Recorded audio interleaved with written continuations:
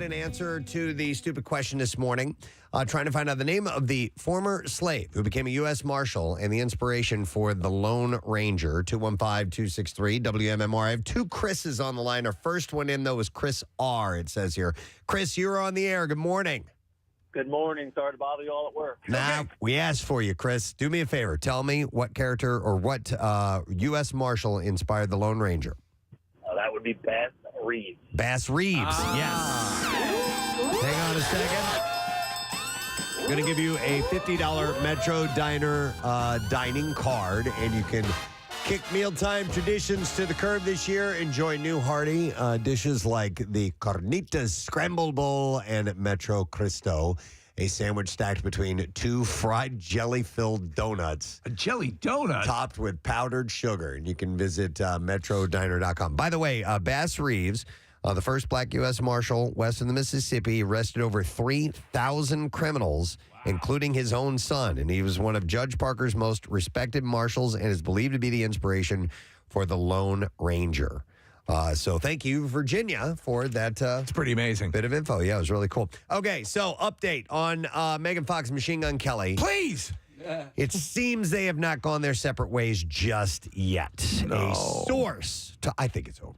But this is what a source All says. right. A source told people that the Jennifer's Body actress is very upset with the Bloody Valentine singer and that she won't speak to him. Is the idea that he might have had a wandering eye and a wandering penis that Maybe. wandered over to some other woman? There's a bunch of different stories going around, but apparently the pair had a fight over the weekend before Fox let her frustrations out on Instagram. That guy at White Lotus was right. By deleting photos of Kelly and posting lyrics from Beyonce's song Pray You Catch Me. Fox later deactivated her account altogether. They haven't officially called off their engagement, but Megan took her ring off. Uh-oh. The source added, and they have had issues in the past, but things seem pretty serious at this time. I think it's done. I think they're finished. They haven't been seen together, and they're seen together constantly. So since then, right, there's been no cute canoodling. Nope. Public, and they love to canoodle in public. Yep, they did. They have Absolutely. canoodle burns. They canoodle so much. Oh, yeah? So we'll see. Shortly after Ben Affleck's Dunkin' Donuts commercial debuted during the Super Bowl Sunday, the company released a reel of outtakes to keep the fun going. I haven't seen them yet. It's not too much more than what is in the original commercial. Yeah. Okay. It's yeah. In one exchange, he tells a customer that they have no coffee and no donuts. The customer responds by asking, "What do you have?" And in a thick Boston accent, Ben says, "Wada." Yeah. Speaking to people about the commercial, the star said, "I think people already sort of think that I work for Dunkin'." He said, "In Boston, it was such a big deal. I think I became kind of associated with it, and this sounded like a fun opportunity to kind of play with that association and a chance to come back here to shoot it at home in Boston." They are all crazy for Duncan. Like it's not even they're not even putting on airs for this. They're all Duncan fanatics. Yeah, I guess since it started there, they've had it for a long time. It was the go-to. Yeah, Affleck also shared his own coffee order. He said it's not all that exciting, really. It's just iced coffee, milk, and 2 sugars, sometimes Splenda. He said, "I do sometimes have to admit of using almond milk, but you really want to know, sometimes I forget," he said. Penn Badgley may play a serial killer on the hit show You, but he thinks that people who are attracted to them need to look at that inside. The actor People spoke attracted to what? to serial killers. Oh. He said that he spoke with Entertainment Tonight recently about the role on the show and society's obsession with real life killers like Ted Bundy and Jeffrey Dahmer. He said, regarding his character on You, to be fair with our show, you're meant to fall in love with Joe. That's on us. He said, Ted Bundy, that's on you. Jeffrey Dahmer, that's on Netflix. He said, that is squarely on the shoulders of Netflix. The AZA actor added that he doesn't have all the answers, but he finds the romanticization of serial killers to be a bit weird. Do you remember the series they did a while ago? And they had basically it was Hot Charles Manson. Yeah, I remember. They had a dude who looked like a model, like a Gap model. I mean, listen, the show that he's on, you like him. You like his character. You like who he is. And, I mean, he's literally murdering people. They play that game, a lot. That's a go-to where they'll, you're even supposed to, even in Silence of the Lambs, you're supposed to have a little bit of an affinity for Dr. Hannibal Lecter. Yeah. Well, and you is, I mean, essentially it started as a love story. So you like this couple, and Right. you want them to like work out, and then it kind of And you realize that from there. he's a serial killer? Yeah. Okay. Anthony Anderson from Blackish spoke with People Magazine over the weekend about the Ozempic weight loss trend taking off in Hollywood, sharing that he hopes that it will stop. He was diagnosed with type 2 diabetes in 2002. And he says, I will say this, it's creating a shortage for those of us who need the medicine that we need, and not for weight loss issues, but for our health, he said. There's another one that's like Ozempic, Ozempic, and I forget the name of it. But Manjaro. is that it? Yeah, right. Yeah, I think there's like 3 of them. I think there's 2 more besides Ozempic that we've talked about in the past that are kind of coming up as options. Let's see if you've been paying attention. Nothing is everything pertains to Oh my God, I have no idea. Skyreezy. That's Dude, the other one. that one, it almost sounds like the rapping, with like the RZA and the SZA. Do you know what I'm talking about? A little bit, yeah. Nothing is, and the Ozempic is Ozempic. The wrapping. So when they're doing I thought this, I thought you meant wrapping paper, like something that goes around no, something. I mean Okay. like from the hip, hippie to the Okay. hip. Like so, the words that the woman says in the commercial, she's like Skyreezy fo sheezy. And I haven't seen that. Oh, dude, okay. you know what I'm talking seen about. I'm looking Skyreezy over Marissa. See if you can get the audio for that. Yeah, but like at one point there is one bar, that's what they say in the rap game, where I'm like, I feel like she's like a faux shizzle, like all of that, the Snoop Dogg talk. Is it okay? You have to hear what I'm talking about. Yes, but I'm having a hard time understanding you. Is this person rapping? No, she's saying actual words. Okay, But so, you so believe- it's like a disclaimer or something, but it sounds as if there's some rhyme scheme in it. Yeah. Thank you. All right. Faux Faux schnizzle. I thought you meant it was a parody, a commercial where they were, rather than singing a jingle, they're rapping about the No, no. Dr. Hizzle. Here's the dizzle on the on the shizzle. I would tend to not believe a doctor like that. Excuse me, Dr. Hizzle. Yes, it's off the fashizzle. Off the hizzle. Oh my God. All right. Nurse, 20 fizzles of schnizzle. You know why Snoop carries around an umbrella, right? No. For drizzle. I love it. Drizzle. Faux That works for me. drizzle. Faux drizzle. Oh, faux drizzle. Was there a meme for that or something? I don't know. It's just a dad joke that I heard. Anyway, according to E! News, Parks and Recreation stars Rashida Jones, Amy Poehler, and Aubrey Plaza all reunited for Galentine's Day and a celebration. The holiday was born through that show. We talked about that yesterday. Rashida captioned an Instagram photo with her co-stars on Monday with Happy Galentine's Day. Kerry Washington commented on the post and wrote, yes. Yes. Yes. Faux schnizzle with my dizzles. While DJ Samantha Ronson wrote, love this. Oh, Samantha Ronson's in that collective. Wait, Plaza. why was she there? No, these are people who commented on Oh. this. Yes. Yes. Plaza shared the photo to her Instagram page as I can't well. believe you reported that Samantha Ronson.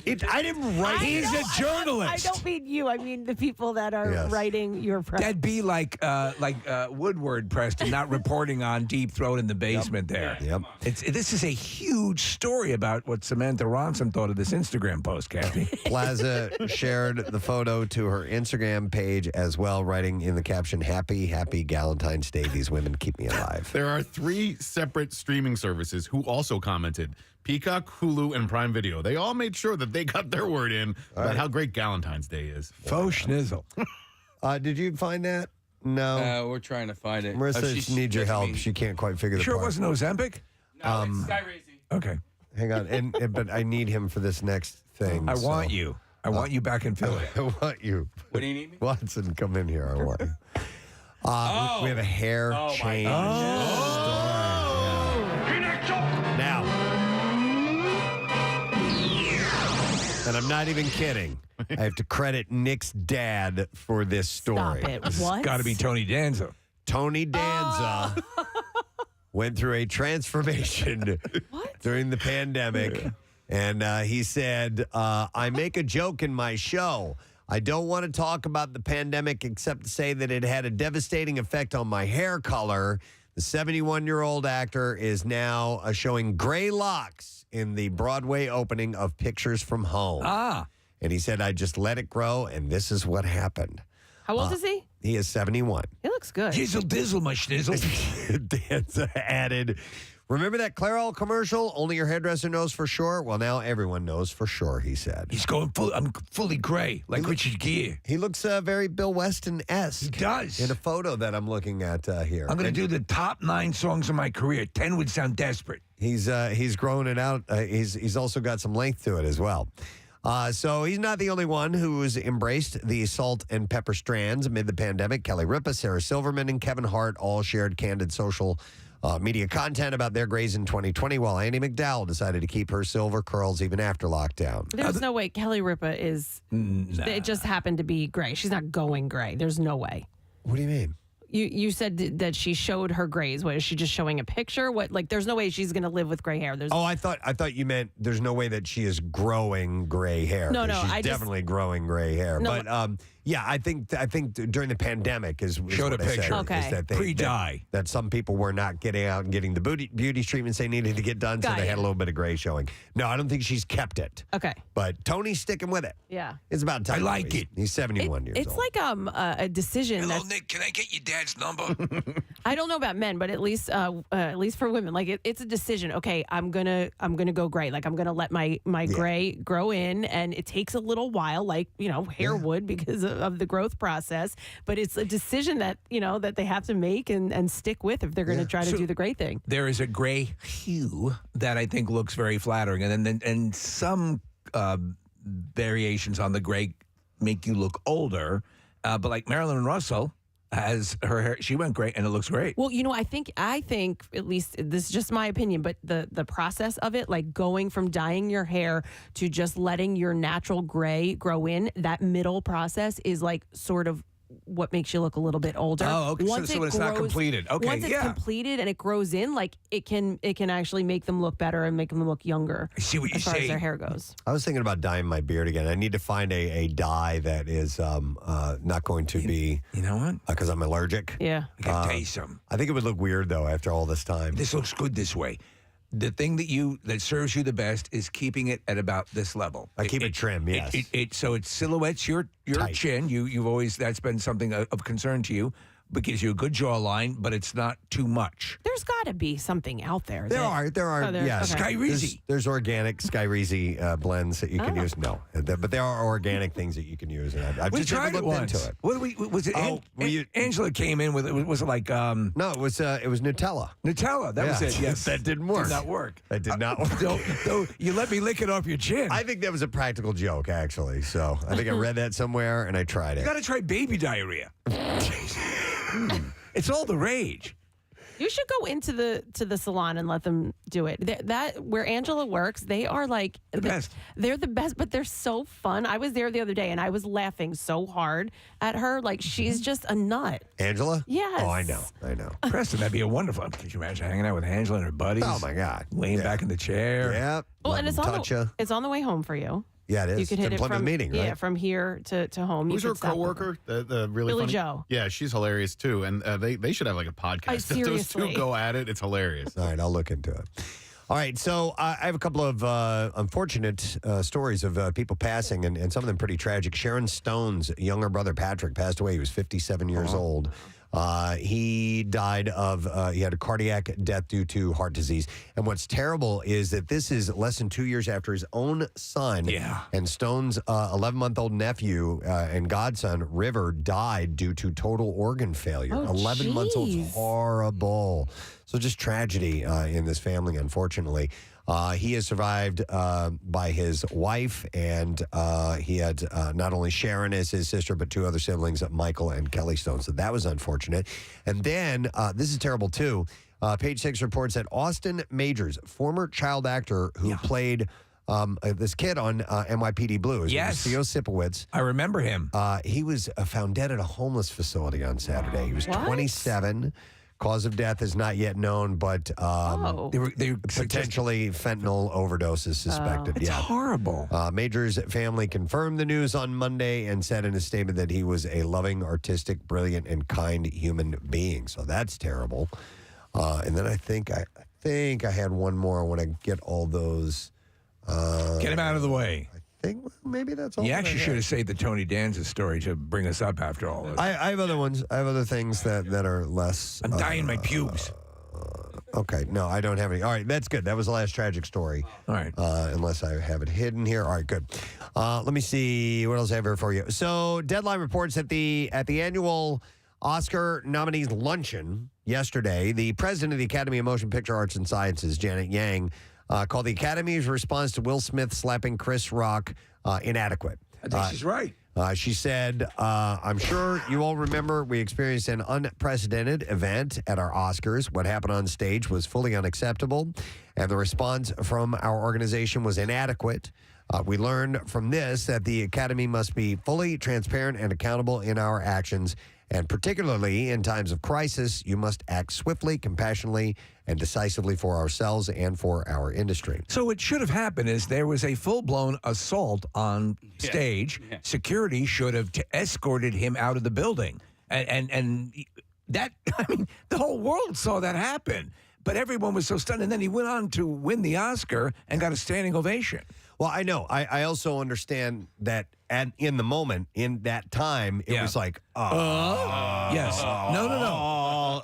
Yeah, no. But now I it's completely like- understand. Because I was like, But now they've got a precedent. Right. And if anything, outside of the scope of weirdness happens, they're like, we need to get these people out of here who are involved or a in this. one-punch rule. That too. Yes. Right, Just but one punch. One-punch, return to your seat. If I'm remembering correctly, nobody saw it live, right? Like, we didn't really find out about it until the next day. No, I saw it live. No, the actual hit they showed. Yeah. They did? Oh, yeah. And he went back to his seat, and I remember watching it live, Nick, as he was saying, get my wife's name out your effing mouth. They edited something then. No, they did, because when I was listening to it, because I was going to sleep at that time, I was laying down and I just heard Chris Rock doing his thing, and then for some reason nothing, and then him just going, "Oh, it was a G.I. Jane joke." Yeah. Oh, I thought that the slap itself was edited out. it was. No, but I on- watched it too. Because I thought it was a No. joke. It was. So did I. It aired. Okay. No, what? It was. It didn't air on international TV. It aired. Yeah. On our television, because there were they cut it out. Like I I saw don't it live. audio wise they cut it out. Audio-wise, yes. Audio wise they cut it out. I don't but you need to saw- hear a slap to know Yeah, it's yeah, a yeah. slap. You saw him go up and hit him. Yeah. Yes, that's what we're talking about. Did you actually see him hit him? Yes. Now, they cut the audio because they was have cursing. they have an audio delay Yeah. on that whole thing because sometimes people drop an F-bomb at the award show. So, yes, we didn't hear what took place. We didn't Right. hear the... Anyway. The question is, It how happened. can she slap? How can she slap? How can she slap?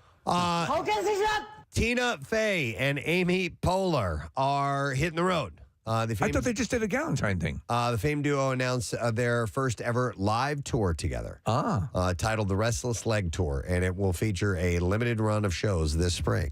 If the tour goes right, we can finally end this friendship, the pair joked in a statement. The tour, which reunites the duo who found considerable success together in the Golden Globe stage, is being produced by Live Nation. Currently scheduled as a 4-city engagement. It'll kick off April 28th in Washington, D.C. They will touch down in Chicago, Boston, and Atlantic City. So here's the deal. She's from this area, right? Yeah. Could you bring a show to Philadelphia? I know. Could you hook a show up? So AC is about as close as they are going to get. So I don't know if you saw this morning or not, Steve, but the Stephen King Children of the Corn trailer has dropped. Yes. Kurt Wimmer. Did you check it out? I did not see the trailer. What'd you think of it? It's okay. So they did the movie. They did a made-for-TV movie. There's about 4 or 5 Children of the Corn movies in varying levels of quality, Preston. But the story itself, I've always loved. I thought the original movie was okay. According to the outlet, the movie follows a 12-year-old girl in Nebraska who is possessed by a spirit. In a dying cornfield, she recruits the other children in her small town to go on a bloody rampage and kill all the adults and anyone else who opposes her. It's from a short story that King wrote. And Kurt Wimmer is doing the reimagining of this. The film is expected to reach theaters on March 3rd, so it's coming around pretty quickly. You'll be able to see that. And then we will finish with this. Barney is back. Mattel man. announced on Monday that Barney, the friendly purple dinosaur, is making a triumphant return to TVs and toy shelves next year. Thanks to the switch, though, from live action to animation. He has now had a change. He's had a bit of a makeover. He's got large eyes. He's got a thyroid issue. A little bit of a different look. But no, they're going to go with an animated version, which I think will be fine. The Barney's and Friends show aired on PBS in the U.S. from 1992 to 2010. God, that was huge. Mattel said Monday that the new show, unlike the original, will be animated, so no beleaguered actor dressed up in a dinosaur costume marching around and singing to young kids. In tone, they say it's going to follow Kill Bill 2. Oh, okay. Yeah. No news to announce on whether it will relaunch on PBS, but the company has confirmed streaming and broadcast partners that will be announcing later this year. Who was the, there was an actress or a famous, somebody who went on to big fame after appearing as one of the kids on the Barney series. Selena Gomez? Was it Selena Gomez? Yes, I think you're right. Mattel said that the new franchise will include TV and YouTube content, as well as music and a vast array of merchandising, including toys, clothing, and books. That was one. I'm sorry. Go ahead. No, I was just saying that was one that we didn't even entertain that. I was like, nope, you're not watching that. Sorry. Demi Lovato was also on it. Oh, wow. nice. Yeah. Debbie Ryan. All right. And Mickey Rourke. Mickey Rourke. What the hell was he doing on that show? You got a cigarette? You're a large kid. He just wandered on the set. Can I bum a cigarette? Hey, we dance in the day and we have a lunch. You have a cigarette? Yeah. Are you a purple boyd? What kind of dinosaur? What kind of dinosaur are you? By the way, offshoot, if you've never seen Death to Smoochie, which obviously was a parody of the whole Barney thing, it is hilarious. I'm sweating my balls. It is. Yeah, my balls are itching.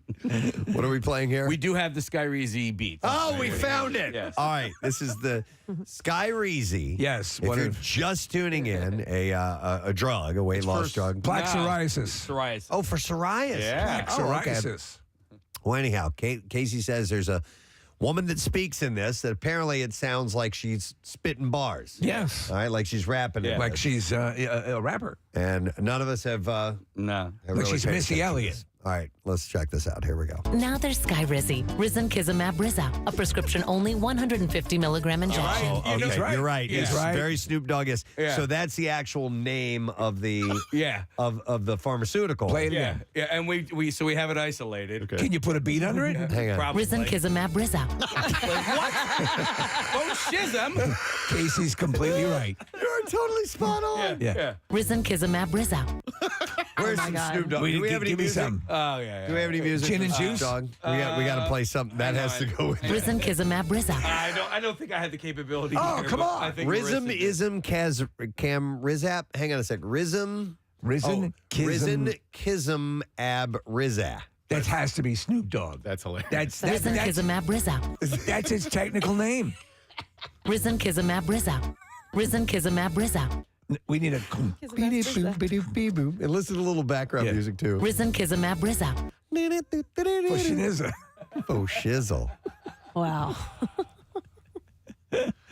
I wonder how many takes it got for her to say that confidently. Yeah. Honestly. Risen, Kizumab, Risen. That's tough, man. Risen, kism, I'm reading it. Risankizumab Rizza. Risen, Kizumab, Brizza. In full context. A brizza. Risen, kism, rizza. Now there's Skyrizi, Risankizumab Rizza, a prescription-only Like Brizza. 150 milligram injection. Right, my Brizza? Yeah, my Brizza for Schnizza. Why would you? What? Do they always sort of mandate that you state the technical name of the drug? Yeah. Well, yes. not mandate, but Well, I do hear it like A lot, yeah. sildenafil for Viagra. I've heard it in other, But, they'll present the lab name for it. Alka-Seltzer, so they like you wouldn't hear. No, but this is a brand name. Right. So, and I guess, Steve, maybe because it's relatively new to the market that they, I'm going to get this wrong, but I think that they're required to say the chemical name of it Risen, Kizumab, Brizza. because there's more than one Skyrizi. All right. That's good, Steve. you got it right away. Kissing my Brizza. Risen, Kizumab, Brizza. How you doing, my Brizza? There's this guy, another meme I saw on Instagram where there's a bag of like these cheese snacks, and on the bag it says "Stay fresh cheese balls" or something like that. And he's like, "That's what I'm going to say to my friends all the time now." Stay It's like- fresh cheese balls. Somebody's pointing out that it sounds like this is part of the Double Dutch Bus song. Yeah. Yes. Rhythm, kism, dism, zasm. Or as almost, oh my God. That's right, Cosby. Cosby. Risen Kizimab Rizzo. Give me some risen, dism, Benadryl. I wonder what Nothing's Benadryl's. everything. What about the people like if she voiced this commercial, but the people that do those like medical training videos and they have to say all of those different names? I had to and- do one. Yeah, me too. You have to do one, yeah. So I forget. It was actually for a I guess something similar to a pacemaker, and it was a minute of the most minefield laden, just ridiculous. It took forever. I did a voiceover commercial with somebody once for Pennsylvania Lottery, and the guy was having a tough time saying Philadelphia. Kept saying Philadelphia. Philadelphia. And they were like, no, it's Philadelphia. Like, and it took a really long time for him to get it. Oh, of course.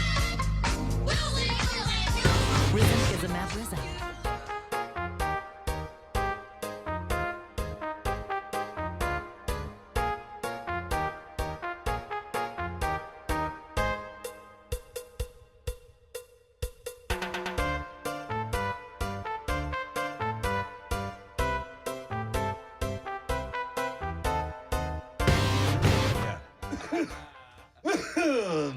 Well, that was worth it. Yeah, thank you. I appreciate. I got a little bit nervous, man. No, well, you were right. That's No, right. you were- Stay fresh, cheese bags. Your cheese bags. That's what it is. Yeah. Pull the. We have a meme here. It's Stay fresh, cheese bags. And what's that from? I think it might be from Cheese Nips. I don't Okay. know. Cheese nips. So these are Stay Fresh Cheese comma, songs. cheese bags. Yeah. But Stay Fresh cheese bags. Kiss my cheese bags. Casey, at the 202-422 merge, when you're getting off of 76, there's a sign that says you want to make a right onto Swedesford Road, except that it says right on Swedesford Road. And every time I read it, Right on, Sweet Road. Right on, sweet sister. That's right. Stay That's fresh. great. All right, here we go. We have clips to play. So The Masked Singer is back for another season of Good Tunes and celebrity guessing games. But what happens when you're singing as another character? In this clip, former contestant Matt Vogel Oh, my God. talks about the difficulties of portraying Kermit the Frog. Here we go. I kept asking along the way, I was like, how much do I change my voice? Like, just maybe I just sing as me and start there, or what do I do? And they said, no, we want it to be Kermit. We want it to sound like Kermit. Some people just kind of change their voice like 10% or something. I was trying to go for an essence of something, you know, that felt like Kermit, but also didn't. I don't give a f. Matt Vogel is the actor. Is he an actor? That's what I thought, yeah. This is a voiceover guy from Sesame Street. Because I was. Oh, my God, it's Matt Vogel from Sesame Street. I was thinking of Mike Vogel. That's the guy who's from That's this area. He was what I on- was thinking under of. the dome. Yeah. And we like him. And Cloverfield. Yes. Isn't that too? All right, different guy. Masked Singer, Season 9, returns Fox tonight, 8 o'clock. Here's the next clip. Not every actor has the opportunity to relax while filming, but that was not the case for the cast of At Midnight. And here, actress Monica Barbaro discusses working with director Jonah Feingold in Cancun. Jonah is, he's like as New York as you could possibly get. And he's just like sitting back in Mexico in his like director fits and just enjoying. I mean, that makes it sound like he was on vacation, but it was like this weird thing where we all love what we do so much. We were enjoying that and we would have enjoyed it anywhere. But then also so happens to be that we're in this stunning location. Nick just pulled up a picture of this gal. She's like super duper pretty. She is very much so. And Monica it's, Barbaro. Whitney Cummings is in this as well. At Midnight is out now on Paramount Plus. And there you go. That's the entertainment report for today. We have a concert announcement coming up later on this morning, closer to 10 o'clock in music news. We have a Tattoos Day. It is a chance for you to win a Preston and Steve Show themed tattoo from Floating World Tattoo and Piercing. Text the word tattoo to 3933 and 333. And Nate Bargatze will be on the show later today, too. So let us take a break. We got bright, sunny skies to drive into this morning on the way to work. We'll be back in just a moment, so hang out with us. Preston and Steve. 93.3 WMMR. Risen Kizimab Rizzo. Choices. Yes. These are clothes? Clothing, yes. Okay, sartorial. It's what she likes to eat at the food court. Oh, okay. No. Frequently give fans a double take, generally for their stunning elegance. But some are wagging their fingers at the Duchess of Sussex for the skirt that she chose to wear on the final day of her royal tour of New Zealand, Fiji, and so on. It was a full cooter shot. Well, it was up above her waist. No, it wasn't. She paired a stunning royal blue Givenchy sweater with a sheer blue pleated skirt. So there was some see-through to it. Well, you know what? She has. Oh, wow, yeah. Yeah, I see it. But she has had a higher than they usually like the skirts worn with members of the royal family, but nothing outlandish. Whenever she's out, but she still looks elegant. You can see the shape of her panties. Yeah. I mean, that's a little Does sheer. it matter that there are sexy photos of her on the internet to the royal family, do you think? Because, when she did Suits and she did some modeling There's a whole stuff, bunch of it. Yeah. And Nick, she had actually just done one prior to this whole... To meeting Prince Harry? Yes, and it's excellent. And the whole family received a portfolio of all of this stuff and said, here's what we're dealing with. She's a If you need me, I'm going to be reviewing these photographs in my chamber. How long is that going to take? Wappa. Fwap, fwap. That's it. The fappening. Wappa wappa.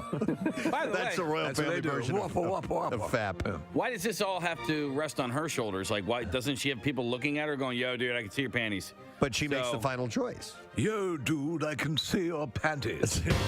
By the way, Shake Shack, Yep. love their burgers, but I might as well eat them while I'm sitting on the toilet because that's how quickly they go through me. Just for some particular reason? Yeah. There is Do you get the special sauce? Dude, so He makes a special sauce. I literally ate it one time, and I was driving home. I ate it by Helium. There's one right there. Oh, no. And I ate it, Oh, no. and I had to race. Oh my God! I'm trying to get home. I was trying to get home. Yeah. And it was late. It was probably like 10, 11 o'clock at night. I can make it. And by the time I got to about Route 1 on 76, I was like, there's no way I'm going to make it. So let me get to the radio station. Quick. Oh. Stat, right? Yeah. Got to the radio station. Couldn't make it to the fourth floor. I had to dump by it outside next to the... Dude, wait a minute. Yeah. Did you take a dump? You crapped outside of the building? I had to. How long ago was this? This morning. God. Kathy, I it was either that or in my pants. What do I do? Sometimes I don't know. Right? So I had to do it next to the... Couldn't you at least pick a competing station? Yeah. Well, no, I mean, because and also just so open to tell the story. It's amazing. Oh, not right away. I had to wait a couple of years before the security footage was deleted, you know? Hey, Gav! More FM's right over there. Q102 is right down the street. Q102's down the street. You crap there. Oh my God. The story does get a little bit better. Funny. How? How could it? Ow. But could you have imagined had he been stopped at another radio station simply because it was an emergency? Yes. Right. Local broadcaster in a clear attempt. Like a superintendent of a school. Right, exactly. Right? He would have been raised to heroic levels here. Now, how does the story get better? Oh, man. I think I'm just going to end it there. Well, no. You started down the Just path. say it quietly so we can't hear it. I'll just whisper it. They're not listening. Yeah. So I had to Smeared it on someone's car. I had to leave it there in the grass. Yeah. I couldn't take it with me. Right. Oh, you didn't want to take it with you? No. I couldn't. So what You ended take up... your dog for a walk. So... I left it there. All right, so a little bit did end up in my underpants. So I had... That was just like a bingo. So I had to put... Luckily, I had... Nobody can hear this, right? Right, no, Yeah. we're good. So luckily, I had all these T-shirts in the back of my car. Did you fashion a makeshift underwear? I literally wore a pink T-shirt as underwear on the drive home. Oh, no. It gets better. Okay, so then I'm on my way home and I'm thinking, dude, there is like T-shirts and poop and all this stuff next to the building. All right, so I can't. Like if security goes and they see that on Monday, they're gonna go, well, who pooped here? And look at security. They're gonna look at security and they're gonna see me like all ashamed, crouching next to my car. So on Monday, I came back to work with a giant trash bag and I had to like collect it all. Oh my God. And then throw it in the dumpster. So he cleaned his spot. Yeah, I cleaned my spot. hate you. I hate me too, Kathy. When I got home, And this was all because of what? freaking Shake Guys. Shack. Oh, Shake Shack. No, not Five Guys. Don't you? talk They're bad about- fine. Yeah, they're fine. Where in the building was it? That this- On the over By at the loading dock. Where you unloaded. Yeah, Yeah. I And I'm had to go. What's that? Why didn't you come inside? He couldn't get in. I couldn't make it. I couldn't make it. Yeah. I do. Believe me. I'm not. don't. This is not a proud moment here, Kathy. Yeah. Though you would assume it could have been a proud moment. Yeah. I mean, I'm glad you came back, and that's noble. Yeah. Well, I mean, it wasn't necessarily noble. It was self-preservation. The last thing you wanted is that footage to end up. But what's worse, the footage of you doing it or the footage of you collecting it back up in the bag? They watched both and they were like, okay, Yeah, well, he came back and cleaned. You know, we'll erase this. All right, so you should eat your hamburger upside down. on the toilet. That's what we got. That's all. That's all I noticed. I didn't. There's notice. That's it. I can't top that. No, it ends there. I will not be able Like to. a derailing train. Right. So nobody heard that, right? Nobody heard that. People magazine is named its 2018 sexiest man alive. Yeah. And it is Idris Elba. Kathy? The British actor says the honor has given him a boost of self-confidence. What do you think? Do you are you an Idris Elba fan? Pull up a picture. Okay. You don't remember? You don't know what he looks like? No, I do, but like, let me just look at. Let her drink him in. Yeah, I don't like. Is that the picture they use? Let her take a sip of that chocolate Yeah, milk. that's from people.com. I don't love the picture that they use. I wish they used a different picture, but yeah, no, he's good looking for sure. He was surprised after being crowned this year's winner. I was like, come on, no way, really? He told the magazine. You guys. He said, look. Here, there's the cover picture. Yeah, he's kind of like he's like Lovey. Well, like Lovey from Gilligan's Island? No, Lovey. like not where you would look at some of them and be like, oh my God, he's so hot. Like this Okay. guy's like he probably would give you a good hug. Part of it is his voice and his demeanor. He is planning a wedding with his fiancee Sabrina Dahor. No. Yeah, well, I don't know. Sabrina Dahor? Dower. Dahore? Dahore. Oh, you mean Dahor? Dahor. It's all the same letters. Who are you marrying? Sabrina. Oh, Dahor? Dhowre. No, And at not, first, no, not Dahor. if you move the W to the beginning or in between the D and H, it looks like Dahor. No, it's Dahor. Dahor. Dahore. No. Anyhow, the actor has I'm not marrying a whore. a 16-year-old daughter named Isan and a 4-year-old son named Winston. What a great name. Yeah, I almost like named my that. dog Winston. From previous him know. relationships. Elba told people about his upbringing. Yes, Idris. My name is Casey. I produce a show in the States. I almost named my dog Winston. When you said let him know, I thought you were talking about let my dog know. I did too. Come here, buddy. Come here. You're almost Winston. Reggie, I almost named Dog, I don't understand what you're saying. We began Wigapalooza. I'm very excited. If you just tuned in, we talked about this a while back. What would Steve look like with a head of realistic human hair and not goofy looking wigs? Actual hair. We want to see what Steve would look like with a realistic looking hairstyle. These wigs are usually fitted to people's heads, so Steve's got a bigger head. I actually thought his head was a little bit smaller than that. Should we bring him in? Yes. All right, let's have Steve come in and see what the actual. Wow!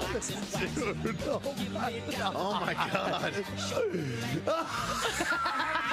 You haven't seen it yet? Kathy's got to have a mirror. Get the big mirror from the office. Steve. You look better bald, man. Casey, you know what that does look good. You fixed the sides. Yeah. Do you know whose hair I immediately think of for some reason? Because Oh, Jesus Christ. he looks like Danny Briere's hair for some Yes. reason. Wow. You're right. Am I not No, wrong you're about right. that? That's Danny absolutely right. Briere, Dude, formerly of the Flyers. No, What? Who are you thinking of? Here, move your microphone over, Steve. So I can... From bachelor party and Adrian Med. Yeah. Wow. Hey, how It's come the no sideburn? profile that I love. I guess you have to. Well, I look like a '60s pop star. Hey, everybody. Yeah. All right. Anyhow. This is one that's for the ladies. Yeah. It's what you call a panty dropper in the biz. Yeah, Steve. We need a voice with that. That's right, wig. yeah. What is that? The voice? I need you it. think, Yeah, or- I think that's kind of the name. Yeah. Yeah, And or kind of the voice. The back looks good too, like Does the the back neckline. look good? Yeah, the neckline. Yeah. The back looks real. Am I making you wet, baby? Looks totally real. Somebody says you look like Paul McCartney. Yeah. Ah, that's right. Yeah, absolutely. Somebody says Phil Mickelson or Ralph Macchio. Well, a little Ralph Macchio. A little bit. The Karate Kid on Hard Times. And by the way, you'll need. Hey, Mr. Miyagi, how are you? You'll need. What the hell happened? There you go. Yes, Steve's doing the dance moves. And we'll put. I could walk you home. Makes me feel fine. Oh, Steve. The hair. Oh my God.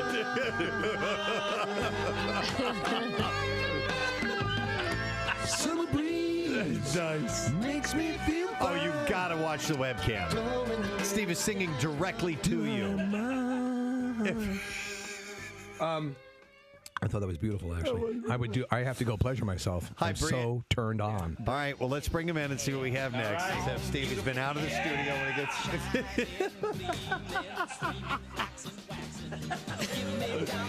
Okay. The color is better on this. Yes. I think you like. I like the dark. Hey, I'll help. You look like a stock boy a little Right, bit. yeah. I'll get that for you, Mr. Jones. What do you want me to do with the canoe? Just put it in the back. Put it in the back. I'll move that around for you, Mr. Jones. Hey, can I take lunch now? Every wig has to have a voice. Right, yeah. Hey, how you doing? Wow. My name's Toby. This is a Toby, right? Yeah, that's a Toby. Yeah. Toby. Is that Hi, what my it's name's called? Toby. Is that what it's called? Seriously? No. It's the Toby. Oh, no? Yeah. It intermatches with the Kunta Kinte. Well, what was the last one? What should that have been? That was the That was Danny? the Danny or the Ricky. Ricky. I like the Ricky. That was Ricky. With a song for you. No, it's It's Toby. Toby. 33 WMMR. All right, thanks, Kath. So we have a song to play here. All right. All right. Haven't heard this yet. All right. I don't know how this is going to roll out, but let's see how this goes. Here we go. Risen Kizamab Rizza. Risen Kizamab Rizza. Risen Kizamab Rizza. Yeah. Risen Kizamab Rizza. You heard it first. It's exclusive. I'd put a little effect on the voice, just a little bit for President President. Steve show. I love it though. All right, Case, I need my... Oh, no. I thought it was Bizarre Foul time. It's not Bizarre Foul it's time. not.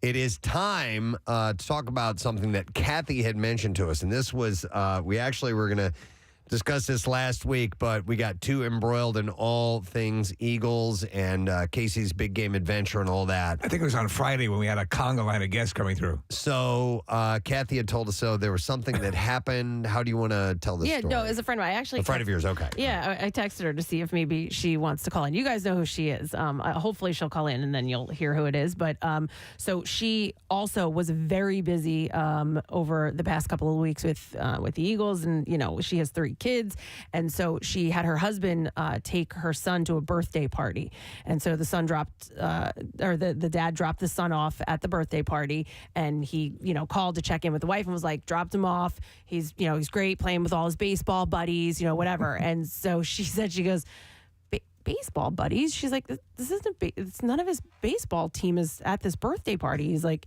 yeah, no, he was playing with all his baseball friends. And she was like, no. And so she looked at the invitation and the party was the following week.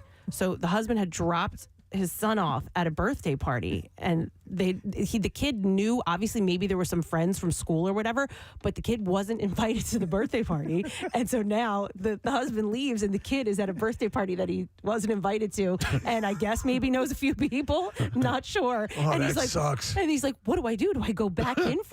what do I do? Okay, so I have a question. So, but he knew the people at the house that he dropped him off at? So it was at like a place. It was Like a Sky Zone. Yeah. What are the odds of that? I thought he dropped him off at somebody's house. And it was a complete stranger. He had no idea and saw the balloons out front. Was like, "Here you go, kiddo. All right, have fun." Ooh, thank you. No, it was a place, and so, but I guess the kid knew there was somebody from his baseball team, so he knew somebody, and they just assumed this was the party. And so in the neighborhood, some of the parents were saying we saw him, and we were wondering why he was there, like who he would have known that he was at this party. So it's okay. So it's at a place, it's at a facility. He was going there to be a part of a party that wasn't until next week. Correct. But there were some people that he did know there, but it was a party he wasn't invited to. Correct. And then he just kind of crashed it, basically. Yeah, I guess so. To them, they look like this kid crashed their party. But it sucks because you're at a party you weren't invited to, and no one's going to bring it up, I assume. Oh, we didn't invite you. What are you doing here? What is he doing here? I know that's what I'm thinking as a mom. You know exactly who you're invited, and you it's like a process. You don't want to leave anybody out or anything like that. And so now this kid walks in, and you're like, oh, he wasn't on the list. Did Dad recognize some of the kids? Because why would you leave? Yeah, how old is a kid? Right. Why would you leave a kid? Case elementary school.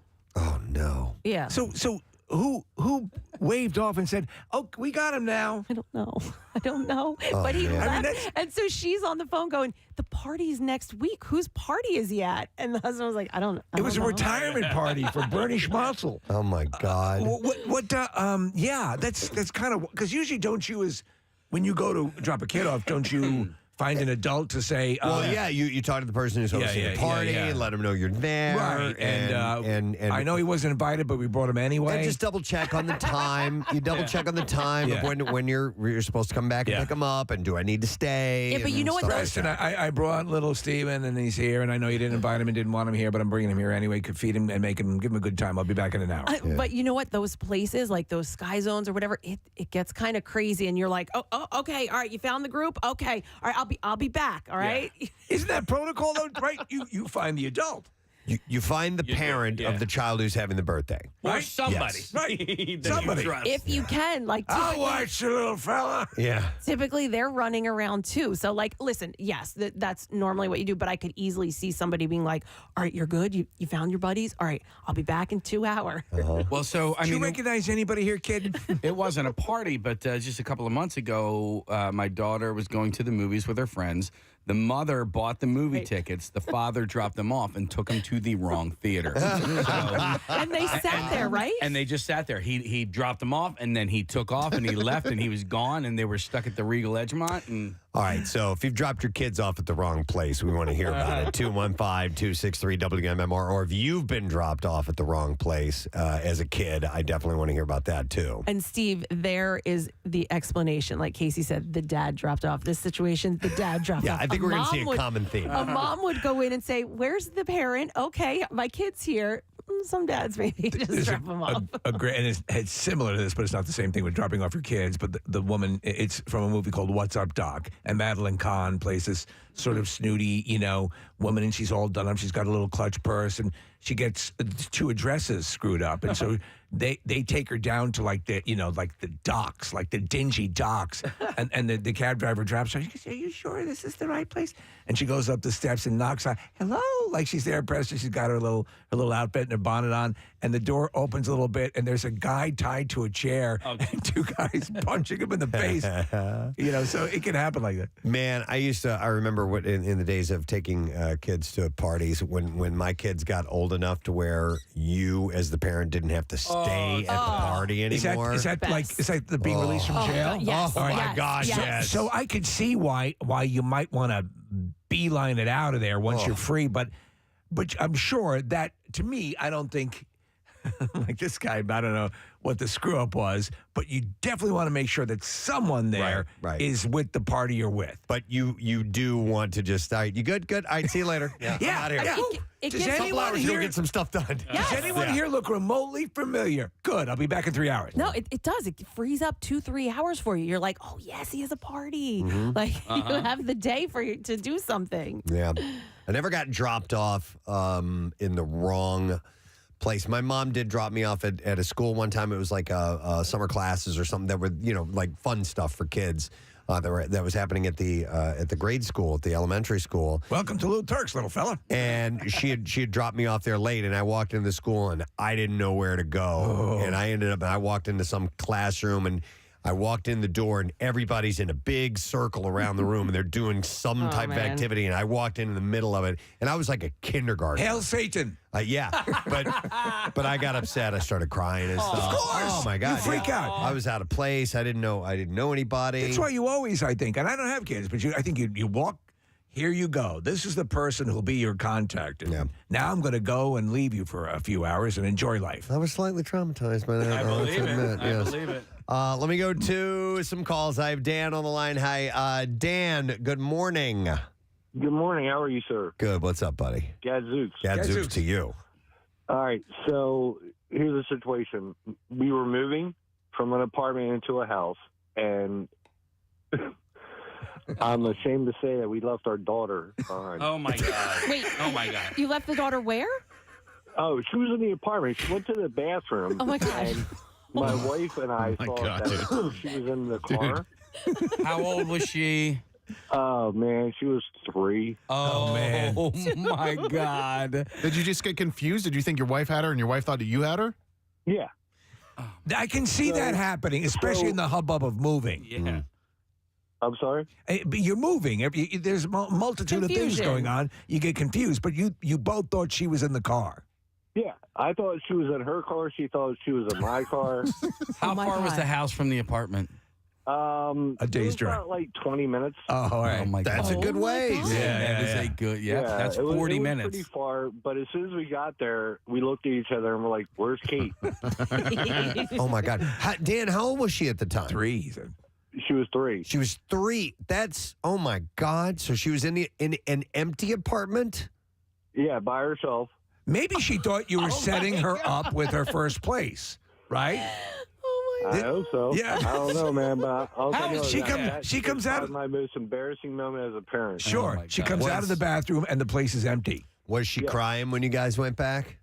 No, she actually had a really, really ugly look on her face. Like, how could you leave me? You guys Utter are such dicks. Disappointment Yeah. in you. You as call parents. yourself parents. Basically. Oh my God. Listen, I can completely understand that happening. Dan, how old is she now? Right now, she is 30 years old. 30 years old. Does she ever bring it back up? Oh, all the time. Yes, Every of holiday, course. every You have to. holiday, every time we get together, she's like, you remember the time you left me? Oh, that's You don't great. love me. Thanks, Dan. Appreciate that. My aunt had 4 kids, and the youngest, I think, they went shopping, and so she had her in like the the car seat in the shopping cart, and they got in the car. She got all the kids in, and the one kid went, "We should probably go get the baby." And my aunt was like, "What?" And she turned around, and they had left the baby in the shopping cart in the store. In the my God. store. And so she just like, ran back in and had to grab her. If you were to pass, like you see a baby sitting in a cart in a store, you would probably think someone was just grabbing something quickly, but would you stand there and just watch to make sure? Oh, I've I done would. stuff Yeah, like yeah. that. Yeah. Where I mean, I look a little bit creepy, but I'm like, I need to make sure that, I like that this kid babies. is safe, you know? Well, I'm always like, people find kids. Like, Yeah. this could be my next kid. I'll just wait here. Let me go to Ed. Ed, good morning. Hey guys, how you doing this morning? Great. What's up, buddy? Not too much. So I have 2 boys. They're about 3.5 years apart, and I was told to bring a child to a birthday party. Oh my God. So I have, wasn't told which one. Just bring just. Maybe I was, maybe I wasn't. A lot of dads to call in. That's incomplete. Yeah. All right. So basically, both kids are in the car. We go to the Chuck E. Cheese. I'm like, hey, whose birthday party is this? To my older son. He's like, I don't know. And I'm like, all right, well, how do you not know whose birthday party it is? He's like, I don't know. And I'm like, great, well, let's go in. Oh my God. So we go inside. Mind you, now, if you'll notice, Father of the Year, I have officially left the younger one in the car. Oh, no. All right, there's all the buckles, the straps, all that stuff. So we go inside. I go up to what I think is the group, And I'm like, hey, I'm here for Ryan's birthday party. The mom looks at me. She goes, no, you're not. I'm like, yes, I am. This is Cash. He's here for Ryan's birthday party. That kid's not here for this party. I was like, what are you talking about? Like, I'm here for the birthday party. Finally, the mom goes, look around you. None of these kids are this age. And then another little kid goes running up and goes, oh, my God, that's Parker's brother. And I realized I brought the wrong kid. You brought the wrong kid inside. So basically now I have to go back outside, admit that I've left the younger one in the car. By himself. Oh, no. And then I open up the door. I'm like, Parker, do you know someone named Ryan? Oh, Ryan so-and-so. All right. Go inside. I'm like, here you go. Here's your gifts. I'll see you in an hour. And just like out of there as quick as possible. I keep a whole bunch of kids in the car just in case. Yeah, exactly. So, Yeah. Wow. man, I have kids for all age ranges. Good, Ed. Thank you, man. So my son played soccer with, as a kid in the neighborhood, and you do these carpool things all the time, and it was like pretty late in the night, and Seamus wasn't home yet, so I called the guy who was supposed to be bringing him home. And I'm like, hey, bud, are you guys on your way home yet? And he was like, oh, he's like, I'm so, he's like, I didn't know. And so Seamus was left at the soccer field. And at this point, it was dark when I had showed up to the soccer field. He was like, I'll go get him. I was like, no. I'm like, I'll go get him. But, like, your son got in the car and let you drive away without saying, hey. And never mentioned it. Never mentioned one thing. But kids do that, right? But you know what? It ended up being a blessing in disguise because when I had gotten to the field, Seamus was with another teammate. So they had two coaches, by the way, and there were two entrances to the field. And coaches are not supposed to leave. When, like, I coach my son's basketball team, I don't leave the parking lot until the last kid has been picked up. Yeah, right. And so the coaches thought, you kid's good, I got to leave. But what ended up happening was another kid's parents got their signals crossed. So Seamus was just kind of waiting there in the pitch black with this other kid on his team. The mom thought the dad was picking him up. The dad thought the mom was picking him up, and then he was stuck there. This kid doesn't even know his own phone number, so I can't even call his parents. Man. So now I'm stuck there With this kid. because I need to make sure his parents are going to pick him up, and now I'm trying to call the coaches to see if they have the parents' phone numbers. When parents get phone calls from numbers, nobody answers a phone when they don't know the phone number. So now I'm calling, and nobody's picking up. Your son in my company. Yeah, what you're going to scare the crap out of him no matter what you do. But then how did you take care of it? Well, eventually I texted. I got a cell number that I was able to text to say, hey, I have your kid. I want $1 million in unmarked bills. No. I just picked up your son from soccer practice. But nobody was even close to the field that they could drive him home, so I just gave him a ride home. But I mean, honestly, where do you want to go, son? It was a blessing in disguise that my son was left at the field. Otherwise, this kid would have been all by alone. himself. Yeah. Well, and like the parents, getting their lines crossed, like that happens all the time. I just had to pick up my friend's daughter at school because she was running late. It was like a running late thing. Well, the kid didn't see her mom immediately. And you wait in car line, and so she went to get on the bus, and then the teachers are going to get her off the bus. Like, it was just like this crazy mess. I mean, eventually we got the kid. But when you're a kid and you're like, I remember walking out of elementary school when on like the first day when I took the bus ever, walking out there like 11 buses in a row. I'm like, oh, yeah. What? Yeah, what do I do? Which one? Yep. Let me go next to Paul. Hey, Paul, good morning. Hey, good morning, guys. Hey, what's up, buddy? What's going on, Paul? So my mom left me at the mall. Okay. Just left. Drove home. Wait, you guys went to the mall together? Was she abandoning you, or was it an accident? I never saw her again. I made There's some money to buy clothing. There's a food court. When you're married, come visit.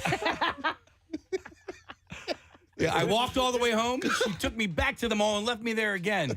You're my son and I love you, but it takes too long for you to answer. I'm leaving you at the mall. Listen, I love you to death, but I can't wait for answers that long.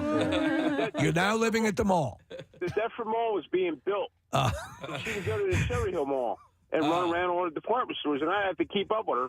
And she would just get in the car and leave. More than once? Paul? How old are you? You were being abandoned. I If she think you were takes you being to a mall abandoned. that's not even coming soon, and there's just a construction site and a plaque showing what it'll look like. I tried so many times to abandon that child, and he kept coming back. I was just waiting for an answer.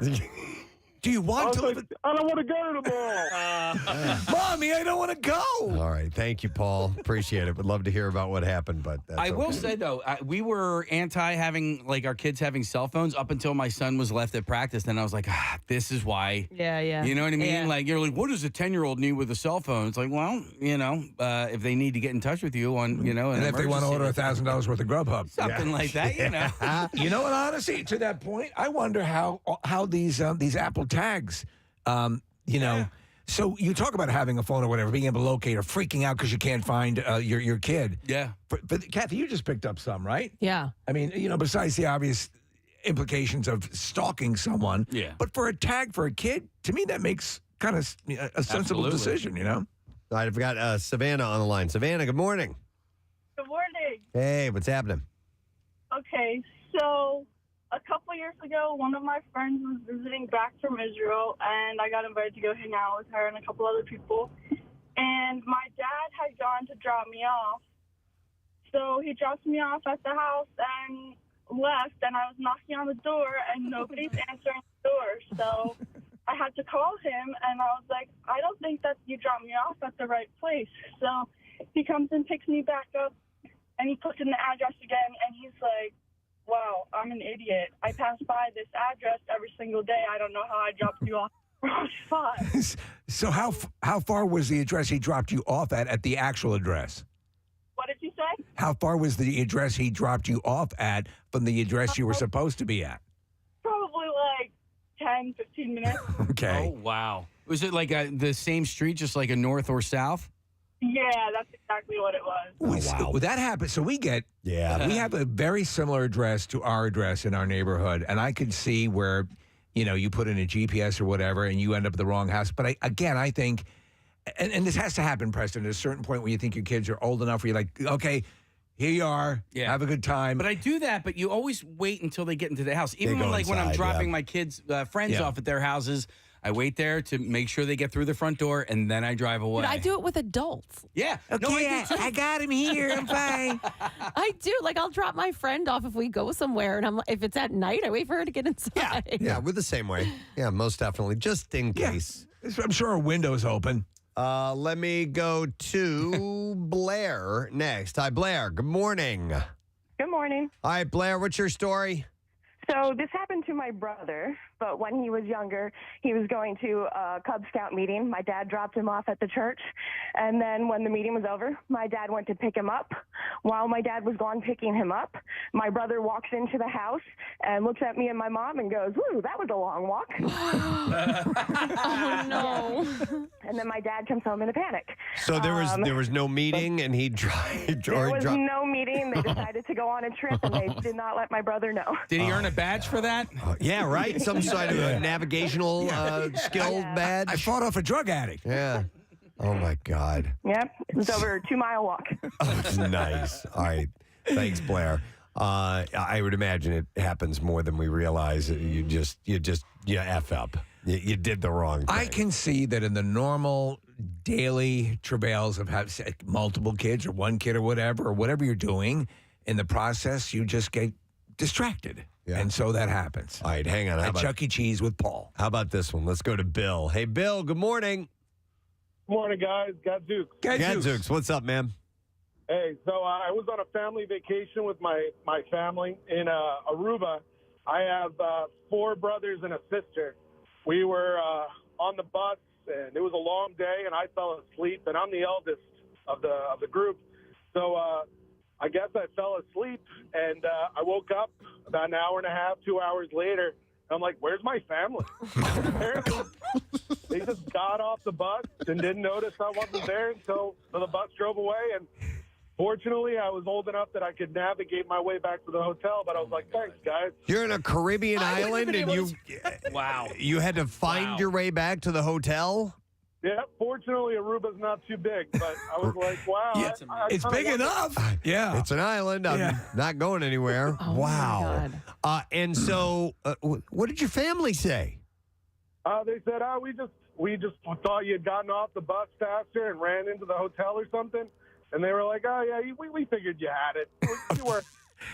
We trained you. Wow. Yeah, that's a lot of confidence. Yeah, it is. Damn, no kidding. I can only imagine what the level of freak out is when you have misplaced a kid. My Right? God. Especially in this day and age. Yeah. I mean, fortunately, it's never happened to me, but I've had a moment of panic where, the kid is somewhere and nearby and maybe for a minute or two at top that you can't find them. It's terrifying. Yeah. It's absolutely the worst goes through your mind immediately. I had it happen at a Phil's game one time, and Ben was probably 6 or 7. And yeah, Preston, it was maybe a minute tops. And that minute was terrifying. Your heart is in your throat, and you're just like, oh my God. And then you find him, and everybody's okay. But man, it stays with you. All right, hang on here. Let's go to Kevin. Hey, Kevin, good morning. Good morning, you beautiful people. Oh, you're beautiful. What's up, bud? What's going on, y'all? So, me and two friends of mine, when we were 13, got dropped off at what was supposed to be a bar mitzvah party we were supposed to attend. Right. My friend's mother ended up dropping us off at the wrong hotel, same hotel, but different location. And we ended up crashing a wedding. Going to what was supposed to be bar mitzvah party. Kevin, I think you could, on first glance, could easily confuse a bar mitzvah with a wedding. There's a lot of we walked in and it looked like it, but we didn't see any kids. It was obviously like a bunch of 20-somethings, and we just walked in with a bunch of confidence and started getting food. And at that point, we just blended in, I guess. That's great. And so, how did they finally figure it out? We did have a group approach us after about 45 minutes or so, asking who we were. Right. We're with the groom. We told them the story, and we were like, we don't know what to do. Like, the other place is at least a half hour from here. So they let us party for the night. Oh, that's awesome. I think that should be the sequel to Wedding Crashers. Yeah. Kids attending a bar mitzvah. I love it. Yeah. It was pretty much that. Yeah. We would joke about it when we saw Wedding Crashers, actually. We were like, that was us. That's great. That's Nice. hilarious. Thanks, Kevin. Man, we got some good calls coming up here. We're going to have to break shortly, but I want to go to Ed. Hey, Ed, you are on the air. Good morning. Morning. How are you? Good. What's your story, Ed? Oh, I got a good one. At the time, I used to work third shift. Okay. Saturday morning, my kids got an all-star baseball game. Okay. Take my 3 kids. Now their cousins want to go. I got 7 kids I'm taking with me. Wow. Just me. Yeah, it's a handful. At the time, we owned one of those big 15-passenger vans. We go to the game. The kids do their thing. Everybody wants to leave. All right, we go to leave. We get all the way home. We're short 2 kids. Oh, my God. 5, 7. Listen, as long as we were over 4, I consider it a win. No, nobody noticed. I asked everybody, we all here? Yeah. Okay. Go home, 2 kids short. We go back, see the 2 kids on the field. They never even knew we left. Oh, my God. Nice. Oh, happy ending. Yeah, the wife never found out either. Oh, good. Good. At what point, how many years later did you confess? She still doesn't know about it. Today. All right, thanks, Ed.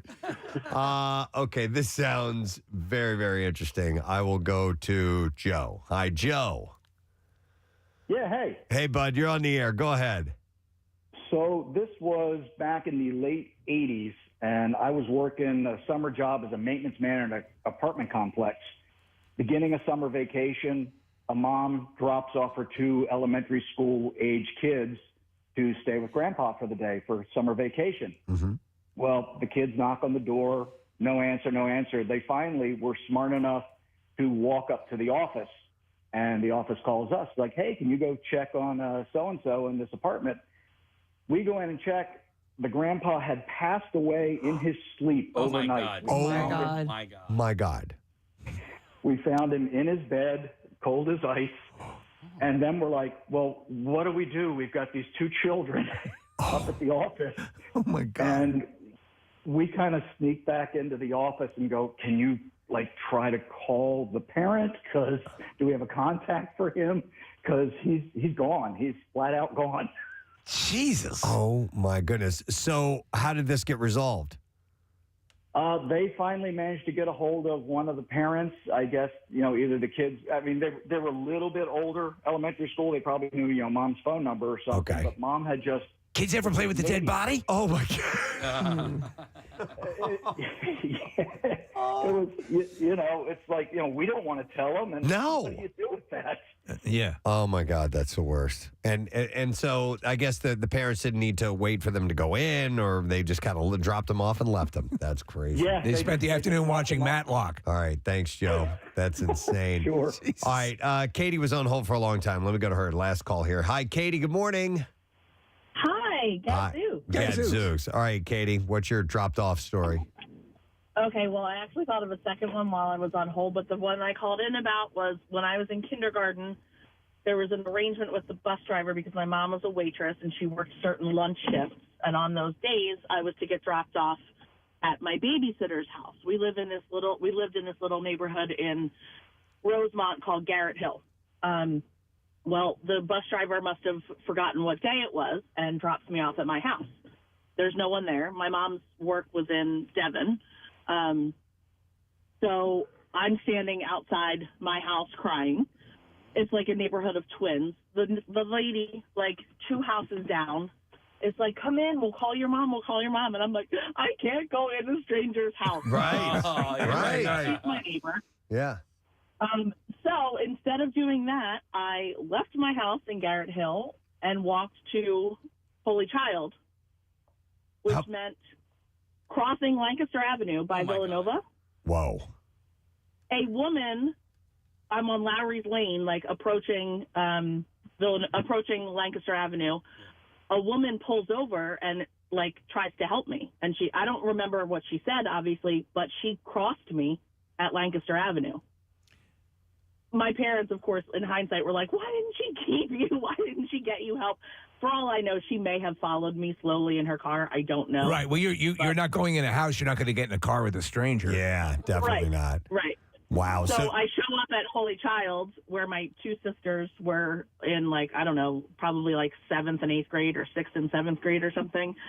And I'm like, tear stained. And I go up to the secretary, and they all knew me because of my sisters. And I'm like, can you call my sister? And they call my sister, and she comes out. She's like, what are you doing here? Oh, my God. Meanwhile, the babysitter's calling my mom at work saying Katie never showed up. So my mom is completely panicked. So my sister calls my mom at work and finally is able to, like, tell her, Katie's here at school. So I, at 5 years old, walked like 2 miles, including across Lancaster Avenue under that. Yeah, Lancaster, little, that's adults don't like to negotiate that. So I'm impressed because kids have no like awareness of like where they are, or they're not paying attention. So the fact that you knew where you were and knew where to go is really impressive. And that like if I saw a 5-year-old walking across the street, I would have picked them up. Like I would have gone to get in the car. No, we're taking them somewhere. Like I would have not let them cross the street. I'm on the radio. It's okay. But the other one that I just remembered, same neighborhood. I was spending the night like halfway up the street with a friend. My 2 sisters were at a sleepover individually. So my parents were like, woo, night off. Like, we're going out. Middle of the night, like late at night. I don't know about middle of the night, but I decide I can't spend the night in this house, and I'm crying hysterically. So the mom walks me down to my house where no one is home. Oh, my God. Opens the front window. What? On our porch. Get in and there. puts me in through the window. Wow. Play with the cutlery or something. Yeah. That's okay. I go into my house where there's no one, and this is like 1980 something, early 80s. Get the landline, call my grandmother who lives in Bryn Mawr. And I'm like, Nan, I couldn't spend the night there, and her mom just brought me home and like put me in. My father, my mom could hear the door get kicked in. You have a bad history with being. Yeah, Katie, you have a bad history. How insane were your parents over the fact that this woman did this? Literally, like my mom says, I could hear the door get kicked in when he went to my neighbor's house that night. Yeah. Wow. Yeah, pissed off. That's What an ridiculous. Wow. Yeah. Interesting. Well, congratulations on still being alive, Katie. We're very happy I for was you. just going to say, it's a miracle while I'm here, isn't it? Yeah. Right? All right. Thank you for the call. Wow, that's nuts, man. That's crazy. Yes. That almost as much as being dropped off at the site of a projected mall. Yeah, that's purposely dropping off a kid knowing that no one's there. That's wild. All right, interesting. Well, I'm glad it ended up being all right with your friend, Kat. Yeah. And Enjoyed the party. he had a good time at the party, which is cool. Wow. All right. Well, thank you for your stories. We do appreciate it. We're going to take a break. We're going to come back in a moment. The Bizarre File on the way. Don't forget, we have Tattoos Day today. You want to win a Preston and Steve themed tattoo from Floating World Tattoo and Piercing. Text the word tattoo to 39333. We'll come back in just a moment. Hang out. Preston and Steve on 93.3 WMMR. 2 years, it disappeared. 17. Should we do a new wig next? Yes, dude. Yeah, we only have Doctor wig. We only have 2 more left. Let's bring him in. Let's see Steve's third wig of the morning.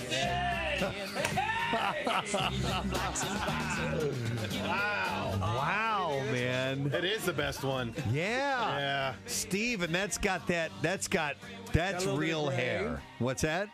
A little bit of gray. Just a little salt and pepper in there. Yeah. That looks good. I think he looks like either I think I'm ready for the boardroom and the bedroom. I think Richard Gere, maybe. She gave me 3 options: Richard Gere, Regis Philbin, and Eddie Munster. What? With the 3 hair. Well, the one style we had going at first, he looked a little like Eddie Munster. It's all sewn Do I in. look like in the Cialis commercial? I say the man with the plan. Yeah. You do look like the man with the plan. Yeah, putting some more wind in my sails with Cialis. Oh, is this the voice? Yeah. What's Kids, we're gonna go mountain climbing and rappelling. And I can get aroused too. What's a good name for this hair? It's gotta First be thing a that comes to your doctor. mind. Chet. Yeah, that's good. I like that. Chet Wainwright. All right. Dr. Chet Wainwright? Yeah, Dr. Chet Wainwright. PhD. Yeah. What are you, a doctor? Not DDS? Gynecologist. Of course. It The would be ladies anything are else. stacked too deep All out right, there. now put the headphones on, and we'll see if this because Radio chat. Steve doesn't have sideburns. I have and no so that's the sideburns, one thing no that looks a little eyebrows. odd. What happened was that they extracted me from the pod in the Matrix too quickly, and I hadn't fully formed. I like this the Put your best. headphones on. All right. Let's see how this looks. I have hair over my ears, which is weird. That looks real, Let me see. Steve. Look at me. Can you look at me? Yeah. Damn, dude. Wow. No, it's Yeah. not. Wait, call. Yeah. Say, hey, Steve. Hey, Steve. Oh, wait, no.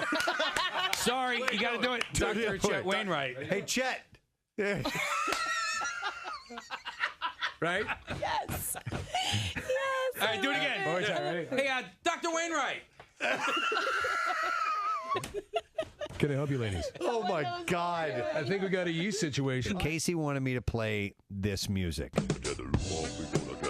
All right, so It's an African American wig. Oh, are you serious? Yeah.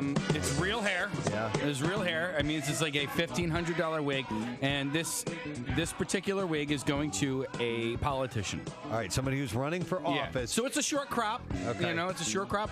All right. Yeah, just take a look. See. All right, Superfly, come on in. Let's take a look and see. Yeah. Yes. Oh, dude, Steve. Oh, Out of sight. Yeah.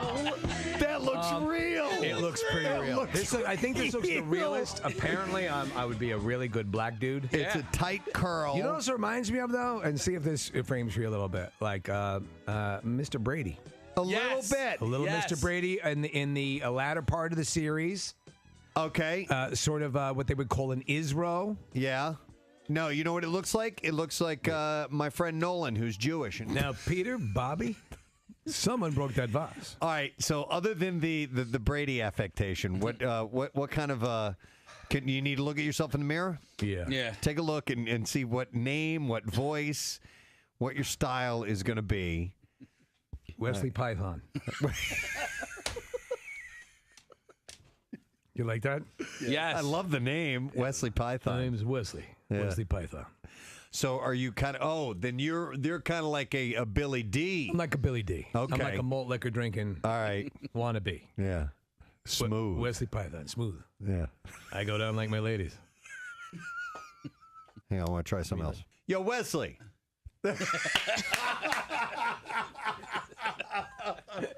Is that good? No, he's Isaac from the Love Boat. I'll do it again. Yeah. Yo, Wesley. Fell over. With the headphones on. Yeah, there we go. I love even it. better. Oh, that looks good. Hey, all you boppers out there. Oh, that's beautiful. All right. Wigapalooza on the Preston and Steve Show. From Funkadelic. Wesley Python with you. Let's get the funk on. Hey, Wesley, do you have a favorite? Hey, if you want to hear the song, send me a fax. Do you have a favorite that'd so be far? a self-addressed stamped envelope, probably. Send a self-addressed stamped envelope, and I'll try to get it on for you in 3 weeks when it arrives. Do you have a favorite so far? What's that, little man? Do you have a favorite wig so far? Let me see. I'm kind of like, for the one that looks the most real, this one. Yeah, right. And the last one. They're both the ones made with human hair. The synthetics, I don't know, man. I'm not feeling it. I'm thinking the Chet was my favorite. Chet, The Chet was good. I'm the man with the plan. Last birthday I saw is an actor named Adam Devine. And Yes. he was in Pitch Perfect. So, Yeah. Casey, I'm sure you got something queued up. Is him singing? No, this is actually Ben Platt singing. He took over for Adam Devine because Adam left the band to go be a backup singer for John Mayer, if you recall, in that particular movie. Okay, so this is the end of the movie, and they do that song Magic. Yeah. You love this version of it. Oh my God, dude! I get so welled up. Do it. Play it. I want to see you cry. He went on. He also had a role on Modern Family for a while. Correct. Okay. Yeah. I like him. He's good. He's very funny. Good, cool, comedic actor. He was also in a movie that I like a lot, The Intern. Yep. And he was in Why Him. He's been in a whole bunch of stuff. So here we go. All of it, man. Like, it just builds to a crescendo, and these guys, and then the Barton Bellas, and I just get so happy. Yeah, no, I hear you. There's also a scene in Madagascar 3 Oh, my God. where I think it's the hippo. That's when the series hits its stride. Oh my God! When the hippo comes out and like, because they're working towards this big show, this big circus, and then the hippo comes out and Firework is playing from Katy Perry, and I got so happy that I started crying. Listen, it's very impactful. I think even Gene Simmons got a little teary-eyed. That hippo makes the appearance in Madagascar 3. You need to understand it's the culmination of everything. This very large creature you would not think would be so adroit on the stage wows everyone, including a group of meerkats. Even kind of, stone-hearted Gene Simmons crumbled to that. Melted this icy heart. My face, I was smiling so hard, my surgically reattached face slid off my skull. Oh my God. There's another crescendo. There's an incredible scene where a platypus sings, "I was made for loving you." What were you going to say? I can't well, I just know it's at the end of the new Muppets movie that has Jason Segel in it. Right. Because they're doing this like telethon to save this theater. Something is it the chickens? I don't What's know. happening? Of course, the famous chicken scene. I get so happy. Yes, they're doing the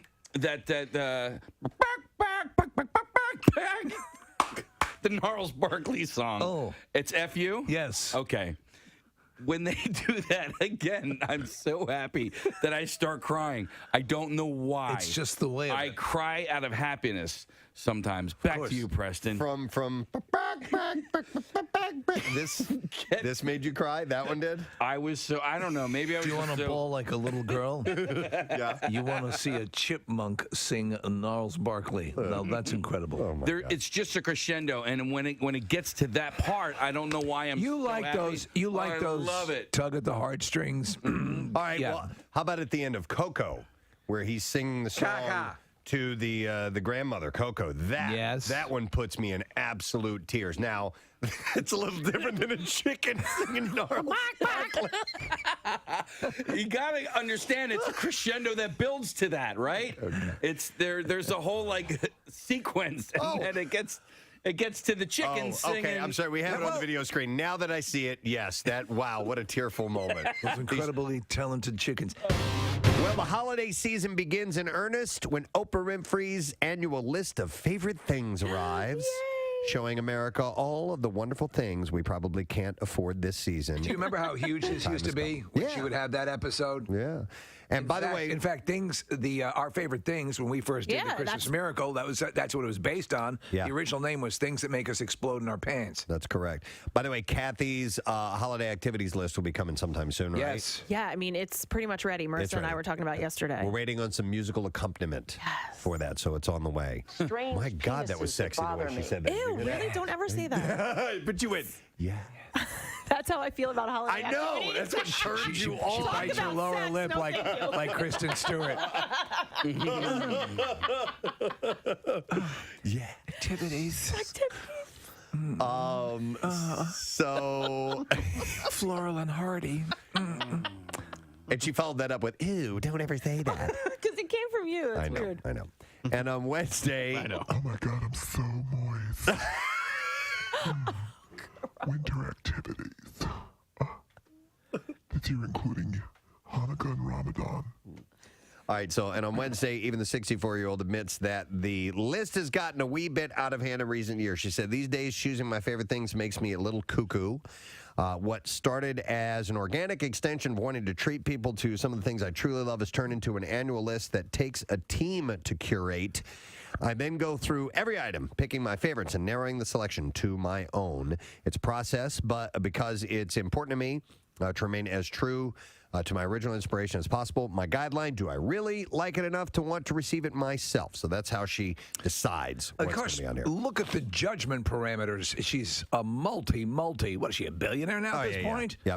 But she still likes fun stuff. Yeah. You know, little Maseratis. Yeah, little Maseratis you can play with. Perhaps the most infantile is a onesie sweatsuit for adults, dubbed the jumpsuit. In L.A., relax. I already have one. Onesie, we're running $168. I have one that has Michael Dukakis' picture on it. Yes. Like a onesie for grown-ups, this jumpsuit is a pleasure to wear on a long trip because you can curl up in it and still look fresh when you get where you're going. The stripe down the leg sure does slenderize as well, she says. Hey, have you seen anything that's this year's Snuggie? You remember like a couple of Christmas seasons ago? I have. Did you see? It's like an oversized hoodie sweatshirt. No, I have not seen it. That you can kind of like snuggle into. So like you can pull it all the way up over you All and right, so everything? you know how like you and I don't do things like this, or like guys, we don't like cuddle up on the couch and crawl up into like a little ball, right? and sit up straight. So it's meant for girls Who bend their that. knees, and I know. Yeah, who bend their knees. So pull the end of it down over like a full blanket. I Yeah. got you. Yeah, like kind of put the legs I over do. to the side. I sit like this with the legs. Yeah, it's called a huggle. Is that what it's called? Yeah, there it is. The Huggle hoodie. Huggle hoodie. Case, go do it on our couch. I can. I'm not flexible enough to do that. I can't bend my knees up like that. I do pull my arms into my shirt from time to time, though. Yeah, you do in meetings sometimes too. Yeah. What I found out on There are a couple things. The hand tuck under the thighs as you're sitting there. Yep. I like to build a pillow wall along my sides to keep airflow at a minimum. Right. And when you really want to get in cozy mode. Yeah. So that way I can sit down and fall asleep during the shows I'm watching. Yeah, right, exactly. Case, this looks like a good idea for like maybe 3 minutes, and then I just start to sweat and like would not be able to get out of it. I'm stuck. I'm dying in here. Bend my legs. I'm stuck. Kathy's like, I can't breathe. Holy Jesus. I need water. Start having a panic attack. Yes. Yes. I love when you go. I can't breathe. I can't breathe. Can't breathe. So those are Oprah's, some of her favorite things That's this cool. year. Okay. What about the $1 billion? Is that one of her favorite things? No. Please welcome the one and only Mr. Mickey Hart. All right. Morning, Okay. Wow, I love the way you did that. Well, thank you. I love the way you're That was really great. You had rhythm. You have rhythm. See? Thank you. You know, Who could ask for anything more? Let's get right into that. I love that you love rhythm so much. It's a huge part of your life. It's everything. Yeah. It's not melody and it's not harmony, but it certainly is rhythm. You were exposed to percussive instruments and rhythm early on. Your dad was well known and well respected. And I wouldn't go that far. He was a musician. He was a musician? Okay. I wouldn't go that far. Oh, really? All right. But he did dabble. Okay. Yeah. All right. more And than then, dabble, and then actually. you were working in a you had a job and you were I had a job once. a jazz club. Once. Yeah. A long time ago. I can't remember having the last time I had a job. Just thinking, You don't call this just a thinking job? of the idea of having to have a job just gives me the willies. I mean, what would I do with the job? Oh, my God. You wouldn't be a 9-to-5 guy working the cubicle? No, I doubt it. But if I had to, I would. You would. Yeah, but I don't have to, and I won't. Yeah. But so you don't view what you do as a job? Oh, work. no. It's a service. It's a service industry. I mean, that's what music is all about. You know, you provide a place where people can come and have an emotional moment, Right. and and ritualize. So, yeah, I know, and I think it's very profound, and I'm very, what should I say, honored or blessed or whatever you want to call it, to happen to fall into this universe as a percussionist or a drummer. You know, to be able to do that is, But maybe even it's a people. good thing. Yes. People who are maybe in the same situation as you, viewing it as a job. The fact that you don't view it as you view it the way you do. It's not easy, but it's not like a job. It's like when I get up in the morning, the first thing I do is think of, 33 WMMR. Thank you, Kathy. By the way, it's Steve's anniversary today. Yes. Steve and Claire's anniversary. Happy anniversary. Thank you. 26 years. Wow. How many years for you guys? What's that? How many years for you guys? Let's see. It's 2023, so this will be our 24th. Okay. Yeah. So yeah. it's we're right neck and neck with you. Valentine's and anniversary, having them on the same day really makes a big difference because you never forget. An easy one. And we are doing one of those. We're good, Yeah, same here. She got her flowers and stuff like this time because last time was the 25th, and we kind of did a little bit more for that. Yeah, good for you. But I'm blessed to have her in my life. I love her dearly. Real quick, I'd like to do a shout out, and I know we got a couple of butt plugs here to do before we get to the bizarre file. But this one is from Morgan Lisek. It says, "Hey, Preston." No relation, right? No, it's actually spelled differently than my best friend Steve. But hey, Preston, I'd love it if you could give a shout out to my fiance Cody for Valentine's Day or whenever is convenient. We're huge fans of the show. We just got engaged on the 11th. Thank you guys, and also they would like a big yoo-hoo from Steve if possible. So. That's a big one. And then I wanted to mention this. This is a celebration coming up this Saturday. It is the 100th birthday of our favorite Marine Corps veteran, Roland Scarinci. Wow. Yes. He is celebrating his 100th year birthday. He's awesome. This Saturday from 4 to 8. And it's going to be at the FOP Lodge 5. And the Marine Corps, law enforcement, families behind the badge, everybody's getting on this, hosting this very special event. Tickets are $50. Includes bottle of beer, draft wine. Bottle of beer, draft beer, wine, and a buffet. And you can go to the FOP Lodge number 5 and get the information. It's the website is fbbcf.org, or that's the Families Behind the Badge Children's Foundation. So it's coming up on Saturday, February 18th, 4 to 8 p.m. He's great. And he'll be wearing his dress blues and playing his harmonica. He better have the harmonica. Yeah, so that's cool. So I wanted to make sure we mentioned it. And then, Steve, you had something you want to plug too. Yes. So on the 23rd, February 23rd from 6 to 9 p.m. at the Living Room and Cricket Cafe, which is this great place that just opened up a couple months in Ardmore. It is the first kitty cuddle party presented for Max Fun. And basically, this is a chance for you to, you pay your ticket price, you come down, you get to cuddle cats and kittens. That's cute. And the room is really cool. It's like there are couches and so on and so forth. Basically, what happened is the producers of Cats, and Cats is coming to the Kimmel Center in just a couple of weeks. They want to make a donation to Max Fund, and so Max Fund is in kind putting together this event with the help of a whole lot of really nice people. So get this, for your ticket price, you're going to get live music provided by the School of Rock, which is really cool. Open bar, compliments of Revivalist Spirits, Clear Rum, Dewey Beer, Chadsford Wine, Small Bites provided by Harvest, and Nothing Bun Cakes providing the dessert. And basically, it's a chill hang, 6 to 9. This building is really cool. It used to actually be a funeral parlor. Wow. That they converted, and it's now a really cool, intimate sort of cafe music venue. And so your ticket's going to get you everything gratis, and you can cuddle and de-stress. And the best part is, if you find a cat or kitten that you really like, they're adoptable. Oh, nice. So yeah, all of this is going to happen. Again, it is on the 23rd from 6 to 9 p.m. There's a QR code on my social media. I think, Marissa, you said you put it up as well. So just check on any of my social media or PrestonSteve.com and get your tickets. And everything's included. You just come in, de-stress, pet cats, eat, drink, and have a great time. Thursday, February 23rd. And I'll be your host. Nice. And then Kathy? Yeah, I just wanted to mention something really quick. Do you guys remember a couple of weeks ago we talked about our favorite promotional item, and I said I would prefer a good pen over everything. So I just want to thank Matt Lewis. He's the owner of Green Street Technology Solutions in Malvern, and he sent me a ton of pens. So if anybody wants pens, Can I say? You're the pen lady? I'm the pen lady. They're in the office, Steve. Oh, all right. I will give you some pens. Yeah.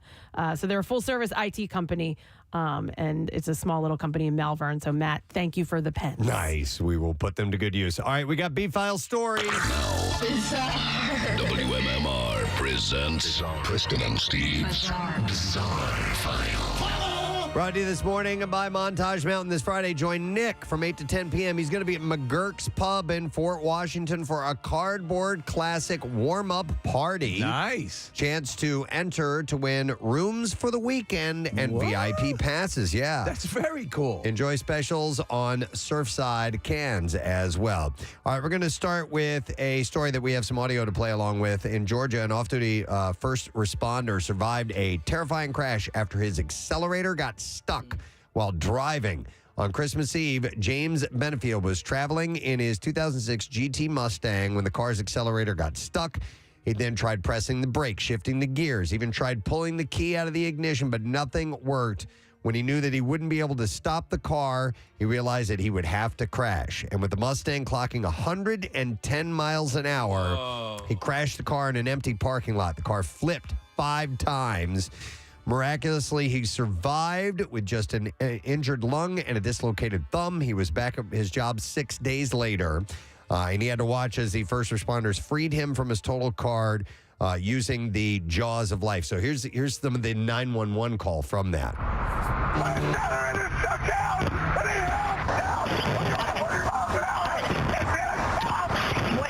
can't stop your car?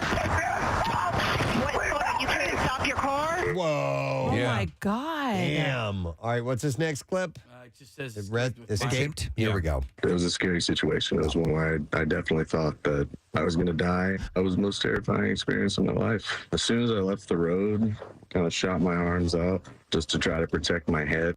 Yep. So, dude lived unbelievable, but you could hear absolute terror. Nothing more. I've had my accelerator drop to the floor, and I was pulling into a gas station when it happened, pointed at the tanks. Wow. How'd you get out of that? I was able to lift it back up with my foot. That's crazy. Wow. All right, here's a follow-up story. Federal workplace safety authorities have fined a central Pennsylvania confectionery factory of more than $14,000 following an accident last year in which 2 workers fell into a vat of chocolate. That's how I want to go. The Occupational Safety and Health Administration cited Mars Wrigley in the June accident at the Elizabethtown M&M Mars factory, saying that workers were not authorized to work in the tanks and weren't trained on the proper safety procedures for the equipment. Hell, I'd show up to work with a snorkel. Officials said 2 workers employed by an outside contracting firm fell into the partially filled chocolate tank while doing maintenance work. Emergency responders were able to free the pair by cutting a hole in the bottom of the tank. We'll eat our way out. Both were taken to the hospital, one by helicopter. A company representative told reporters last week that the safety of workers and outside contractors is a top priority for their business. I assume at some point they get that stuff boiling or, right? Yeah, it has to be. Most definitely. It's got to be melted, yeah. In Japan, a wild boar plowed through 2 snowboarders at the bottom of a slope. Jesus. The incredible footage was captured at the Alpen Blick Snow Resort in Miyako City in central Japan. As visitors are now being urged to be careful in the wake of the attack. In one clip, a snowboarder is seen coming to a halt at the bottom of the slope, completely unaware of what will happen next. Moments later, a boar is seen bolting down afterwards and rammed into the snowboarder, who was taken by surprise. Snowboarder falls down as the boar keeps butting him with its head. The snowboarder is seen trying to use the board to protect themselves as other snowboarders looked on in shock and were running away. In another clip, the boar is seen racing toward the first snowboarder, but from a different angle, and then darts off and runs into a second snowboarder who used their board to stop the blows. The boar then ran off as snowmobiles, and a siren was sounded by the staff. Yeah, we're watching the footage. The thing just comes tearing out of nowhere. Yeah, and it's unclear where the wild boar came from or where it went. Found out both the boars, Preston, were skiers.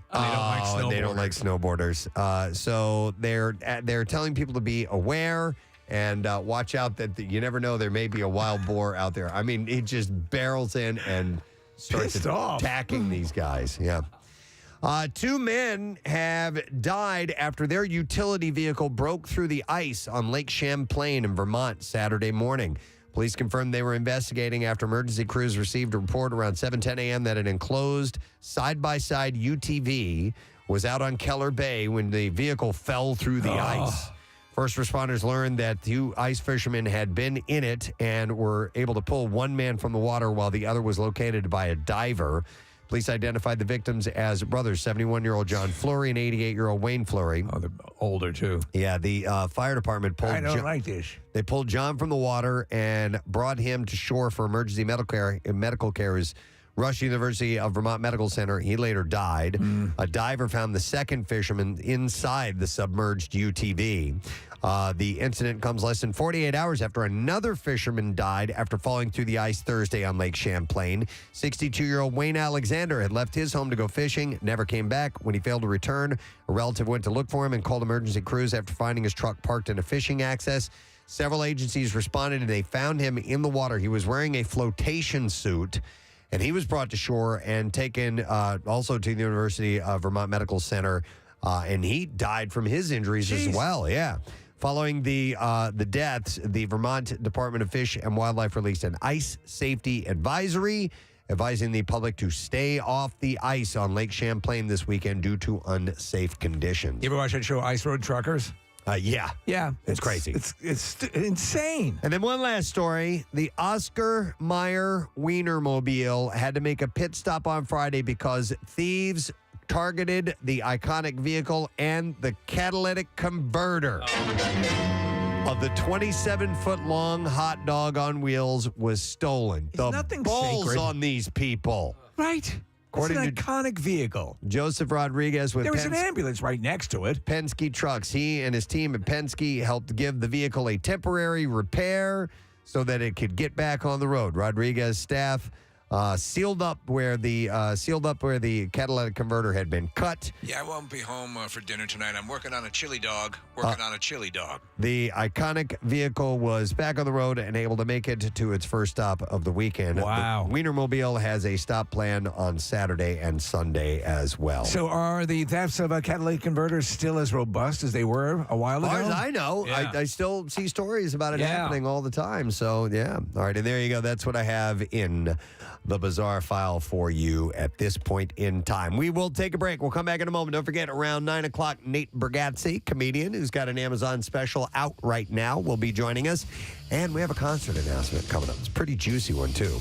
We'll get to that. Music news closer to 10 o'clock. Be back in a moment. Preston and Steve on 93.3 WMMR. That's what musicians do. They interpret, society and whatever, you've seen or whatever it is, and they lay down that groove. And every 5-10 years you find a new groove, and you work at it. Yeah, you do work at it, but you work at play. You work to play. Sure. You have to keep your skill up. I play every day 2-3 hours. Do you? Absolutely. Yeah. Are you kidding? Absolutely. In order to get up there and do what I do. Yeah. I mean, it's an athletic event. It's not like lounge drumming and stuff. This is the power stuff. Well, speaking of reinventing and finding new grooves, I want to ask you about John Mayer, because he's been with the band and touring with you guys for a stretch now. And I think a lot of people initially dismissed him as poppy and not the really great, incredible guitarist that he is. And from my perspective, he seems like the perfect fit for the Dead because he holds you guys in reverence, but he can also hold his own. What are your impressions on John? John's a sharpshooter. Yeah. You know, he's a gunslinger, you know, as it were. And his guitar, he's beautiful. He plays great. He fits perfectly in the band, and he's a nice guy. I mean, I know he has this reputation and all that stuff, but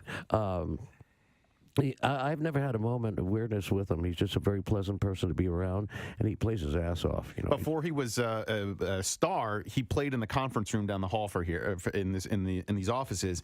And I went to see his show that night, and one of his strings broke during the performance. He tuned the guitar to itself and kept it. He didn't miss a beat. And right then, I knew this guy had it, and I was so impressed by his ability. I'll tell you when I knew he had it was one day when he was just joined the band, and I had gotten him into this droning things, feeding back, you know, getting a little crazy.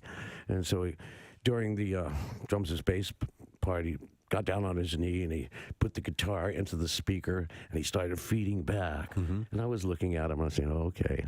So I walked around to the front of the speaker, sat down right next to him, and I had on one hand I had what do you call it, lighter fluid, and the other hand I had a Bic. Okay. And so he looked at me, I looked at him, and I said, I went like that, and for a minute I thought he was going to do it. You know, and then so he took it.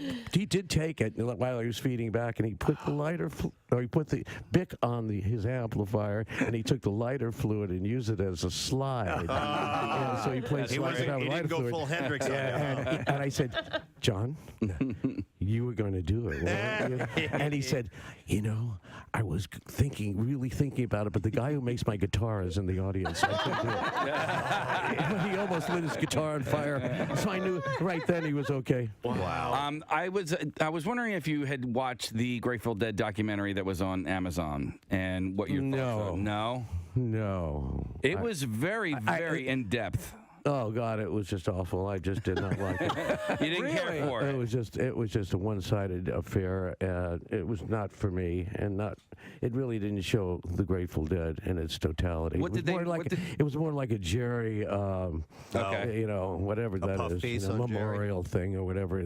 He was trying to do, but it wasn't really. It didn't have the heart of the Grateful Dead. Okay, that's for sure. There's been a lot done about it. They made me watch. Oh, I watched it once. Yeah. Okay. Just to say I didn't like it. But that's it. I didn't see it at the premiere. Me and Bob and Bill, we went out and had dinner. Yeah. While they showed the movie. That's funny. We came back right at the end when they all started. And we go, okay. Thank you. I wanted to ask you about some of the things that you do like. I was listening to the concert in Paris, 1974, this morning. Yeah. What was it besides the United States? What was your favorite country to play in? Oh, Jesus, that's a good question. I think that I can't answer that question because they're all good when you play good. You know, every country is the same. If the music is played well and we have a great time, France is great, England's great, Germany, it's all good if we play well. If we don't play well, the city sucks. It's this place. We blame it on the city. Blame it on the city. Of course. Franklin Port. I also, as a fan, I there's an ebb and flow to the way I listen to your music, and so recently I flowed back to. I guess I ebbed back to. I ebbed back to studio albums. Do you? I don't know if you ever listen to your own music. No. But do you have a favorite studio album? Yeah, I would have to say it would be, it was half studio and half live. It was called Anthem of the Sun. I think it was our second record, you know, back 3,000 years ago. Yeah. And that was probably my favorite. American Beauty, Working Man's Dead. They were nice, fuzzy, warm. See, my first album I ever bought was Mars Hotel, so I automatically go back to that one. And Unbroken Chain. We were never very good in the studio. We never could cage the animal in the studio. When did you realize that? It seemed to be early on. Yeah, well, we thought we could make, you know, no one knew how to make a record. But I mean, we didn't know how to make anything. You know, we were just musicians at the time, and we weren't really savvy on the studio. No one had a studio. Right. Now I have a studio. Everybody has a studio. So we just weren't producible. You know, there was too much anarchy in the band. Too many people wanting to do, you know, they had strong opinions of it. So, and we never really liked it in the studio, the four walls. You know, it was too captivating. We were like a captive in the studio. And we never really made a great record. You guys had a pop explosion in the late 80s when you hit with Touch of Grey and Hell in a Bucket, you know, In the Dark. Was that fun? Was that cool? Was it neat seeing a whole bunch of people who maybe had not been turned on? You always had legions of loyal fans, but here all of a sudden, boom, you had fresh music. And the tour was gigantic. Was it fun? Oh, yeah, it was fun, but it wasn't quite like that. Okay. What happened was we were already playing stadiums at the time. That was in 87. Yeah. So instead of playing 1 or 2 days at the stadium, we were playing 3 days at the stadium. Yeah. So it really didn't affect us much. We just You guys were touring sold-out shows anyway. We didn't feel it, which we were playing stadiums. And Yeah, but you know what? I was found more out about you guys incremental. because of the Touch of Grey. There was a music video. I was young at the time, so you know, so you guys had a music video, so you were totally reaching an audience. That, yeah, we never did the videos or anything. We never did a single. So we weren't really part of the music industry. You know, we never played that game. And we know if we lived by the single, we would die by the single. You know, if we didn't have a hit. That's interesting. Yeah. It's funny because I remember becoming aware of the Grateful Dead, you know, through the iconic artwork that was associated with the band. Yep. What's that about? What's that about? So that predates obviously videos, but still a visual medium brought me into the awareness of the music, which is very cool. Exactly. It mirrored the music. In the old days, how that started was these artists would come to the shows, and we were all getting high, you know, on psychoactive drugs, taking acid and whatever. And these were physical representations of what the music sounded like. They would go home and they would start painting, and they're still high, and that's what these things were representing. They were representing the music. How were you vetting that, or was it just sort of if you want to do it, or would you guys kind of consciously say, I don't like that, doesn't represent our band right, or was it just an open source? Well, luckily in our case, the people would come up with these incredible, you know, iconic stuff. Yeah, I mean, we just had to choose between the good stuff. I mean, it was so much good around. A lot of people went home and just did it, and it was uncommissioned. Yeah, they just went out and said, "This has to be done." Wow. And so then all of a sudden we looked at them, we go, "That's us." And they go, okay, cool. That's cool. That's it. Let me ask you with the art and your painting. I mean, did people automatically take to it? Were you afraid you were going to get here's a musician trying to be a painter sort of deal? I'm not afraid. Yeah. So what was that jump like, and how well were you received initially? Because I mean, honestly, we were looking at the stuff. It's pretty amazing looking. There it is. Yeah. So what was that initially like? Well, I didn't think of it as it's art. You know, it is came art. out. It's right. you follow the muse. I mean, you're an artist. You know, the thing that turns you on, makes you do things artistically. And first time I did it, I walked into the house and my daughter looked at it and she said, "You know, Dad, this got legs." Yeah, that's pretty good. Legs. She liked it. Yeah. And so if my daughter liked it, and she doesn't like much. Does she like the Dead? Does she like that? Okay. So I said, okay, I'll paint. If you like it, I'll paint it. You can take a look for yourself and see Mickey Hart's work. It's called Vibrational Expressionism, The Art of Mickey Hart. And Sunday, back out this way, King of Prussia, noon to 2. Is there a spot where we can go to get all this information, a website or anything, you guys? I just want to meet the King of Prussia. Yes, we all do. And I want to see Mrs. Prussia. Sure. Mr. Prussia. And all of the little Prussians. All the Prussiettes. Yeah. I'm actually Mrs. Prussia. She is. Yeah. She shops there all the time. I heard that she cooks. Oh, You heard wrong. have heard wrong, sir. Wrong, Mrs. Prussia. She makes reservations. Yeah. I can make a mean reservation. She makes a mean reservation. She makes a mean Romanoff. Ladies and gentlemen, please give some love to the one and only Mr. Mickey Hart. Yeah. Thanks for coming by, man. So let me go to here, and more broken ribs. I have, it says Walper. Is your name Walper? Walter. Honestly, wouldn't you at least say, Walper? Is this Judge Wapner calling in? You got a nickname now, Walter. Oh my God! Yeah, you hear what happened to old Walper. That's not even a mistype. I'm looking at the T and the P are like nowhere near each other on the keyboard. Walper. Name's Walper. Let me get that straight. Your actual name is Walter. And what happened to you? So what happened to you, Walter? All right. Well, All right. I've broken my hand. WMMR. All right, thanks, Kat. Don't forget, we have a secret text word. Your chance to win a $350 gift card from our friends at Floating World Tattoo and Piercing on South Street. So text word secret to 39333. We want you to win. By the way, it's Valentine's Day today. In case you were not aware, Valentine's Day. And it's become something that we don't really do a whole lot with at my house anymore. We do a couple, cards, and I get the Steven Singer rose, of course, gold dip rose, of course. But I did go out and get a couple of cards last night, and I was so busted by this woman that was at. I went to a pharmacy. Because I'd pick up a prescription, and I knew that they had gift cards there, so I was. And gonna they're do that extra too. romantic at the pharmacy. And on my way out, they had some bouquets of flowers, just standard arrangements of flowers. So I grabbed a couple, and I'm standing in line. A woman recognized me. She comes over. She goes, "Preston, drugstore flowers, really?"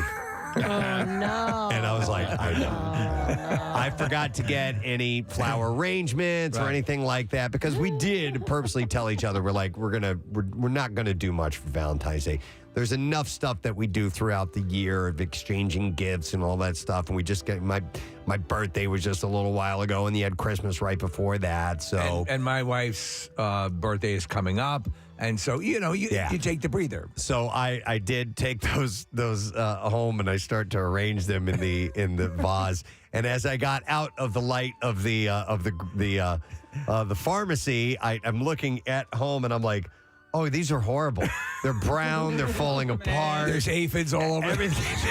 Oh, no. They're just crumbling. Yeah. And I'm like, great. So whatever. So, honey, I owe you one.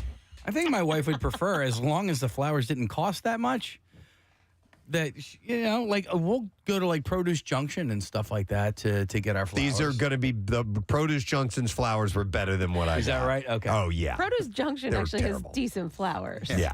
Not and drugstore. even grocery stores. There's some places that they have a little florist section, and they've got the refrigerated, cabinets. Those are decent. These were horrible. So we're doing stuff, and there's some things that are specifically targeted for her that she's, getting long term, and so we're in the middle of that. So that said, we'll probably do dinner on the weekend because I don't want to go out to dinner on a Tuesday night, and for the celebration of the anniversary and enjoy it that way. And she's of a like mind. I am going out to dinner tonight, but Kathy, I was actually planning on swinging by Produce Junction later today. So that's cool? That's allowed? Yeah, I don't know, but they don't have arrangements. Yeah, they do actually. You have to put them. Yeah, but you have to buy the pieces and put them together. I don't know. Maybe they have dozens of roses and stuff like that. Is that's not good enough? But that's not an arrangement. Yeah, she's saying that usually an arrangement has a variety of flowers. Do I have to? So we have a florist literally a mile from our house, like Roth's. It's one of the oldest in the area, so it makes it very easy. Do they make the arrangements? They make arrangements and all that stuff. And when I get it delivered to the house, the guy literally can throw them out the window and it'll land on our porch. Listen, make no mistake, this was an impulse buy. I wasn't going to get flowers at all, and it was. Do I get a Skyreezy? They were in the checkout aisle, and I'm like, I get some of these here, All right. And we're really watching what we're eating, so I didn't get any candy or anything like that. So, all right. So hang on. Ozempic. Kathy, a dozen roses does not count. No, I didn't say that it doesn't count. I was just saying he said arrangement. I don't think a place like that has arrangements. I'm okay with a dozen roses. That's fine. If you don't want to do the full made arrangement, a dozen roses. But even with roses, there's usually some baby's breath or something like that comes along with it. So, yeah, baby's breath. Yeah. Do you get anything from her? Not this year. I don't think so because I left the stuff out last night before I went to bed. Let it rot. And I put them in water and everything. I want them browner. But they don't need it. They're I got dried there in out. the morning. There was a card for me, and then there were candy boxes out for the kids. Okay. So they're going to get those. So, but traditionally, it's you giving for Valentine's Day, right? Do you get reciprocal? Yeah, a little bit. Yeah, yes. If we agree that we're going to exchange, then we'll do. I get something in return. And as Claire, well. for me, will probably like chocolate chip cookies. That's really all everything's good. Kathy, what about you in your scenario? It's really become. Do you get it for Dennis? No, it's really become more about Jace. Like, I've gotten him. I got him some stuff he's been asking for. And I leave out like a little setup. Well, and now, so like I don't get my sons anything for Valentine's Day. They're full on grown adults. And Thanks, everything. Dad. Oh, man. So Thanks for the flowers. Right. They were very brown. But Steve, I'd mentioned because you sent me over an article this morning that Rochelle got like the heart-shaped candy boxes and stuff like that, and something I'd never really thought about is inside of those boxes, like the majority of that. Is all like plastic filler. There's usually like a little plastic tray in there. Yeah. Like 9 little places to put the candy instead of filling the entire box with candy. And they eat up a ton of space with the plastic holder. So you're mainly just getting that and very little candy. And the shape of the box doesn't lend itself to maximizing. Now, I get that it's in a heart, and that's lovely. But if you're to get like a box of Godivas, you'd have a lot more candy. Right. It's also a waste to get those for my kids because there are so many of those candies in there that they just don't like. And you'll see it, they'll take a bite, and then they put it back. Do you get for your daughters or? Yeah. And that's just, I bought over the years because I know what they like. I know what to get them, right? And so, when we were growing up, it was just like the Russell Stover's heart box. Now that's a pharmacy. That's one of those Whitman samplers. Yeah, and my you get dad, those at the Rite Aid. Yeah, when my dad came home from work, he always had the box of chocolates for all the kids. Right. So we do the same thing. But over the years, all right, these chocolates are going to go to waste. So they have other things. They'll have like Sour Patch Kids candy hearts. Do they have that? Yeah. Okay, yeah. Oh, they have it all now, All right. Steve. And so, but you guys don't exchange with each other. Mostly it's for Jace, correct? Oh, yeah. All right. I do like the assorted candies, though. Me personally, I think the chocolate. I'm not indulging right now because we're kind of, like I said, we're watching what we're eating. So, but and if the kids have any left over, it's daddy's, man. There's a few in there that I don't care for, but I would say I'm good with 80 to 85% of the candies that are in there. And even the ones you don't like, we can go ahead and eat anyway? Yeah. That's what I thought. Yeah, me too. Would you ever get Diane like a big bag of Big League Chew? Oh, yeah, she loves that. Well, but she likes Twizzlers, right? Twizzlers. So I'm not gonna waste time and money getting her a box of chocolates that she's not gonna eat, and I'll just get her a big old bag of Twizzlers. A no-brainer for coming in heart shape. And she loves Ice Cube's gum, right? So. Yeah, I almost got Rochelle some of those, man. Dude, these are for Valentine's Day. These are the best. Are they in heart shape? No. But they're just we're not eating candy right now, but gum. How about is heart cool. pills? That would be sweet. That heart would be pills? great. You know what? I went to Dunkin' the other day, and they've got vanilla cream donuts for hearts. Yes, and they do that all the time. What are these called again? This is Icebreaker's Ice Cube gum. Yeah. This is great. And also, I like the Mentos gum as well. Okay. All right. By the way, speaking of Valentine's Day, Steve did send over an article that was about the origins of the holiday. If you're not familiar, I can kind of bring you up to speed on these things where Valentine's Day originated from. It's good to remind yourself of why you're spending so much. St. Valentine's Day, as we know it today, contains vestiges of both Christian and ancient Roman traditions.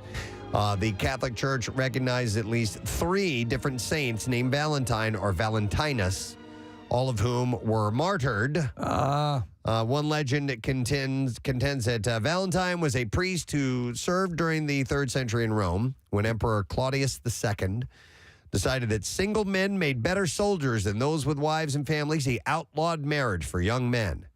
Bastard. Valentine, realizing the injustice of the decree, defied Claudius and continued to perform marriages for young lovers in secret. Dude, what are you doing to me? When Valentine's actions were discovered, Claudius ordered that he be put to death.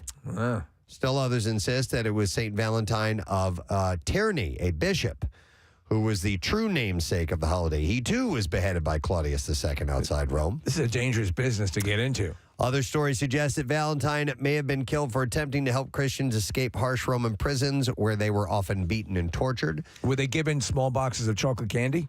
No, but according to one legend, an imprisoned Valentine actually sent the first Valentine greeting himself after he fell in love with a young girl, possibly his jailer's daughter, who visited him during his confinement. All right, how young? Before his death, it doesn't say. Right. Before his death, it is alleged that he wrote her a letter and signed "From Your Valentine," an expression that is still used in today. And then he was beheaded. Although, he was. Yeah. Although the truth behind the Valentine legends is murky, the stories all emphasize his appeal as a sympathetic hero and, most importantly, a romantic figure. Loving the concept of love. It is funny, though, because my mom doesn't say Happy Valentine's Day. She says Happy St. Valentine's Day. Yes. Okay. She's very religious. Yeah. Yep. And then she beheads you. Yeah. While some believe that Valentine's Day is celebrated in the middle of February to commemorate the anniversary of Valentine's death or burial, which probably occurred around 270 AD. How romantic. Others claim that the Christian church may have decided to place St. Valentine's Day feast day in the middle of February in an effort to Christianize the pagan celebration of Lupercalia. Celebrated at the Ides of February, which is the 15th. Lupercalia was a fertility festival dedicated to Faunus, the Roman god of agriculture, as well as the Roman founders Romulus and Remus. To begin the festival, members of the Luperci, an order of the Roman priest, would gather at a sacred cave where the infants Romulus and Remus, the founders of Rome, were believed to have been cared for by a she-wolf or lupa. Yes. The priests would sacrifice a goat for fertility. This is exactly what we do. They would sacrifice a dog for purification. They would then strip the goat's hide into strips, dip them into the sacrificial blood, and take to the streets, gently slapping both women and crop fields with the goat's hide. Those pharmacy flowers don't seem so bad at this point, huh? Look at all the work they had to do. Far from being fearful. You don't love me. You didn't kill a dog. Roman women welcomed the touch of the hides because it was believed to make them more fertile in the coming year. I am so fertile. Later in the day, according to legend, all the young women in the city would place their names into a big urn, and the city's bachelors would each choose a name and become paired for the year with his chosen woman. And these matches often ended in marriage. So it was a little lottery of who you get to bang for the year. That is pretty cool. Wow. There's a lot of work involved, though. We actually have it easier with all the caves and the wolves and the she-wolves. Yep. You got to collect all that stuff. It's a lot of work. When did it become the crazy, nutty holiday that it is now, the Hallmark holiday? That is a good question, I think that might be one of the step-off points when Hallmark started selling cards? Hallmark amplified it. At least maybe my contorted history says that. So here's a little bit more on that, on the Valentine's greetings and gifts. It says, in addition to the United States, Valentine's Day is celebrated in Canada, Mexico, the United Kingdom, France, and Australia. In Great Britain, Valentine's Day began to be popularly celebrated around the 17th century. By the middle of the 18th, it was common for friends and lovers of all social classes to exchange small tokens of affection on handwritten notes. And by 1900, printed cards began to replace written letters due to improvements in printing technology. So before that, you just wrote out. There's something wonderful to that. Yeah. My handwriting's horrible, though. So I try to avoid it. Ready-made cards were an easy way for people to express their emotions in a time when direct expression of one's feelings was discouraged. Oh, really? Okay. Cheaper postage rates also contributed to an increase in the popularity of sending Valentine's Day greetings. I remember in school, especially in elementary school, there was a huge ritual within the class of handing out Valentine's cards and doing Valentine's candy, pictures and candies and all that. Yeah, it's a big deal. Casey loves greeting cards. A big deal. No. It's ridiculous how expensive they are. It is ridiculous it how annoys expensive me. they are. Just go to the dollar store, or actually the Hallmark store has 99 cents. How about the section as well. pharmacy? They also have flowers. Yeah. Yeah, but even the price on cards is insane. And you can get them at the dollar store. They also have like a cheaper section at Target or a Slightly pharmacy or used. No. It's a cheaper section, but you can tell the difference. That's the thing. It's like you Not can really. Yes, you I can. mean, I know, 100%. So what do you think? Just in the quality of the artwork or the paper or Yeah, the whole thing? all of it. Yeah, definitely Like it's the quality. hand drawn by the cashier? No, but definitely the quality of the paper. Like now these cards, some of them are like $10, $15. Are you kidding me? Like if you 10 get or $15 for yes, a card? Yes. I would just hand them. Some of the like the thicker 3D Steve. There's a It's like variety. Sound and now. stuff like that. The ones that have little. There's some that have sound. All right. And they're taking over. I really feel strongly about this too, Case. They're taking over the card section. So the section that's cheaper or like average, where you're going to get your like $5, $6, $7 card, is like shrinking. And these and I forget. It's slipping my mind, but the two names that the name brands of these cards, and they're just taking over. American Greeting. That's one of the name brands. American Greeting. I don't do it. I won't do it. Okay. Well, I won't. You can't make $9 we're looking at for Pokemon blank note cards. I still go to the shoebox section. That's one of the first ones I go to. They usually have the cute. Aren't they more humorous? Yeah, they have the cutest ones, I think. But you have to do, or at least I do. You got to do the serious lovey-dovey, and then the joke fun, one. the fun playful one. It's kind of crazy because the I'll see people in the card store. I remember when it used to be something that you'd go to a lot more frequently, like just reading every card, looking for that perfect message, and it's like I usually find it within the much. first three that I pick out, and I'm like, yep, that'll do. Yeah. Yep. Yeah, she's a graduating nurse. 45 seconds tops in the card section. Yeah. You go, like, there's two that might not be good. You'll find a third one that's got a puppy on it or whatever. That's good. Yeah. Your puppy loves you. I love you, too. I love you, too. Let's go have sex. So anyhow, thought you might be curious about the origins of history. Valentine's Day, the history behind the whole thing. There is actually some history behind it. And but- realize you've got it actually easier than the original incarnation, which involved getting a she-wolf. Yeah, you had to do that. Where are you going to find that? You had to kill it, strip it. You had to dip it in blood. All that hide. stuff. You had to tan it. You all went to that the stuff. Rite Aid. Yeah, that's it's easy. The only time I ever CBS. really CBS. felt the effects, maybe that's not the right way to say it, of Valentine's Day was when I was in college. All of my friends disappeared that night because they were all taking their girlfriends or whatever. Right. And that was You were alone? Yeah. I didn't have many Valentines. I think I had one my senior year. Oh, man. But, no. You know what? My freshman year, I feel like. No, that wasn't Valentine's Day. I'm all alone on Valentine's Day. And then someone walked in the door. Kathy? She brought you a chore wheel for Valentine's Since Day. you're not doing anything. Here's what you're going to be doing. You're going to be cleaning your toilet for the next 2 hours. All right. Well, anyway, I left a floater in there for you. no matter what you do, hopefully you have a nice Valentine's Day today. We have to take a break because we have a guest coming up. Oh, yeah. He's at 9, right? Whoa. Is he at 9? No, he's at 9:10. I don't know why I wrote that. Now, let me just make sure. Let me check my calendar. Dad, can I talk to you for a minute? No, we have a little bit of time. If you want That's the day after Valentine's. Dad, can I talk to you for a minute? Okay. Can we start getting the time right on those? That'd be wonderful. Thank you. All right. So should we talk? Should we just? Yeah, that's what I want for Valentine's Day. Dad, can I talk to you for a minute? All right. There was I'm not going to have time to go through this, Steve, because it was a chunky list, but you also sent over the 50 best rom-coms. Yes. To watch for Valentine's And it's all, Day. of course, subjective. That's kind of I don't mind that Valentine's Day activity. Either going out to dinners is nice, doing a dinner thing, or maybe watching a cutesy, fun, lovey-dovey movie. I'm cool with that. Well, we just had Allison Brie and Dave Franco in here. Yes. Promoting their movie, which is on Prime Video. Amazon Prime. Yes. Is it good? Did you watch it? Yeah, I thought it was really cute, and it takes things in a slightly different direction. Mm-hmm. It's not obvious. and so I won't. It doesn't end up, boy gets girl, girl gets boy, whatever. Right.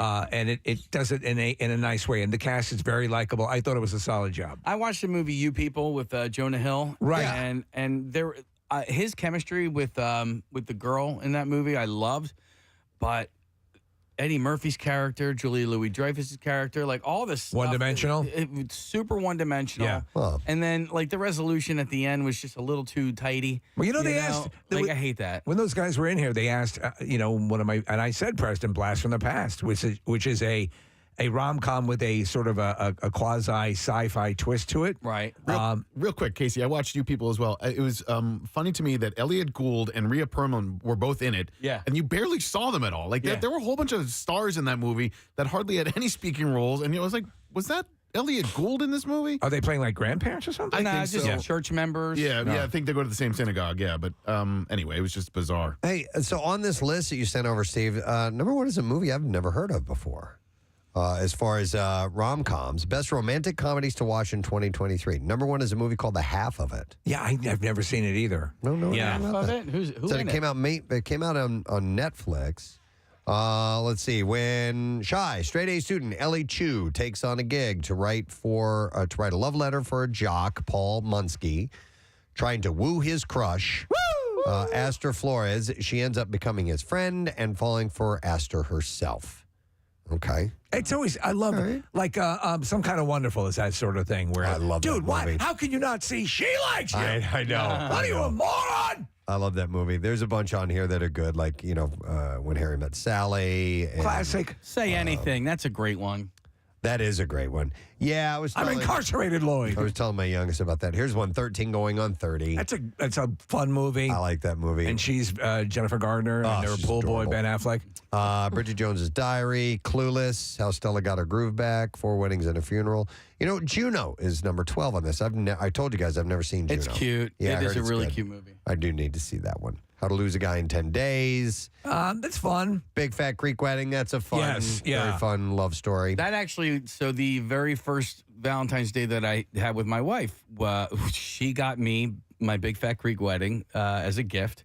Trading cards. On DVD, and I got her my Big Fat Greek Wedding as a gift on DVD. Is that as well. right? I swear to God, well, then you guys are meant to be together. Oh, look at that. Are you a fan of non-rom-coms, just romantic movies? Like The Notebook? Nicholas Sparks stuff, Yeah, there was The a Lake House. movie that was on over the weekend that I used to absolutely love, which was Untamed Heart.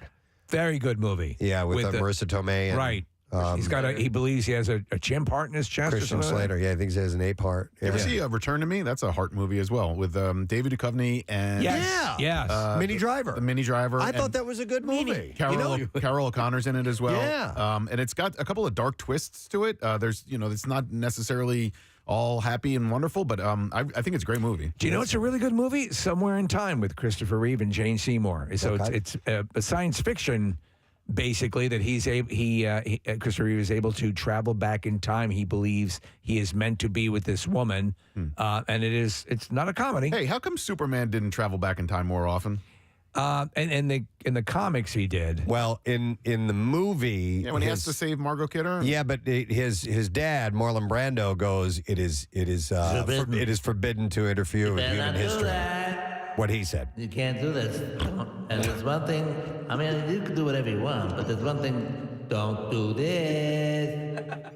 I see you flying around the earth very fast. You're going to go back in time. You can't do that. What did I tell you?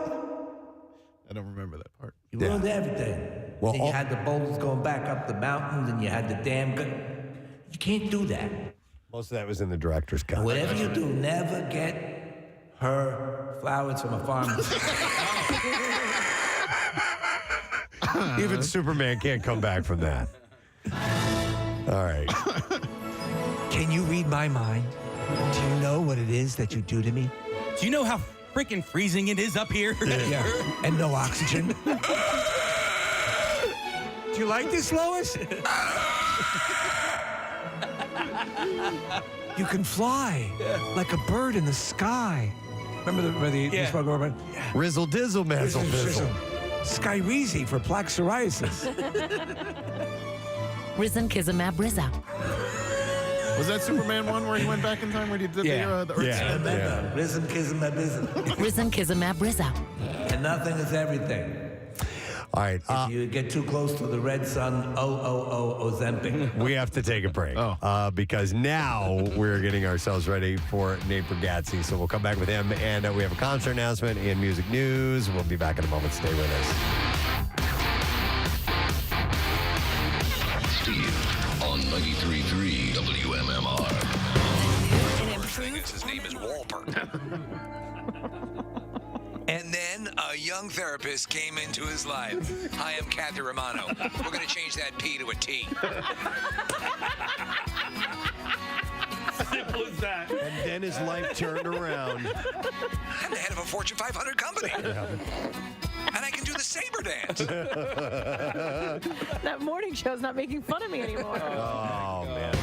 So the Kardashians won big as well last night, and they had a weird speech. They were trying to thank firefighters and stuff, and they they actually made their win a tribute to the firefighters. And listen, see if you can hash this out. Yeah. Okay, here we go. It's been a really rough week in our home in Calabasas, Hidden Hills, and our neighbors in Thousand Oaks and Malibu.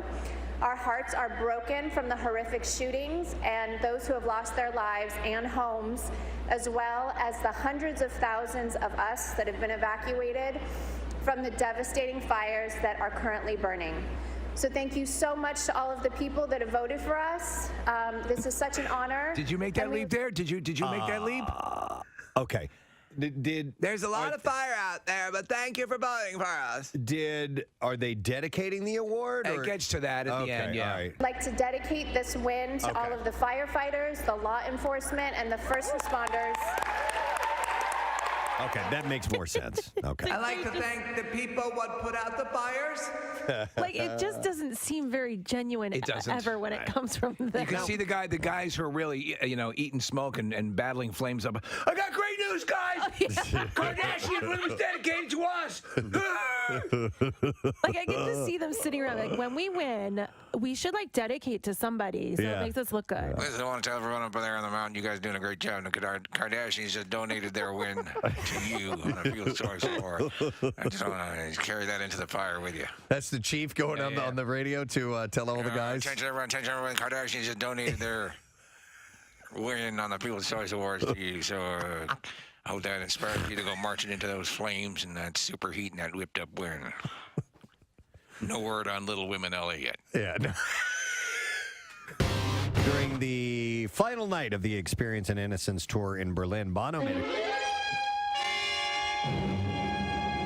made a comment that has fans fearing that this is the end of the iconic band. He said, "We've been on the road for quite some time, just going on 40 years, and this last 4 years have been really something very special for us. We're going away now." So that led people to think that maybe the band is done. Doesn't mean that the band is breaking up or that we're going away or we're stopping performing. We're just taking a well-deserved trip to the Great Wolf Lodge. Where parents can drink while their kids ride down water slides. It is amazing there. It is amazing. Kathy says it's amazing too. Yeah. Well, none of the kids would recognize you two, so they could be pretty, they could be in obscurity for a moment. You can literally drink in the pools there. You can literally drink in the pool and piss in the pool at the same time. If it's so chlorinated, it doesn't make a difference. I took a full level bowel movement and no one could tell because the water was so chlorinated, it just ate it right up. All the fecal matter dispersed. Okay. I don't know. What's that? That's no. Oh, you did it as well, Kathy? No, that's You dropped a bomb in the pool? You popped a landmine out? That's not. You put a depth charge in the deep end? A full level bowel movement. And no one was the wiser. Even the edge was standing right next to me. He was totally enveloped in my poop cloud and had no idea. No idea. That's a quality pool there. I think most people, upon moving into a house, remove all the demonic paintings. It's part of the deal. A lot of people will change the pentagram carpet for maybe like a light shag. We had our house built. I like the fact that we're the very first people to own the home. But are you? Because on an Indian graveyard, right? That's where you. Yeah. They didn't remove the graves. You know what? We had to blast to actually get to pour the foundation. So I'm pretty certain there was nothing below. So it where was a lot of fun. So what's that? It was a blast. It was a blast. Yes, where you saw bones flying and pieces of coffin. But I like the fact that when we're done and gone, or when we eventually decide to move on, that that was we made that. We had a say in how that thing was put together. And in here was where the owner was caught pleasuring himself by his wife, unaware that the light from his laptop was obscuring his vision. Follow me into the observatory. I was wearing headphones too. I didn't hear her come in. Kathy shakes her head. Headphone, like you were all in. Oh, hey, you can't do that half-ass, man. No. Clearly. You gotta go all Sure, in. he was vigorously providing himself with pleasure. Yeah. His wife called out to him, but he could not hear because he was listening to his headphones. And here is the pool table where pool is seldom played, but clothing is for. My daughter and I played pool the other night. Oh, there you go. All right. First time in a while. She asked me to, but yes, it's become a laundry table. Oh my God! Yeah, what are the other wonderful things? What are the other as they lead the tour? Horrible things that have No happened. one stays in this house after night. The dining room where no one eats, they drink, right? Isn't there a bar in there? Yes. Yes. Well, let's not forget the old house with the haunted litter box. It was on a rainy night when the owner awoke from many hours of drinking and raised a shotgun to the automatic kitty litter cleaner, yelling out, "I want to see you." I've got a gun. I've got a gun. I gave him 10 seconds to get out of the house. Which I thought was, We should all design haunted tours of our current house. Dumb crap. Yeah, you're right. You're right. My brother thinks my house is haunted. He said that since the day we've moved in. No he said kidding? there's somebody that lives here with you. Wait, your country Yeah, house? my Really? current house. Yeah, since the day that my brother lived You're the with me first owners. for a little while, and he's like, I hear them. He goes, they walk around. Wait, did you have the house built? Yes. Okay, so you're the first owner. We are the first owner. There was a house. Place is too clean. No, but Preston, there was a house there that was knocked down. Okay. And actually, the man who has since passed away, he was a wonderful man, lived across the street from I me. hope you rot in hell. No, well, he did the masonry work on the house. And he told me one time, he goes, yeah, when they were tearing down that house, he goes, I sat outside and watched. He goes, I did, all of that work on the house. And I was like, oh my God, man. I'm so sorry. And now it's haunted by Slender Manthy. Yeah, so it's... Slender Manthy. I mean, I think it's just the house settling, but my brother thinks it's haunted. These jeans? Slender Manthy. Do these jeans make me look hippie? Big J.O. Yes. Hey! That's right, everyone. I'm here. I'm not Miss August or December. No. I don't know, Kathy. Any of that traffic, did it seem like something that would have kept Miss December out of here? Yes, I think so. I don't know where she was coming from. Hey, Did will any of you- that traffic add up? Were you here one time before when we rolled out the calendar? He was. Yeah, I feel like I was here for a calendar. I was here for Philadelphia's hottest trans. Really? Yeah. right. You Did sure we do were. that? I totally forgot. Yeah, Philadelphia's sexiest lady boy. You guys met, right? You guys got to hang out after. So I've never seen more women in a room and not a pube for miles. I can guarantee it. Yeah, there was a weird situation we had you in, right? It was his friend. Yes, Yeah, it ended up being a weird situation for my friend. But stories to tell your children. Yeah. I mean, we all found at the same time, and I don't remember what time it was, but it was definitely too late. That's awesome. I noticed that, and I said it to you right away, you look like you've lost some more weight. And is it a bigger guy who has lost weight? Do you get tired of hearing that? No, not at all. Good. I'll take it. I tried so hard. Yeah, I did. Every time I do a television thing, I'm like, well, this is probably the last time they're going to let me on television. So I should try to get one where I... it's already bad enough I do comedy sitting on a stool. So every time when I did my hour special on Comedy Central, I had already lost a bunch of weight to get to that size. And then sitting on a stool, every time they film you, you're like, this camera guy hates me. Yeah. This guy doesn't like me at all. Is that a pile of tires sitting on? So I knew for the Netflix special, I knew that I was going to be sitting again. So I tried again to lose weight. And then, I didn't lose that much, but then I also learned how to sit with my back arched. There you go. Oh, you're doing all the cheats. Yeah. And I covered my nipples with suds. I guess some people stole my idea. But that's cool.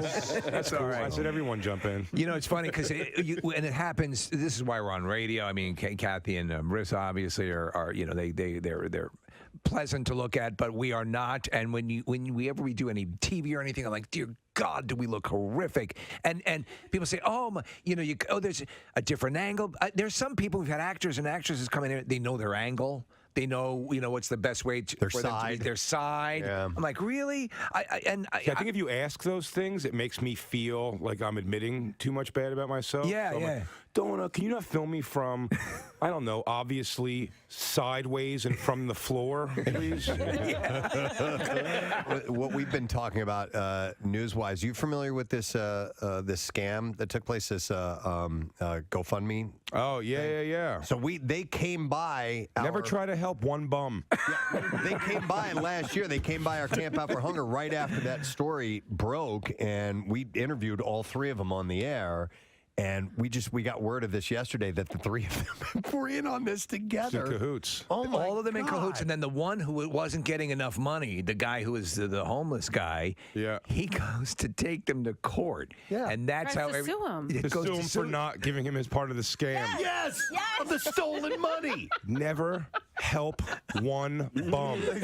You ever try to give a homeless guy food? They look at you like you're handing them a bag of someone's dump. It's really, they're like, what am I going to do with this?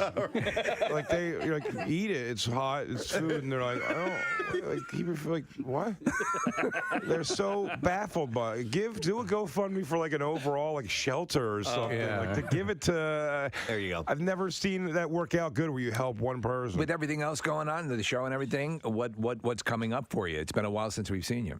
Yeah, pretty much just did the radio show's been doing great on Sirius XM, so pumping that out in the podcasts. By the way, Dan, it was they were interviewing for something. They sent it over to us, and he was very complimentary about the show. You guys are always very complimentary when you're on other shows. We appreciate it. Getting the word out. Oh yeah, for you guys. Yeah, you guys are. I always think it's the coolest thing. The best nod you guys get is Joe Rogan, who needs no press anywhere he goes, always like shouts you guys and still gives you guys the it's nod. awesome. That's pretty It awesome. means the world to us. I mean, I don't know if you saw Opie from Opie and Anthony sent like a cut of wrestling promo for him not doing his show.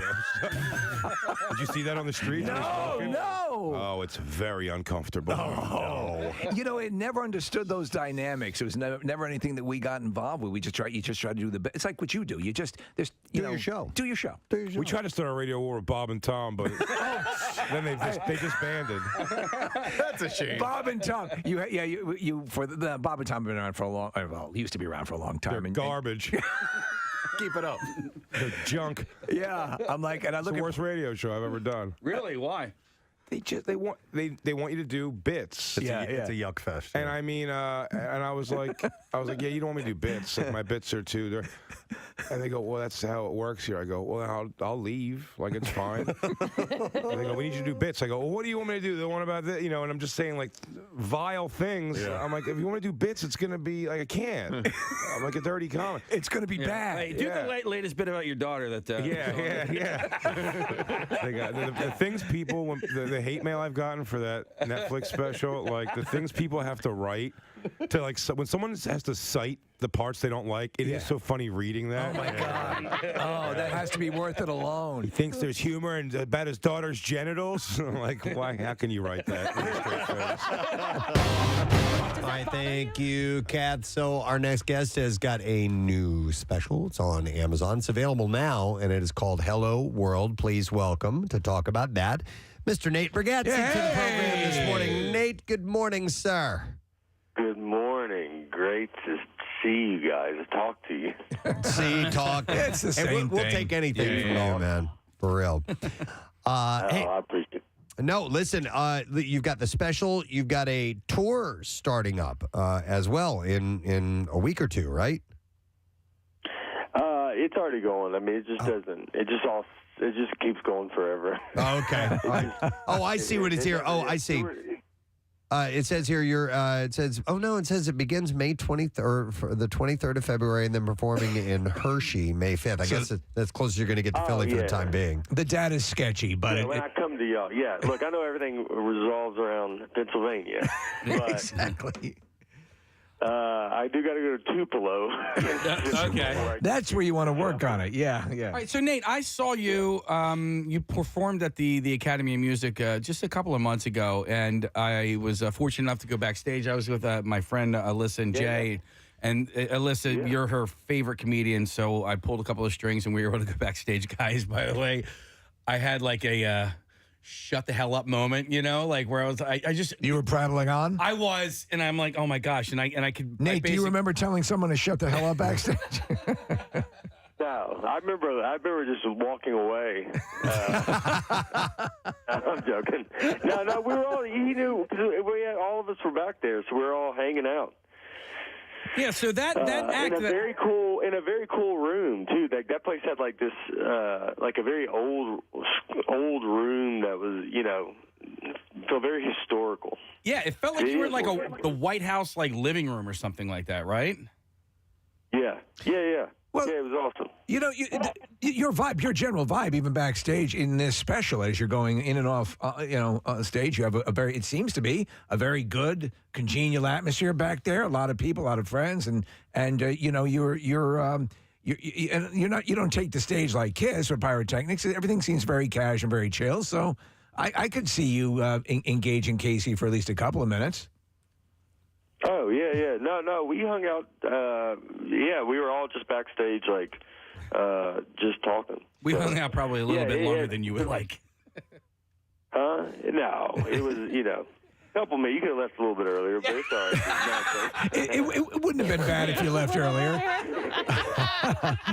At one point, I go, "Hey, are you riding with us, or are we giving you a ride?" That's how long you were thinking.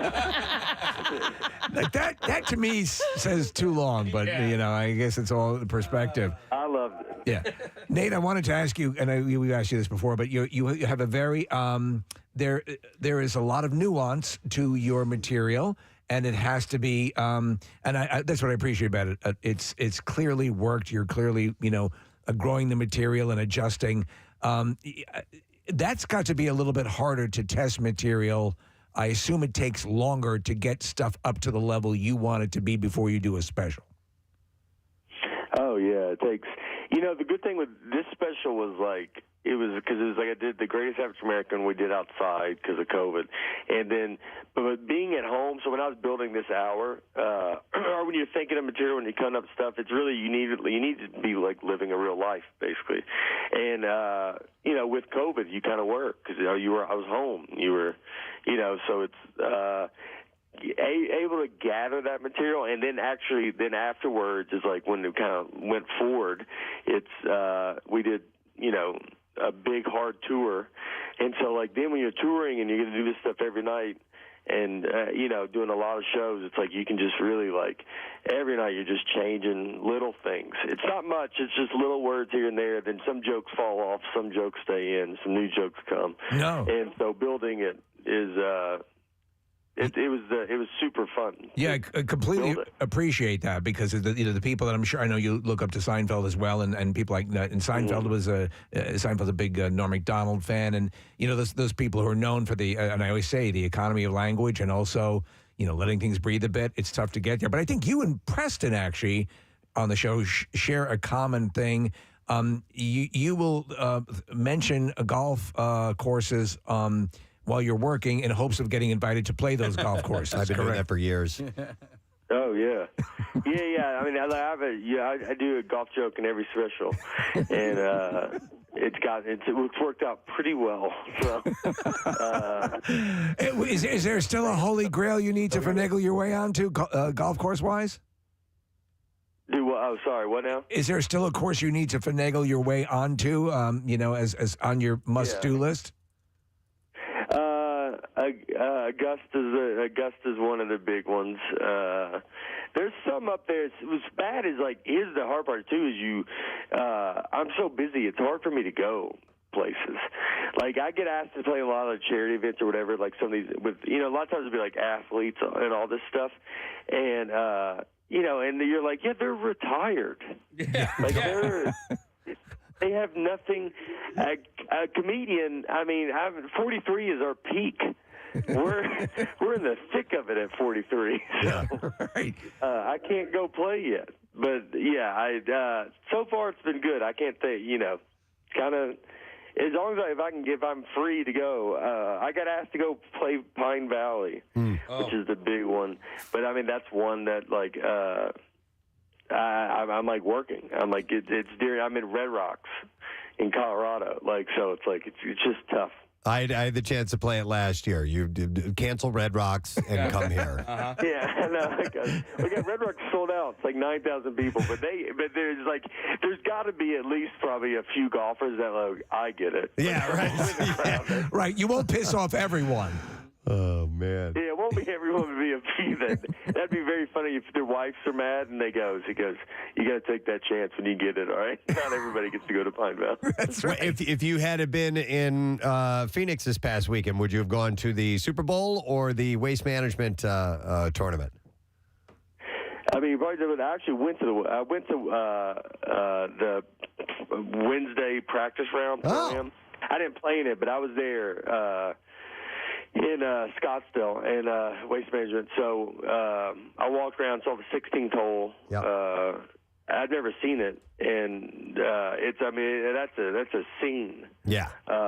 In there, and so it was very cool. So I would have went to that. I mean, I used to try to go to the Super Bowl too, but I was thinking Vegas actually. Vegas was crazy. I had big weeks in a row because I played in the Pebble Beach Pro-Am. Wow. And then I went from that to Wednesday Waste Management in Vegas, and we watched Super Bowl there. So we had so very sorry about Philadelphia. I was really rooting hard. I got Big J Okerson, one of my closest friends, a diehard Philly fan, Shane Gillis. So I was rooting hard for the Eagles. I love Jalen Hurts' whole story with the news at Alabama and then Oklahoma. So, like, I mean, I'm still, like, I like that guy a lot. Well, you know what? I mean, it was just Sunday, but right now the city has completely put it behind them, and no one's even thinking about not even thinking about it anymore. Nope. That's great. No, it's cool. Still on the golf note, I have to ask because we've had Alfonso Ribeiro on the show, and he is hardcore, and he's talked about, he doesn't suffer people who claim to have a certain level of expertise at this sport and don't have that. Have you ever played with him? I met him. I've not played with him, but I just met him at the Pebble Beach thing briefly. Very nice. So, I haven't played with him. He's, like, really good, though. Yeah, he's, like, the 2 handicap. Yeah, he's definitely low. What's your index, Nate? I'm a 7. Okay. Yeah. All right. So it's I played with in the Pebble Beach Pro-Am. I was paired with Webb Simpson, and then we played with Kevin Stroman and Larry Fitzgerald. And Larry, I mean, they're both great. Larry's awesome. I guess you're not that good a player if they pair you with like one of the Simpsons or like an animated character. So you certainly have to have expertise to play at that level. Yes, yeah. That's all I asked for. I was like, can I get a real person? Yeah, a human being. Nice. All right, well, listen, Nate, we know you're busy promoting the show. It's on Amazon. It is available now. It's called Hello World. It's great. And when you come back into Philly, we would definitely love to spend some time with you, all right? Oh, yeah, dude, for sure. All right, love you. Thanks so much, man. Nate Brigazzi, guys. Check it out on Amazon as we speak. And you already saw it, didn't you? I did. I watched it last night. I'm a big fan as well. And he is he's definitely of that earlier Seinfeld level. He has a very he takes the family thing and does it pitch perfectly. I love how he's going out on stage. Preston, he kisses his wife and his daughter, and just a lot of good vibes. There's a place where that kind of well thought out, sort of feel good comedy that still pushes the boundaries a little bit. Yeah, the fact that he's an adult is like completely like it blows him away because he has to make it like adult decisions, and he's like, I'm just not qualified. Right, we all have that. Yeah. Where we're like, I cannot believe this is something that my parents should be doing. Right. Oh, yeah, Why am I doing this? I am, yes, I am 100% in that in that camp. All right, well, listen, we got a few minutes to play with, right? Yeah. Break out the bongos? No, Just Saying Institute. Oh! Because I've got some stories, some studies, and I'm sorry to surprise you guys with this, but it's starting to get pretty backed up. And if we don't... Just Saying Institute, home to the new Rite Aid florist. Or CVS. CBS, yes, Yeah, right. CBS florist. So I did have a couple of things that I thought were interesting in the world of scientific discoveries and studies and so on. We're very informative. Scientists are creating obstacle courses for sperm Yeah. Like it's not hard enough. that can separate the strong swimmers out. Parkour. The highly Dad, can I talk to you for a minute? the highly motile sperm what is- mobile. Full of motion. why do they call it mobile then instead of motile? Because they're scientists. Yeah. Okay. That's why they call it Skyreezy. The highly motile. Risankizumab Rizza. Yeah, because that's the name of that medicine. The sperm could help with in vitro fertilization. Yes. The study published in Scientific Reports I'm coming through. uses currents to separate dead cells from healthy sperm. Out of my way. So somehow or another, they have it swim against a current, I think they're wearing shoulder pads. and the stronger It's ones, really what it is. It's like the offensive line. yeah. By isolating the best swimmers, those undergoing IVF will have better odds of conceiving. IVF can be expensive, costing $6,000 per cycle. Yeah. In some cases, Yeah. no kidding. But that's a lot. Wow. Especially for people who are Actually, really. I thought it was higher than that. I've heard like $10,000 to $20,000 for and that's out of pocket. for IVF. Yeah, Whoa!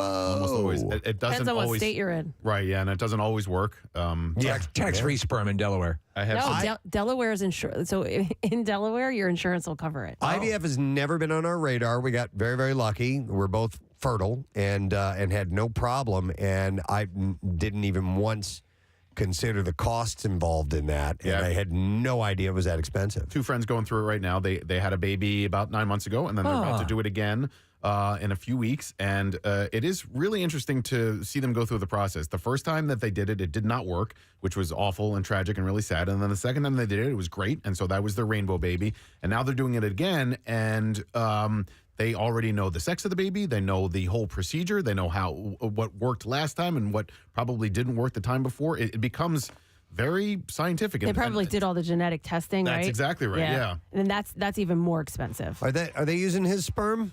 Yes, and her eggs. Okay. But they will show up at the doctor's office in 2 weeks, I think, and the embryo will be waiting there for him, and they have the child's name and its sex and the whole nine. It's a really when you want a child, and you'll move heaven and earth. Yeah. But you know what? Sometimes you pay all that money and then it doesn't work. doesn't work. You don't get your money back. Yeah, right? And that's what happened the first Unless time. you lose the receipt, right?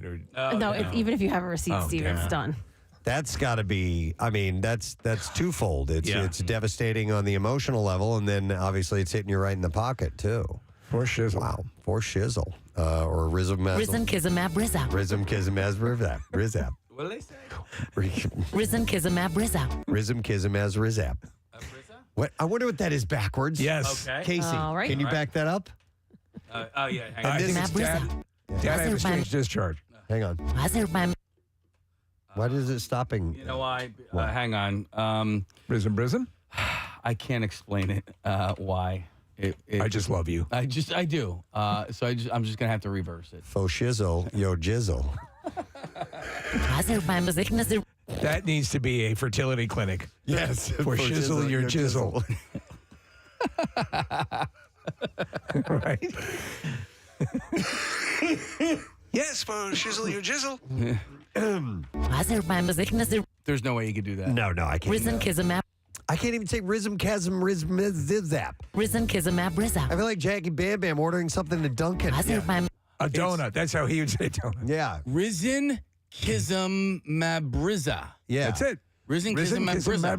Risankizumab Risankizumab Rizza. Brizza. I know. I'm working By on the it. way, that is the technical name for Skyreezy, if you don't know what we're. Yeah. Which is nothing is everything for plaque psoriasis. Yeah. Ask your doctor today. I should probably ask my doctor. Actually, he was telling me about some stuff recently, but I stick with the topical steroids. Yeah. For my psoriasis. Gives the dog something to lick off you. Wait, I have a question about that. You use topical steroids? Yep. So have they told you about the thinning of the skin and all of that? I've been using them for 25 years, 30 years. Dude's got the thinnest skin you've ever met. And it's fine. I'm way thin-skinned. I Yeah, I'm sneezed fine. one time Okay. and a wound opened up.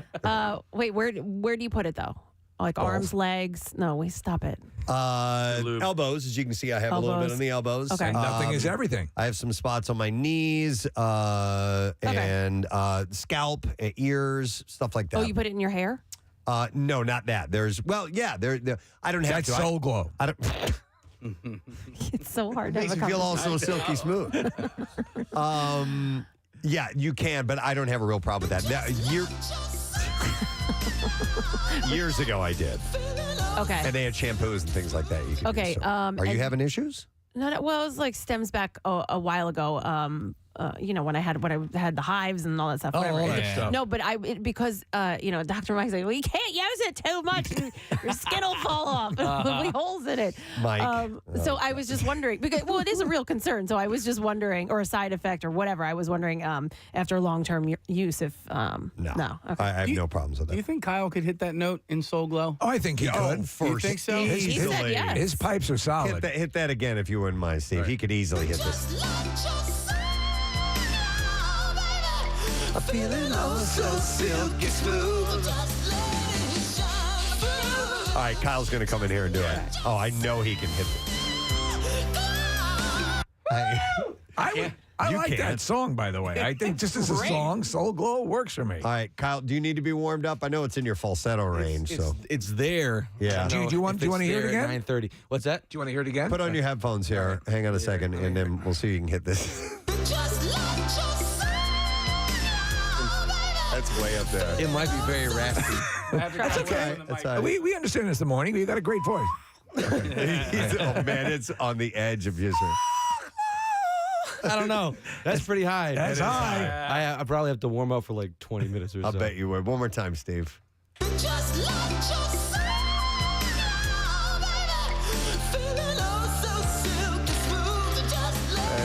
I'm not a superhero. You're all around it, though. I mean, if you can do that note, I'll take the rest. Okay. Oh my God. I could hit the note, but not the Duration? the vowel. that Okay. he's doing. Right. Yeah. So it would be like something like up there. That's way up there. Feeling Feeling oh so silky smooth. Just let your soul go. I'm Kathy Romano. If you want a Jerry curl that's going to dazzle. A lot of people don't realize some of the vowels are harder to sing than others. Like, I think to hit a high note, an E is easier than an ah. Right? There are definitely notes. Why these sound so crazy? They're crappy headphones. Okay. Yeah. There are definitely certain vowels I can't hit in a higher register. Yeah. Sometimes I think why? E's are tough. Yeah. O's and oo's are easier. Okay. Yeah. And Interesting. definitely saying words are tougher up there. Well, you too. got a great voice. I know that. That you do. All right. So anyhow, what the hell? We're talking about So Sky sperm. Rizzi. Risen Kizimab Rizza. We were talking about sperm. We I went don't know from how we got to soul. We're glow. talking about Kyle's voice. why you put it in your hair, All right. why you put sperm in your hair. Wait. How did we get there? We're talking about topical It was steroids. topical steroids, and she asked about the thinning of the skin and And asked putting it Preston in where hair. he put it, and he said he put it in his hair, and then I played Soul Glow. Yep. And then Kyle. And that's where it came from. And then, Risen Kizimab Rizza. and then we adopted a puppy. All right, we're moving on. Aw, Let me go to somewhere else. Just saying institute here. About half of American women take off work to deal with menstrual period symptoms. Oh, I heard this just the other day. Yeah, University of Virginia School of Medicine Health Survey found that 45.2% of participants surveyed reported period symptoms like reduced energy impact their work, and 49% said they felt that they did not feel comfortable freely talking to their manager about this issue. Oh, could you imagine if I went to Bill and I was like, I need to leave early today? Is it because of your vagina? Yeah. Seriously? Is your aunt Flo in town? He can't handle normal situations. Is your He's gonna crotch handle making that? love marinara? What? Bill, I need to talk to you. So researchers analyzed responses from 1,800 women. It's either your vagina or your butthole. Which one is it? It's not my butthole. Yeah, I would think that would be incredibly uncomfortable to talk to your unless even if it was a woman. I think who wants to? I would say I'm sick and leave. I've had to leave here one time, not during the show, and then when I was younger, like my jobs as a lifeguard and stuff like that, I used to have to go home for a few hours, lay down, and then come back. Oh, wow. You guys put up with a lot. Yep. This is according to, they analyzed responses from 1,800 women who use the Flow app to track their cycles. Do you use an app to track your cycle? Is that Flow from Nationwide? No. No, I don't. I used to. No, I don't. I joke that it's like a surprise every month. I'm like, oh my God, look, Right. it's here. Yay. Yeah, my girlfriend, she uses the app, the Flow app. Yeah, My special friend is here. Rochelle does too. Especially when it's like a bad cycle, or bad PMS, Yeah. you can sort of tell what's coming in advance. Well, it's so funny that you bring this up. I actually just spoke to I found her on Instagram, but she's the menstrual mogul. And she actually listens to our show. She lives in Jackson Hole, Wyoming, and she listens to our show. And I spoke to her about all of the this. menstrual expert lives in Jackson Hole? That's perfect. Stop. Yeah, and we talked about all of this kind of stuff and cramps and PMS and all of it and the cycle and how I was saying sometimes you don't even get relief because you've PMS and then your actual cycle and On then top of it? the things that happen after, and it's just it's an ongoing process. But she kind of works with people on coordinating your schedule, stress related foods, what you drink, all that kind of stuff. Well, that's pretty cool. To help with your cycle and help with symptoms. So you can do it. You can manage it at least somewhat organically. Right. Oh. Yeah. Nice.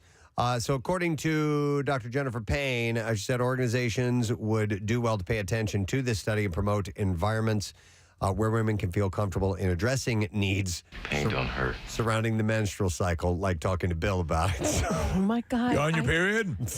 Got a little thing happening down there with your coach? Riding the cotton pony? Riding the cotton pony and flowing town? Yeah. I'll tell you what, Riding though, the Crimson Tide? if you're okay, if you're brave enough to do that, they're not going to say one thing. If I was like, I need 6 weeks off because and the keys to your I car, have cramps and it's really bad. I need a cashier's check for $1,000 and an extra week's vacation. I have my period. No problem. Let me take out my checkbook. But yeah, a lot of women do have to take time off from work because of that very reason. Yeah. So, yep. It's well, and other things happen too, like as you know, and I've told you guys this a number of times, but my neighbor and a good friend of mine is a doctor.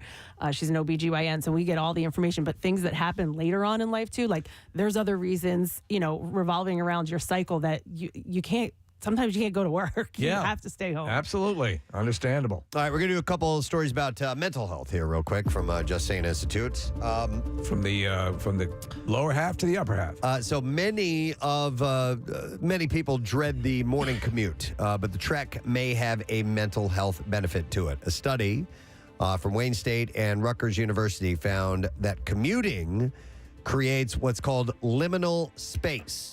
And this lets Does that mean raging anger? It lets your brain shut off and recharge. Oh. These recharges help prevent burnout. And according to the study, it says longer commutes might give people more time to detach and recover, with music and podcasts and radio helping out. However, this benefit only applies to non-stressful commutes. So I would imagine once you add traffic into the equation, I will say this, that things can be stressful. Taking a long drive somewhere, or if I like, for example, when we go up to Montage for the Cardboard Classic, I'm going to enjoy that. That is a that's an enjoyable disconnect ride where I'm just going to have a good time, and I'm looking forward to everything there anyway. Yeah. Bumper to bumper, start and stop. What a lot of the people who are kind enough to join us every morning put up with. That to me, that's an adjutant. Yeah. I'm sorry to interrupt, Kathy, but driving down to the shore. Yeah. Once I get past getting on a 42, God, that whole exchange. Get past that, and as long as it's not crazy traffic, it's an enjoyable ride. But I dread Yeah. crossing the bridge. I know. And then going through that I garbage. mean, you But get to 55. You're once like, past that, it's an enjoyable drive. Well, that's the thing. You add traffic and it adds anger to it. I mean, you could take the same length that it would take you to do that drive up to Montage and, just go somewhere around here and add traffic. And it's. You want to die. You want to kill someone. When driving to a place like the shore, Preston, do you feel your body relax when you get to that point? Like you feel your shoulders drop? Yep. And it really is like a physical sensation. Some of it has to do with the scent in the air, the smelling the ocean, and things like that. Windows down. And that's kind of almost an aromatherapy. It is. Yeah, like Sky Reezy. You can smell it right at the Egg Harbor tolls. That's where you start to pick up on it? Wait, is it Egg Harbor? Is that no? What are the tolls going? You go over the bridge and Ocean City. Ocean City, yeah. What is that? What are those tolls? I don't know what they're called. Is that Ocean City? I'm not sure. Whatever it is. That's if you roll the windows down there right before you go over that bridge, you get the smell. Preston, so when I used to go into, and Kathy, you'll know Southern State Parkway is a nightmare at Long Island. And so I would be going with the flow of the morning rush heading towards WDRE in Garden City, leaving Brentwood, Long Island. So I would have the option. I could get stuck on that bumper-to-bumper nonsense or go sweep out way out of, not way out, but go out to the Jones Beach Causeway along Preston. It is a long beach ride. Now you're going to add on by default about 10, 15 minutes to your trip, but taking that and seeing the ocean, it's and the way whole better thing, than sitting. you arrive in such a better mood. But that's it. That's the difference. By the way, adding is an interesting thing because they recommend if you're a remote worker or if you don't have far to go, is that you consider a fake commute. Like sit on your kitchen chair with a pretend steering wheel in your hand? No, they mean... I'm late. No, they say to actually get and drive. Get one of those Fisher Price things. Take a leisure drive. Where did you learn to drive? And take a scenic route to avoid... Go through the living room. Traffic might be helpful for in-person workers as well. Caroline and I, several times a week, just take a drive. Yes. I think that's an old activity that people don't do anymore. At least to be a weekend drive. Yeah, put down the rumble seat. Yep. And you head over to the Great Gatsby's place. See, that's something that's lost on me. I don't want to be in the car any longer. It's time to get Kathy in the rumble seat as we take a drive out to the Gatsby estate. The parties are always incredibly lavish. Kathy's doing the Charleston. Uh-oh, Ed Flo's in town. Gatsby's upset because he just installed that marble. Now we're in trouble. Yeah, go ahead. My cousin will drive to, especially down the shore. He used to do this a lot, but he would get Dunkin' every morning, and he would go to faraway Dunkin' Donuts. Like there'd be one right down the street, and he'd be like, "No, I'm going to go to, this one just to take a drive somewhere." I'll do the same. I like taking a drive. Also, I like Odyssey. I like putting in a book and. Well, what's great too now with GPS and Waze and how convenient that is, literally, I will just start taking random turns, having no idea because I know it'll get you there. I got to hit. I hit a button, it'll take me right back home. Yeah. So I can end up anywhere and just take a little, a surprise trip like that. Yeah, especially out in Bucks, I'll do that. Yeah, he lives out in an area that has those long, windy. Yeah, there's like country roads and things like that. Stuff. They take you home to the place you belong. Yeah. I have a question for the Waze users. I have a little issue. It's not taking me the quickest way anymore. I've gone into my settings and I've noticed that Google Maps and then the map in my car, the GPS in my car, will actually cut off time. And the reason I use Waze is because it always would take you the fastest way. Do you have it set on worst route possible? I don't know. Well, it's supposed to route you around traffic. Right. Yeah. But not the shortest time? I thought it was shortest time. It usually is shortest time, but it takes traffic into as a I know. as a That's why I factor. like it. Yeah. Check your settings or preferences. I did all of that, and it's set on the shortest time. I don't know why it's not taking me that way. Isn't Waze, it's owned by Google, right? So is there any tech difference between, I know there's some features that show up on Waze that aren't on Google Maps. But are there any tech differences between the two? They're probably very similar. I think one is, though, it is the user base that makes the Waze thing work as well as it does. There's a tiny bit of like social media aspects to Waze, like you can communicate with other people. But Google Maps, I think they just use that same technology. Well, I'll tell you what, Nick. If you want the longest time, just put on Billy Joel. Google Maps saved me 5 minutes the other day, and I was in the Waze app and switched over to Google Maps because it was telling me it was going to get me there 5 minutes faster. It did it by itself? No. I tested it because I realized that this was happening. So now I've been testing it on the GPS in my car and also on the Apple Map, the Apple Maps and the Google Maps. Right. How do you know it's shorter? Because the time it gets me there quicker. I've done It's a regular route that you take. No. Like so here this is how I figured out.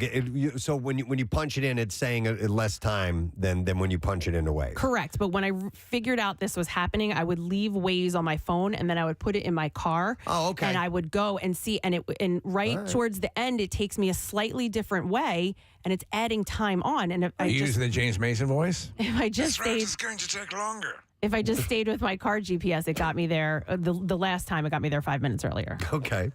Interesting. I know, Wow, and I'm annoyed because I That's always relied on Waze. I would take the blue route. Do you remember? I'm sorry. I know we got to take a break. But do you remember counting with James Mason? No. Yeah. It was a meme, but we fleshed it out. 3,274. Well, that's quite a number, but there's larger ones to consider. All right. Real quick. I know it's just. Sorry, wrong button. Breaking news. I was about to say, I know we're in the Just Saying Institute, but I did get handed breaking news. It's breaking entertainment news.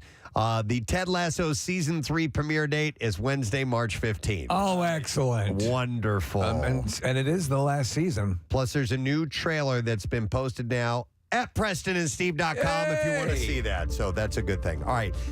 We got to wrap up things at the Just Saying Institute, but it was nice to stop by the campus for a little while.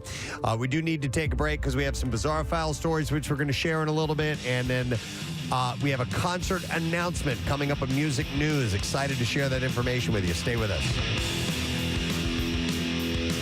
Preston and Steve on 93.3 WMMR. For 2 years, it disappeared. The thing is, it doesn't bother me. It just I do still get an emotion, like involuntary. Okay. When someone writes like, "This ruined my day," boycott Netflix and these hashtags will start about it, and you're just like, I swear to you, the intention of this was just to make you laugh. Understanding it might make some people go, "Oh, it's not my thing." But that's fine. But when someone's like, they have such like hatred for, and I said that what's funny is the complaint is always very personal. Yeah. Like, I've done nothing personal. I've just made like a broad spectrum joke that somebody can twist to make it, he's talking about this, and So we've had sometimes we're good. We don't get bombarded, but occasionally, like if someone will complain about something that I've done, I say, okay, but everyone has a personal thing that's their thing. You made fun of this, but did you laugh at this? But I did point that out. I wrote back to one person, and I was like, I'm not going to write back to anything else. Yeah. But the person if the person is thoughtful, you'll do it. Well, the transgender joke was the one that caught some heat, which I saw coming. And then someone said where I made a joke about wishing it was legal to beat your children, but with like a focused reason, not just like crazy abuse. Yeah. Again, it's like a joke. And someone wrote, as a victim of domestic abuse, it was like, as a victim of domestic abuse, I don't think it's appalling you would make a joke about that. And when I wrote back, I was like, again, that has nothing to do with what my joke's about. And I was like, sorry that happened to you. But I was also like, isn't it interesting that you complain about that only, and like the other complaints I got were about this trans joke. And I go, and both of you only complained about the thing that affected you personally. You know what I mean? Right. That person didn't go, and this, and then it's always like, it's just the one joke that hit them personally. And no one sees that before they start taking to the computer to be like, how can you say this one specific thing? And you're like, you got to either be mad at all of it or none of it. Right. Well, you're not out to hurt anybody. That's what gets missed. That's the bummer. That's the bummer when people get upset. You're trying to make people laugh. My thing was to make you laugh. Yeah, Understanding that you might not laugh, but to have somebody go like, it's inspired you to go write like a 4-page letter to Netflix seems pretty like, You know, it's awesome to some degree. what kills me, Jay, is that and we always bring this up. Then there's about 45 million other shows on Netflix. Stop watching. Move on to the next thing. Really? Or I like don't you're listen. making me look such a bad boy in front of these chicks. Yeah, that's right. They're eyeing you up. Yeah. You know, I was thinking about it on a long ride on my motorcycle the other day. I don't even know how to turn on a motorcycle. I've been on a motorcycle 2 times. Both times we're behind with my arms around a man's waist.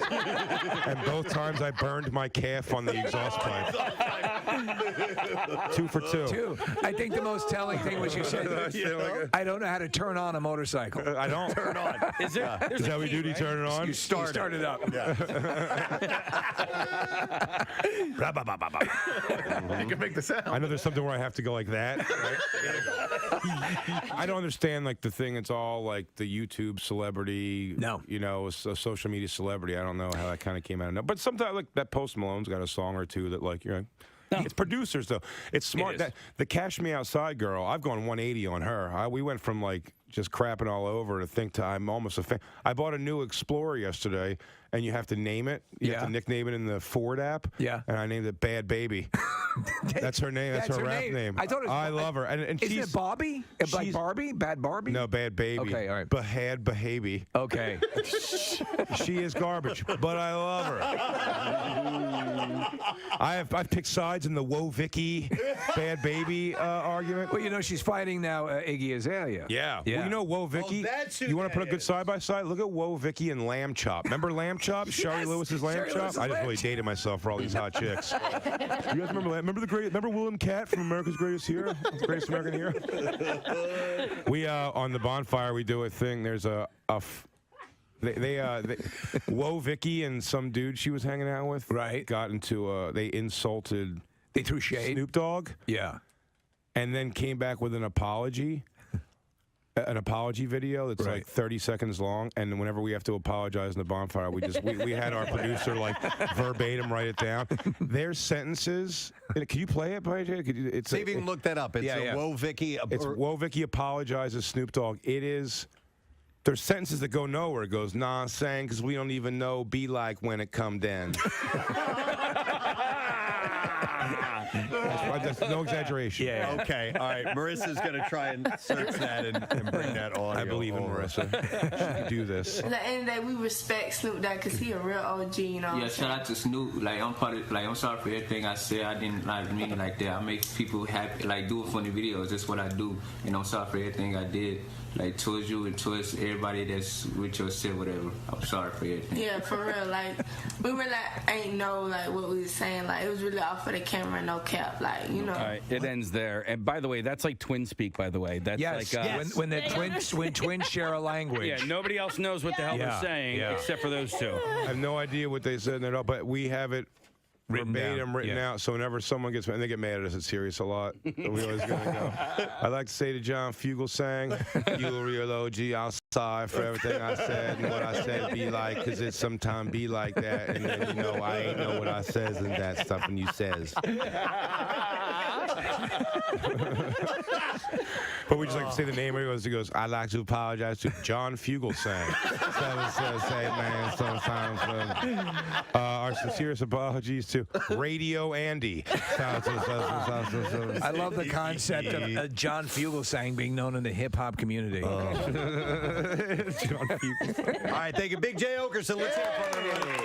Thanks, bud. Love you guys. Thank you so much, man.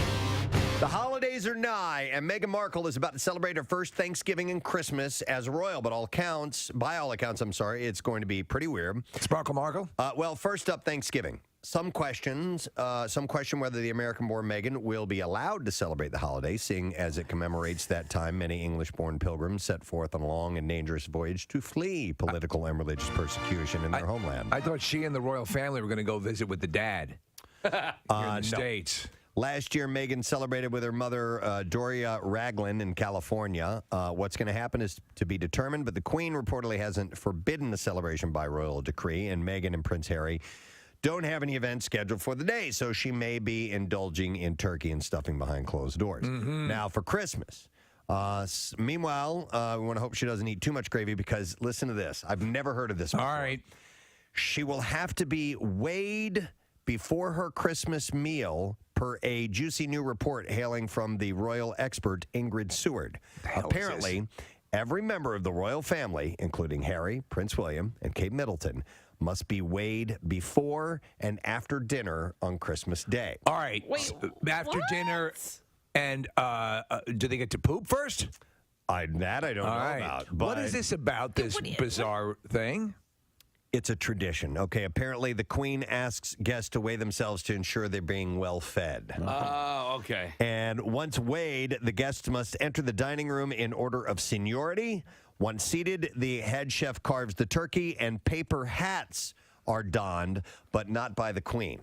So everybody has to wear a stupid wearing hat. our paper hats, and it's so much fun. Where is the scale so we can see if we've put a lot of food into our tummies? Oh, look, I folded a flap on my paper hat. Oh, what fun. So much fun. Yes. Later on, we'll go out to a pit and murder some peasants. Oh, my God. Damn. I've seen the paper hat thing. Christmas. I love Christmas. For the annual slaughtering of the peasants. In a pit. In a pit with our paper hats. And the one who catches my paper hat will be spared. Oh, that's a nice tradition. Merry Christmas. Merry Christmas to you and your family. Congratulations on your adroit paper hat catching skills. Oh, my God. They're free to go. Now for the rest of them, line up. Really, the only way to enjoy Lorenzo's Pizza on the whole is to have some assistance. And we are doing that via a dental device, correct? Yeah. Okay, so Casey and Nick are going to put these lip spreaders in. That if you've ever gone to the dentist and you have to get some dental work done, they do this so it pulls your lips up and your cheeks out to the side so they can get in there and work really well. Yeah. So it's, and for eating purposes, Preston, it gives you maximum coverage of the pie. Yeah, and my favorite is pepperoni pizza. Your favorite is pepperoni pizza. Pepperoni pizza. I like pineapple. You like pineapple? Pineapple. Okay. I also like mushroom. Excuse me? Mushroom. Mushrooms. Mushroom. Yeah, mushroom. All right, like so mushroom. is this, Preston, the specifics of this contest, are we talking the quickest to eat one slice fully? I don't know. I don't know. How about the entire pie? Let's just see how it goes. Let's just see how it goes. All right. And we'll see who ate it best. All right. Okay. You guys ready? Uh-huh. Yeah, lick your lips. All right, raise your pizza case. Get ready. We have a split screenshot. By Dude, the way, don't- you can watch this on Facebook. Don't make me laugh. All right, do what, Marissa? All right, cheers your pizzas. All right, cheers. And on your mark, get set, and go. All right, here's the first bite. Oh, my God. Casey you have to let gravity take effect, right? Oh my God! Look at Nick. As if Nick couldn't get any more gross when he ate. Because your lips are not assisting. All right. I love you, Saj. I love you. Yeah.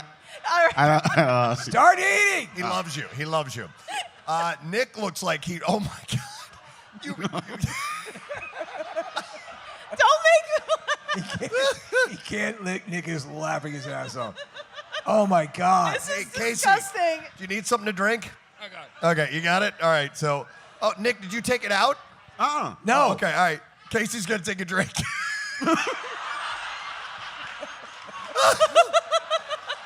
It's like a sprinkler. It's disgusting.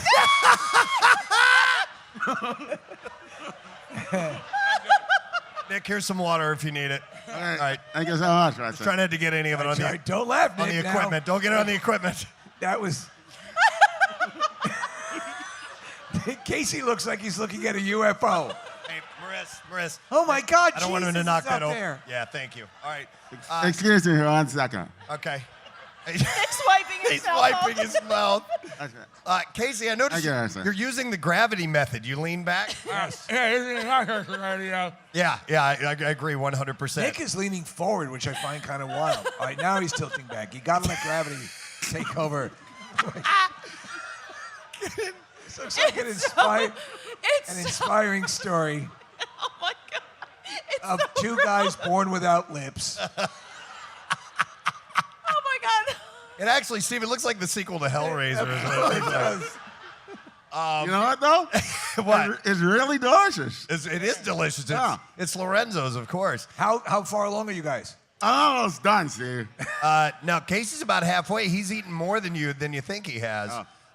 So we want to do it to completion because I think they might hemorrhage. I don't know. Case, what do you think? Don't talk with food in your mouth. Have more water, Case. WMMR. WMMR presents Preston and Steve's Bizarre File.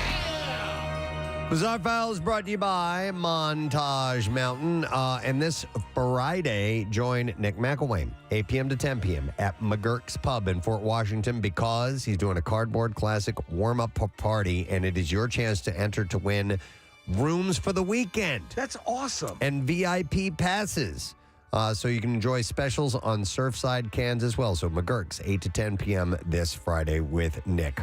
We're going to start with a story about a guy named Craig Ledbetter. He's been placed into custody after reports came in from all over downtown Los Angeles that a man had been seen running up to other men and cutting off their man buns. No, man. A dozen men filed police reports.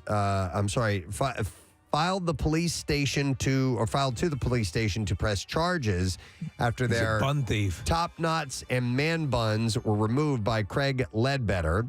You're yellow, Ledbetter. A victim said he had tagged me and aggressively removed my top knot. I was in fear for my life from this madman, and it will take me years to regrow my hair. I hope he gets the punishment he deserves. Well, he had to be using Yellow snake. Exactly. He had to be using something sharp, right? Scissors or knife? Guess so. To cut it off quickly? The word is he said he was doing the Lord's work while he was going around cutting people's hair off. He's had a mullet. Yeah. I know. Each assault can come with a sentence of 18 months in jail, and that adds up to a staggering 55 and a half years in jail if convicted on all charges and sentenced consecutively. Does he discard the bun once it's cut, or does he keep it? I don't know. After a psychological evaluation, the district attorney will decide how to move forward. Bad news for Craig Ledbetter is that word is they're planning to make an example of him. The DA said you cannot assault people and not have consequences. Literally dozens of men's lives have forever been altered negatively, and we will see what he ends up doing with this guy. Do you know what's weird about this? He's leaving the rat's tails alone. Oh, no. I think that's worse than the man bun. Rat boy. Kathy reported on this in news earlier this morning. United Airlines flight plummeted from the air and came as close as 775 feet above the Pacific Ocean in a terrifying, previously unreported incident that happened in December. United Airlines flight UA 1722 dived into an unexplained descent at nearly 8,600 feet per minute shortly after takeoff. The air current reports and lasted apparently. The air current, I guess, is a publication. They report, and it lasted approximately 45 seconds before it recovered. The flight was bound for San Francisco and had taken off from Kahului Airport in Maui without fuss, despite flying in stormy weather. The flight reached 2,200 feet before suddenly diving. It was in between radio calls with air traffic controllers in Maui throughout the 45-second ordeal. The climb and drop produced forces nearly 2.5 times of the force of gravity on the aircraft and its occupants. So I'm a blue whale, and I was right under it. I saw the whole thing. Despite the incident, the flight landed in San Francisco after climbing to 33,000 feet and departed on its next flight to Chicago just over 2 hours later. So that's at the beginning of this long trip across the ocean. How many people were white-knuckling that trip? Yeah, turn around, take me back.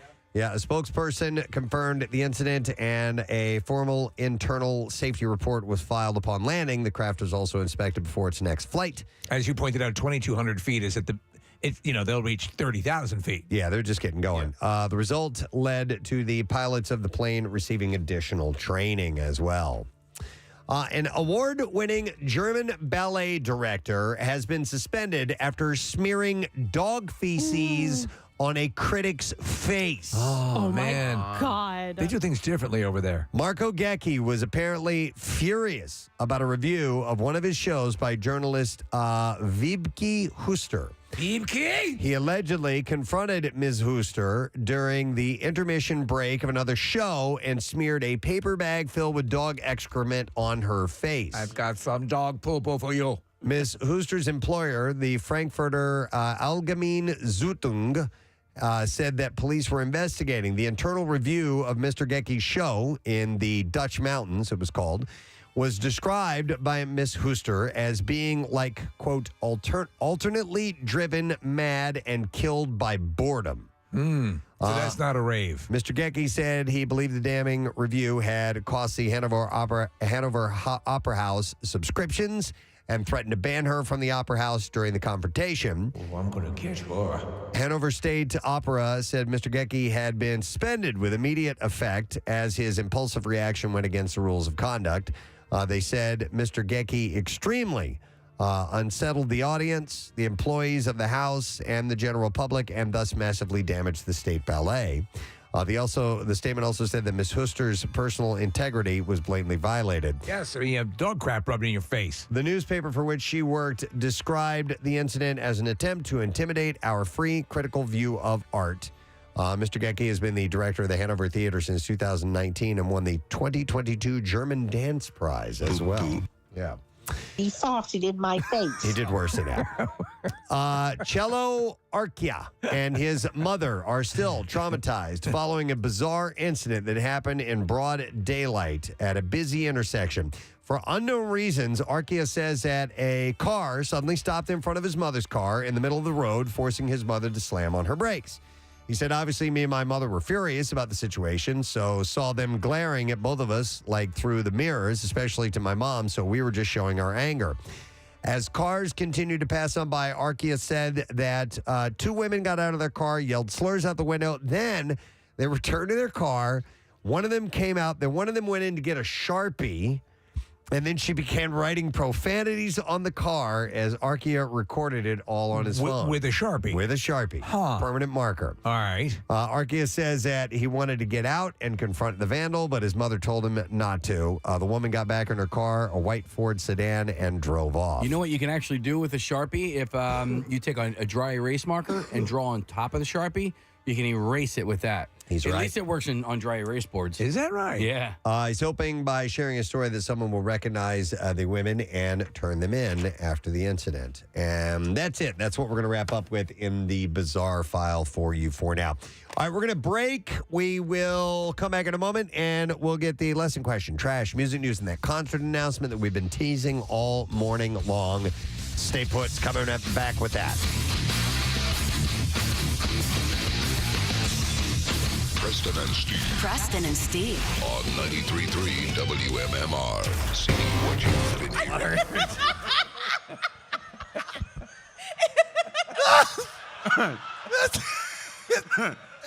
Kathy, got anything in my teeth?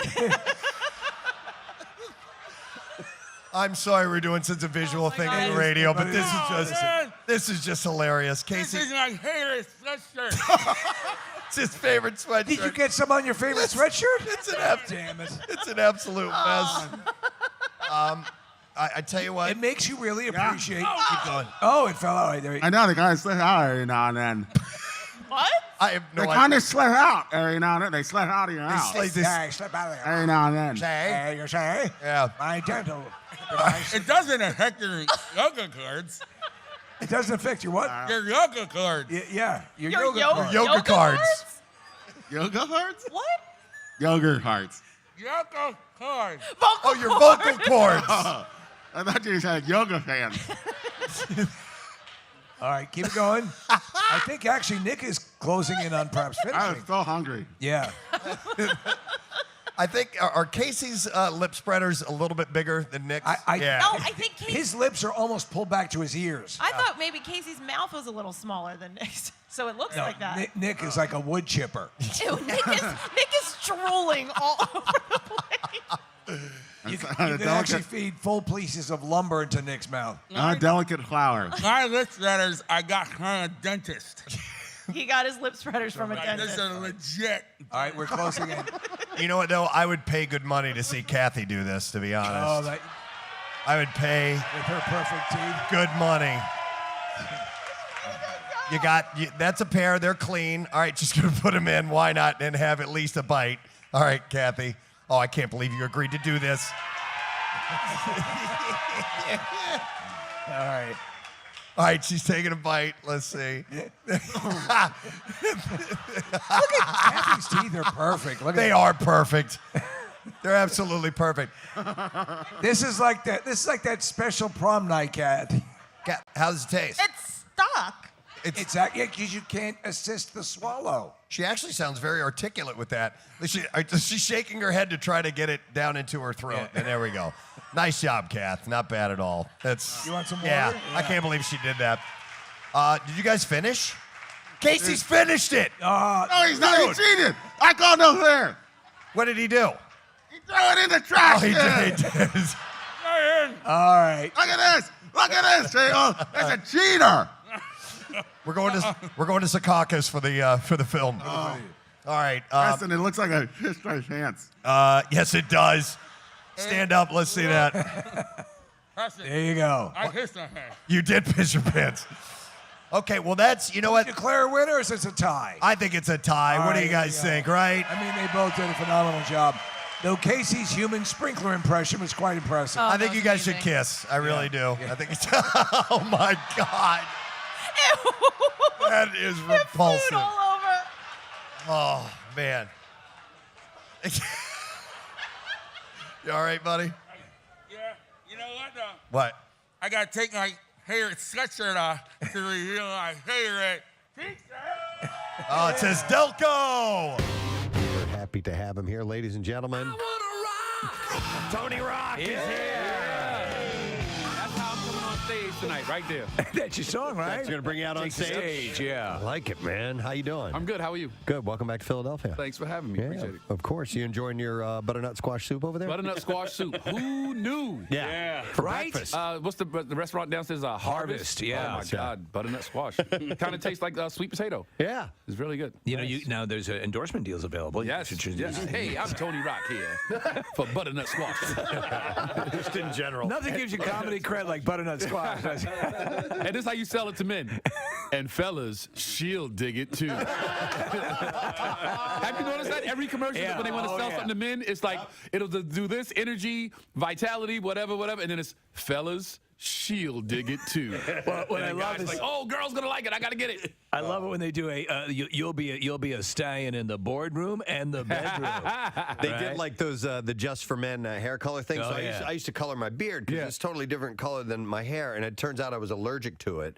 So I get these rashes on my face. But those commercials were like, ladies will love it too. You'll have a rash on your face, but chicks will dig it too. Yeah, I'd do it in a heartbeat, man. That's funny. Wow. So you're in town. You're doing Helium Comedy Club. We are happy to have you back here. We were just off air talking about the show, and Steve, you and Casey. It was Living Biblically was the show. It was on CBS. It was produced by one of the members of the Big Bang Theory, Johnny Galecki. Yes. And I thought, and Casey thought as well, it was based on a popular book about a guy who decided to live a year of his life based on the Bible. Like 100% according to the Bible for one calendar year. Yes. Right. And so you were in the cast. I thought it was a really solid cast, likable ensemble, a fun show. But it was an amazing cast. It was Cameron Manheim, Ian Gomez, Johnny, Jay Ferguson. Yeah. It was amazing. Good people. I just think people weren't ready to have the Bible in their face every Monday at 9 o'clock at night. Like every episode was the Bible says, and that was the episode. The Bible says, and then the show got canceled after 13 episodes. And then CBS came right back with another show. God liked me on Facebook. Friended me on Facebook something like that. or something. Yeah. It's almost the exact same show, except it's a drama. Yeah. So that always happens though. One show has to take the bullet so that another show can get through. Well, let's see how this one does. It's doing well, but I thought that's got to suck because you've been in the business for a while, right? Everything seems to be firing. You have a good slot, and CBS is known for their CBS. CBS. My last sitcom was on CW.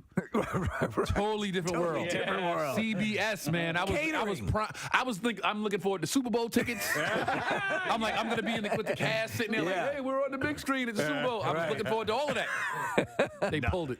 That's no Super Bowl for me. I mean, but now you're used to obviously shows, that come and go. It's the nature of entertainment in the business. Right, yeah. But I would be, and I think you have every right to be pissed, because I also think you give it a little bit more. You give it a little bit more breathing room. People forget, and you don't see it anymore these days.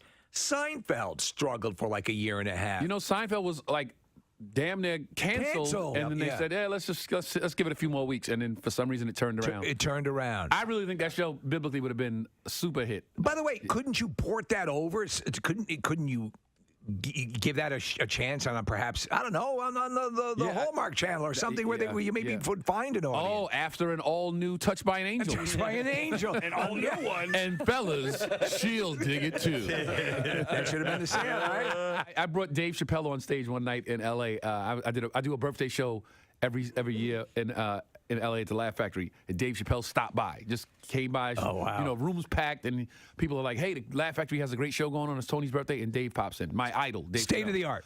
And I'm like, could you please go on stage? And he's like, yeah, sure, I'll do. And he goes on stage and goes, well, I first have to let you light his cigarette, and he takes his time.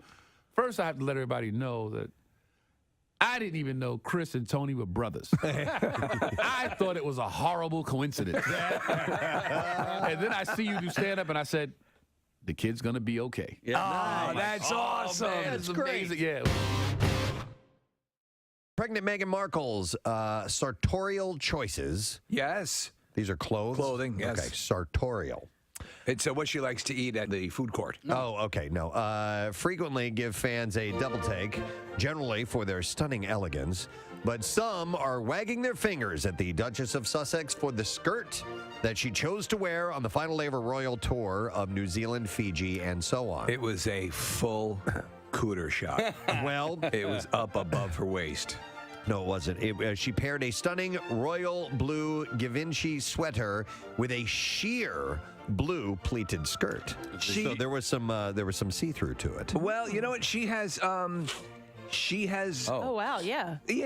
Yeah, I see it. But she has had a higher than they usually like the skirts worn with members of the royal family, but nothing outlandish. Whenever she's out, but she still looks elegant. You can see the shape of her panties. Yeah, I mean that's a little. Does it matter Yeah. that there are sexy photos of her on the internet to the royal family? Do you think? Because when she did Suits and she did some modeling There's a whole stuff, bunch of it. Yeah, and Nick, she had actually just done one prior to this whole meeting Prince Harry. Yes, and it's excellent. And the whole family received a portfolio of all of this stuff and said, here's what we're dealing with. She's a beautiful woman. If you need me, I'm going to be reviewing these photographs in my chamber. How long is that going to take? Wappa, wappa, wappa. Fwap, fwap. That's it. The Philadelphia Fishing Show, which is going to be the Expo Center in Oaks this weekend. All right, so the 17th through the 19th. The question this morning is, what older actor also guest starred on an episode of Barney looking for a cigarette? 215-263-WMMR. If you're listening around 7 o'clock this morning, then you heard it. What older actor also guest starred on an episode of Barney looking for cigarettes? 215-263-WMMR. If you know the answer, call right now. We will do the trash while you call. The trash business is a gold mine. 93.3 WMMR with Preston and Steve's Hollywood Trash. All right, this morning is brought to you by the Philadelphia Fishing Show. It's coming to the Expo Center in Oaks, February 17th through the 19th. You can get the best deals on all your fishing needs and more. Visit PhillyFishingShow.com. What's up this morning, Steve? Well, Nakuti Gatwa announcing his 4th season on the show Sex Education will be his last. Gatwa says that if just one person enjoyed what he did on the show, then that would explain the ratings. Oh, my God. Vin Diesel is reportedly working on a 4th installment in the Riddick franchise. Diesel says the new film will find a much more mature Riddick returning to his homeworld to file his income tax. Hey! This is so exciting. And finally, Ben Affleck and Jennifer Lopez plunking down $35 million for a sprawling Pacific Palisades mansion. Lopez says it's the kind of place where you can walk through the door at the end of the day and know you'll be in the living room within an hour. Alrighty, we'll see if someone knows the answer to this. We're trying to find out what older actor also guest starred on an episode of Barney looking for a cigarette. 215-263 WMMR is the number. So we will go to, let's see, we have Michelle on the line, and we're going to go to her. Hi there, Michelle. Good morning. Good morning, it. Good morning, it to you. What older actor guest starred on an episode of Barney and was looking for cigarettes? Was the wrestler himself, Mickey Rourke. Mickey Rourke. That's correct, Michelle. Hang on. I'm going to give you a 4-pack of tickets to Philadelphia Fishing Show. Come to the Expo Center in Oaks this weekend, February 17th through the 19th. You can get the best deals on all your fishing needs, boats, RVs, and more. Check out the 5,000-gallon aquarium full of local freshwater game fish, and you can stop by the trout fishing pond on site. Tickets and information at phillyfishingshow.com, by the way. Now, Preston and Steve's Music News on 93.3 WMMR. All right, it's brought to you by Montage Mountain this Friday. Join Nick at 8 p.m. Actually, he'll be there from 8 to 10. McGurk's Pub in Fort Washington. There's a Cardboard Classic warm-up party, and it is a chance to enter and win rooms for the weekend and VIP passes. Enjoy specials on Surfside cans as well. We're going to start with the concert announcement. It's a big one, gang. Big one because big enough for 2 shows at Citizens Bank Park this summer. That's saying a lot. Wednesday, August 16th, Friday, August 18th. MMR is happy to welcome back to Philadelphia Bruce Springsteen. I'm coming back, baby! How about that, man? Citizens Bank Park, and they're not back-to-back nights either. It's a Wednesday and a Friday, August 16th and 18th. So maybe we can get them for like a little unplugged session on Thursday here in our studios. That'd be nice. I'd love to do that. We'll see if we can work on that. By the way, tickets for Bruce will go on sale Tuesday, February 28th at 10 a.m. via phillies.com/Springsteen. So a couple of things keep in mind. It's 2 weeks from today, all right?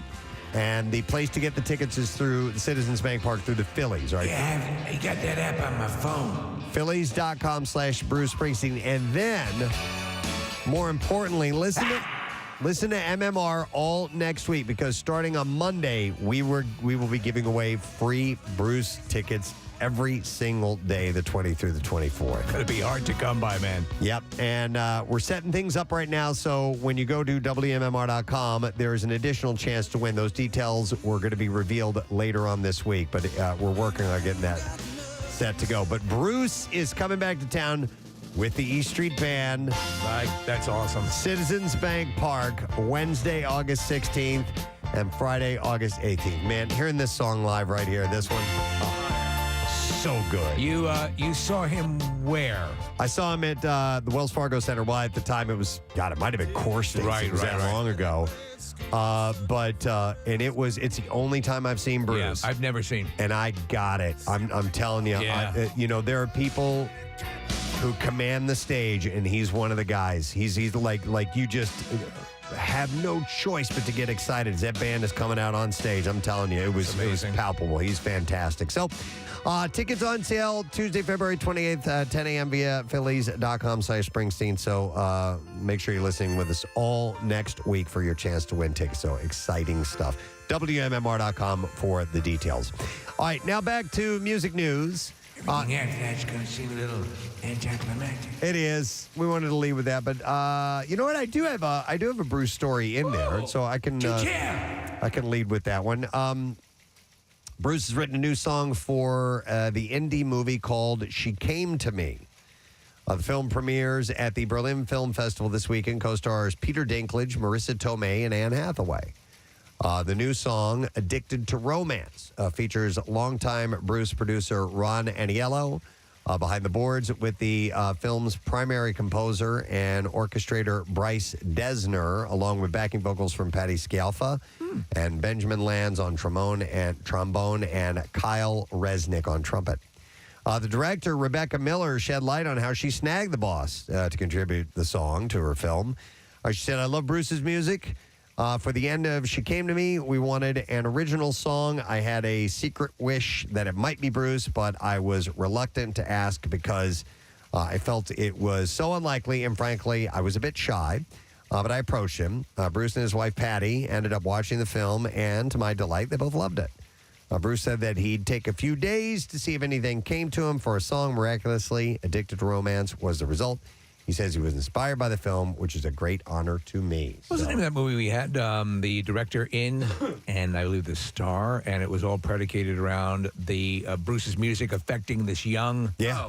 Was it Backstreets? It was a great movie. Yeah. And it helped him learn American culture. Right. And get out of poverty, sort of. And I forgot the name of that. It's the name of a Bruce song. It is. It's not Backstreet? No. Blinded by the Light. Blinded by the Light. Yeah, great movie. Rumbers, Indians, and the rubber. Yeah, it was well done. Very well done. All right, how about this? Bon Jovi's co-founding guitarist Richie Sambora was revealed as the masked potato on Britain's talent show, The Masked Singer. Come the F on. It's come to this. And like Sambora is, you might as well, that's like Bono level for that show. Over the course of his run. Oh my God! Richie had performed Elvis Presley's Viva Las Vegas, Leonard Cohen's Hallelujah, Fleetwood Mac's Go Your Own Way, and John Newman's Love Me Again. During the performance of Go Your Own Way, he even played guitar while in costume, which took a bit of doing. Sambora appeared on England's Sunday Brunch and explained, they cut my gloves off and matched my fingers to gloves and admitted he couldn't see the instrument while playing it. The potato. So Richie's. I mean, come on. Richie was the potato. I know. The thing that is the most annoying, as we pointed out many times, is the false zeal that they have, the judges pretending they recognize these. So many of these people are sub level, quote unquote celebrities. Yeah. He played the milkman on Boy Meets World. Stephen Stills and Neil Young will team up on April 22nd for the 2023 Light Up the Night benefit at LA's Greek Theater. As of now, the show will mark the pair's first concert appearance since the recent death of bandmate David Crosby. Stills and wife Kristen launched a charity gig back in 2013 to benefit and support Autism Speaks.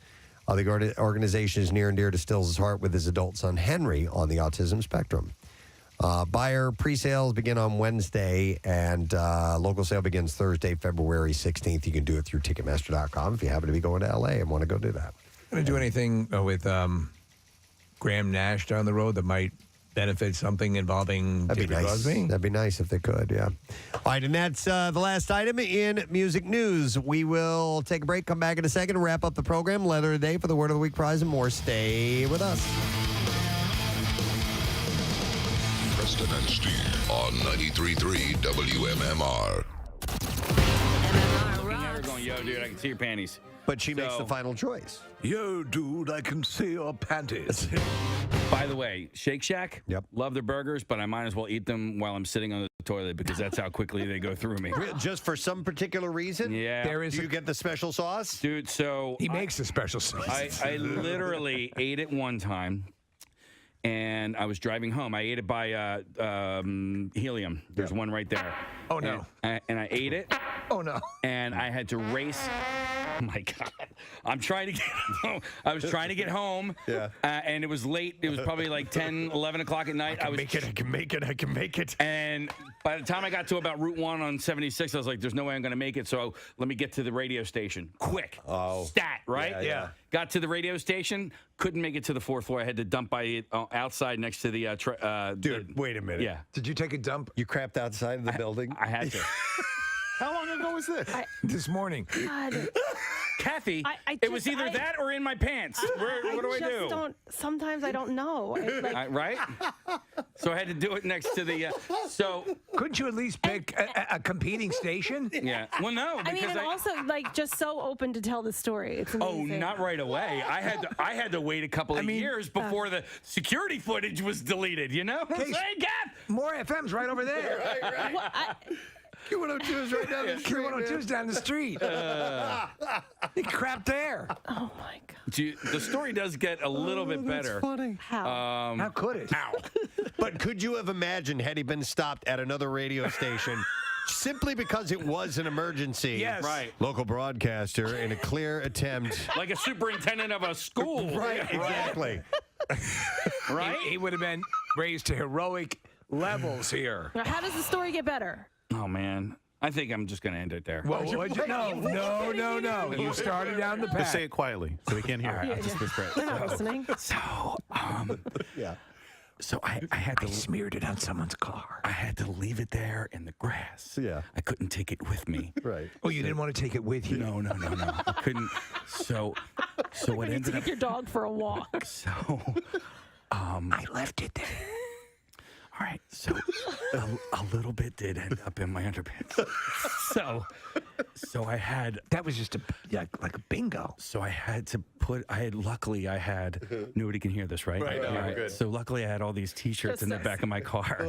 Did you fashion in makeshift underwear? I literally wore a pink T-shirt as underwear on the drive home. Oh no, it gets better. Okay, so then I'm on my way home and I'm thinking, dude, there is like T-shirts and poop and all this stuff next to the building. All right, so I can't.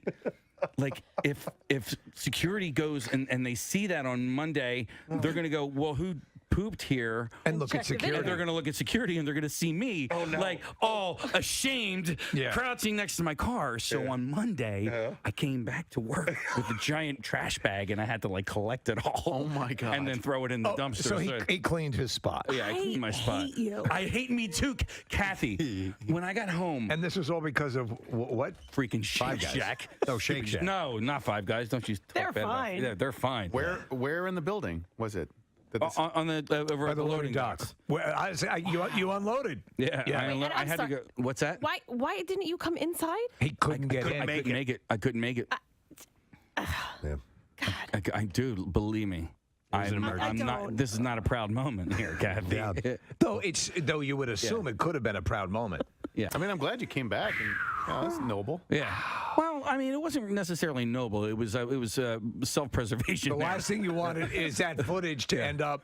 But what's worse, the footage of you doing it or the footage of you collecting it back up in the bag? They watched both and they were like, okay, well, he came back and cleaned. You know, we'll erase this. All right, so you should eat your hamburger upside down.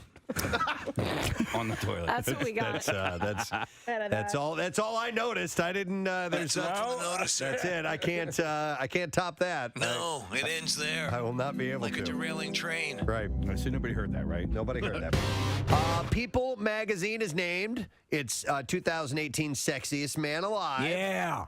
And it is Idris Elba. Oh, Kathy? The British actor says the honor has given him a boost of self-confidence. What do you think? Are you an Idris Elba fan? Pull up a picture. Okay. You don't remember? You don't know what he looks like? No, I do, but like, let me just look at. Let her drink him in. I don't like. Is that the picture they use? Let her take a sip of that chocolate. Yeah, milk. that's from people.com. I don't love the picture that they use. I wish they used a different picture, but yeah, no, he's good looking for sure. He was surprised after being crowned this year's winner. I was like, come on, no way, really? He told the magazine. You guys. He said, look. Here, there's the cover picture. Yeah, he's kind of like he's like Lovey. Well, like Lovey from Gilligan's Island? No, like not where you would look at some of them and be like, oh my God, he's so hot. Like this guy's like, he probably would give you a good hug. Part of it is his voice and his demeanor. He is planning a wedding with his fiancee Sabrina Dahor. No. Yeah, well, I don't Sabrina know. Dahor? Dower. Dahore? Dahore. Oh, you mean Dahor? Dahor. It's all the same letters. Who are you marrying? Sabrina. Oh, Dahor? Dhowre. No, not Dahor. If you move the W to the beginning or in between the D and H, it looks like Dahor. No, it's Dahor. Dahor. Dahore. No. Anyhow, the actor has I'm not marrying a whore. A 16-year-old daughter named Isan and a 4-year-old son named Winston. What a great name. Yeah, I almost like named my that. dog Winston. from previous him know. relationships. Elba told people about his upbringing. Yes, Idris. My name is Casey. I produce a show in the States. I almost named my dog Winston. When you said let him know, I thought you were talking about let my dog know. I did too. Come here, buddy. Come here. You're almost Winston. Reggie, I almost named Dog, I don't understand what you're saying. We began Wigapalooza. I'm very excited. If you just tuned in, we talked about this a while back. What would Steve look like with a head of realistic human hair and not goofy looking wigs? Actual hair. We want to see what Steve would look like with a realistic looking hairstyle. These wigs are usually fitted to people's heads, so Steve's got a bigger head. I actually thought his head was a little bit smaller than that. Should we bring him in? Yes. All right, Yeah. let's have Steve come in and see what the actual. Wow! Dude, oh my God! You haven't seen it? Kathy's got to have a mirror. Get the big mirror from the office. Steve, you look better bald, man. Casey, that does look good. You fixed the sides. Yeah. Do you know whose hair I immediately think of for some reason? Because he looks like Danny Briere's hair for some reason. Wow, Am I not wrong about that? That's Danny absolutely right. Briere, Dude, formerly of the Flyers. No, What? Who are you thinking of? Here, move your microphone over, Steve. So I can. From bachelor party and Adrian Zmed. Yeah. Wow. Hey, how It's come the no side profile that I love. I guess you have to. Well, I look like a '60s pop star. Hey, everybody. Yeah. All right. Anyhow. This is one that's for the ladies. Yeah. It's what you call a panty dropper in the biz. Yeah, Steve. We need a voice with that That's right, wig. yeah. What is that? The voice? I need you it. think, Yeah, or- I think that's kind of the name. Yeah. Yeah, And or kind of the voice. The back looks good too, like Does the the back look neckline. good? Yeah, the neckline. Yeah. The back looks real. Am I making you wet, baby? Looks totally real. Somebody says you look like Paul McCartney. Yeah. That's right. Yeah, absolutely. Somebody says Phil Mickelson or Ralph Macchio. Well, a little Ralph Macchio. A little bit. The Karate Kid on Hard Times. And by the way, you'll need. Hey, Mr. Miyagi, how are you? You'll need. What the hell happened? There you go. Yes, Steve's doing the dance moves. And we'll put. I could walk you home. Makes me feel fine. Oh, Steve. The hair. Oh my God.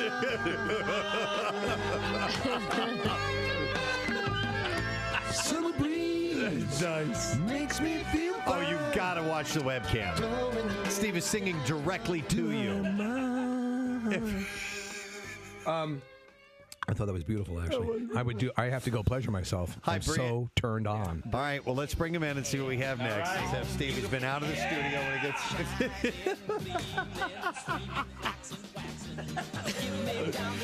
Okay. The color is better on this. Yes. I think you like. I like the dark. Hey, I'll help. You look like a stock boy a little Right, bit. yeah. I'll get that for you, Mr. Jones. What do you want me to do with the canoe? Steve radio program. Kind of show we had today, folks. Oh, flawless. Not the tiniest little bit of anything that went negative or wrong in any way, shape, or form. Do we do anything flawless? Oh yeah, absolutely, all the time. The problem is that, and Bill says, make a mistake now and then so people know you're human. Thank you, Bill. Well, anyhow, it has been a fun morning, nonetheless. Tired. You know what? I think I finally, post Super Bowl, It hit you. it hit me. Like, so Sunday night, stayed up late, had terrible dreams, a restless night's sleep. And yesterday, I was, for whatever reason, fresh as a daisy. And today, I am just, and I went to bed at a decent hour and I got a good night's sleep. I am wiped the F out. I've been having a hard time putting words together. You were able to find peace because you saw the image of Christ. That was it. Yes. Yeah, so I'll have that in the bizarre file tomorrow as a story that I was reading online. But anyhow, I would like to thank Nate Bargatze for being on the show. Nate is going to be, well, he has a special that's out on Amazon right now. It's called Hello World, and it is available for you to partake upon. And he's going to be in the general area. I think in May he's going to be at Hershey, but maybe he'll make a Philly date down the road. But It'd be nice. Very cool guy. Liked having him on this morning. And to reiterate, we made a concert announcement. Bruce Springsteen, two shows, Citizens Bank Park this summer, Wednesday, August 16th and Friday, August 18th. And tickets go on sale on Tuesday, the 28th. So 2 weeks from today. And you can get the tickets through Phillies.com/Springsteen. And then listen all next week because we're going to be giving them away beginning on Monday. And there's a little promotion that goes with that. We'll have details coming up down the road on how that all is going to work out. So it's looking good. Pierre's here. Hey, man. So Monday we have tickets starting to give away. Is that right? That's what I've been told. Okay. I love this picture that's up on our screen. It says Bruce and the E Street Band 2023 tour. It's got him in front of a convertible. Is that a Camaro? I think it's Camaro, yep. And is that an arena behind him of some kind? I don't know what that is. Somewhere in Jersey. It looks... it looks like a juicer. Like a... Like something you make juicy. Yeah, that you take a piece of half an orange and squeeze it. Oh, I see where Do you have oranges that big? First, I thought it was an arena of some kind. I'm not quite sure what the building is behind I think that's him. a Danny Clinch photo from Asbury Park. Danny Clinch is a great photographer. Shoots Pearl Jam and Bruce and Foo Fighters and Dave Matthews Band. And I believe, I know that he and Bruce have a really tight relationship. And I think he took this photo. I think you're right. For some reason, I recognize that place. That's where they make juice. No, I think it's a it's some venue that has some sort of importance to him, or a dry cleaner. There's a story from the Born in the USA tour. Bruce was just, taking off on a whole giant level. And there was somebody, and I think it was in Philly, in the parking lot, that found his car. He was driving to some of his own gigs. Yeah. And isn't that crazy? Somebody found his car in the parking lot and waited till he came out and said, "Would you give me a ride home?" And he did, which I thought was pretty cool. That is pretty wild. That's a risky proposition. That is a very risky proposition. I'm a big fan, man. Would you come in and meet my family? They're all embalmed. Yeah, another bizarre file story. It's called the Transparent Gallery. Is that what it is, Nick? I think actually that's Danny Clinch's yeah, he's gallery. got a gallery on the boardwalk. Yeah, Danny Clinch. I keep saying the wrong thing. Danny Clinch goes by Danny Bones on Instagram, and the name of his gallery is the Transparent Clinch Gallery. We got the name of the place here, Chris. Yeah, it's the Asbury Park Carousel Building. There we go. Yeah, that's the name of that. Okay. So it's a legendary shot there. Cool. Very cool. What's inside it, I wonder? Gum. Okay, good. All right. I'm assuming there's a carousel inside of it. How many times have you seen Springsteen? Oh, God.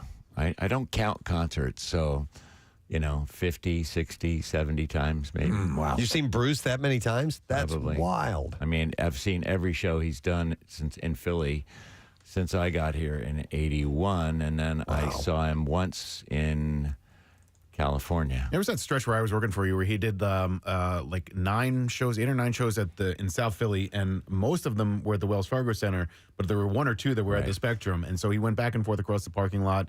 Those shows were incredible. I mean, it's just to be able to see him at all is great, but the fact that he's doing a few shows through Philly is pretty damn cool. Yeah, these arena indoor shows are kind of like teasers, if you will, for the summer shows because they all sold out instantly, and that he's doing various arenas around the country, and then off to Europe, I think, and then back, and then doing the big outdoor places. So it gives, I guess, more people an opportunity to see him. It's wild. Yeah.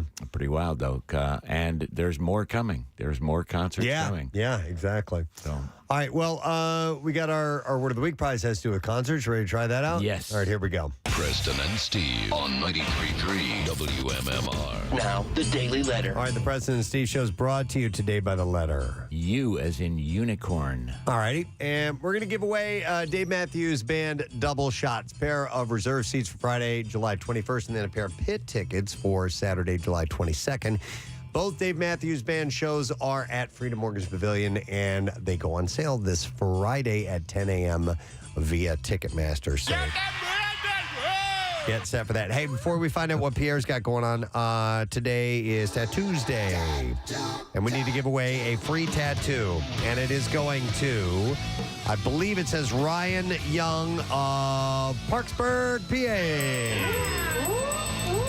And Ryan, congratulations. $350 gift certificate for Floating World Tattoo and Piercing. And you can take a look at their artwork. Stop by and see them in person, 1729 South Street in Philadelphia. Great people. Plus, for samples, you can visit floatingworldtattoos.com or check them out on Instagram at Floating World Tattoos. What do you have for the masses today, Sa? Well, we'll have Mass Double Shot Tuesdays. So we'll have that going. We've got Home and Garden Show tickets. We've got Dave Matthews Band tickets for the Saturday show. And then the workforce blocks, as it is Valentine's Day, will be our traditional block of love and then a pause and some hate songs. I love that. Yeah. Love it. Because there's all those love songs, but how many breakup songs are there? Yeah. A couple, and yeah. how many "You Are the Worst Thing I've Ever Seen" songs out there? And there are a few. Yeah, absolutely. All right, send your suggestions in. All right, talk to Pierre. And I want to thank our sponsors. President Steve Show brought to you today by Dunkin'. The President Steve Show runs on Dunkin'. Also brought to you by Acme Markets Fresh Foods, local flavors. And by Wilmington University, their student focused support works to keep you on track and on budget. And you can get to know the university that works for you. Visit wilmu.edu today. Tomorrow's program, Wednesday, Fox Good Day. That means secret text word as well. And our good friend, Mark Summers, has a new podcast out, and he's going to be telling us about that tomorrow, which is great. Always great check out with Mark. Check in with Mark. That's it. We're done. Rage on. Have a great day, and we'll see you tomorrow, my friend. Bye-bye.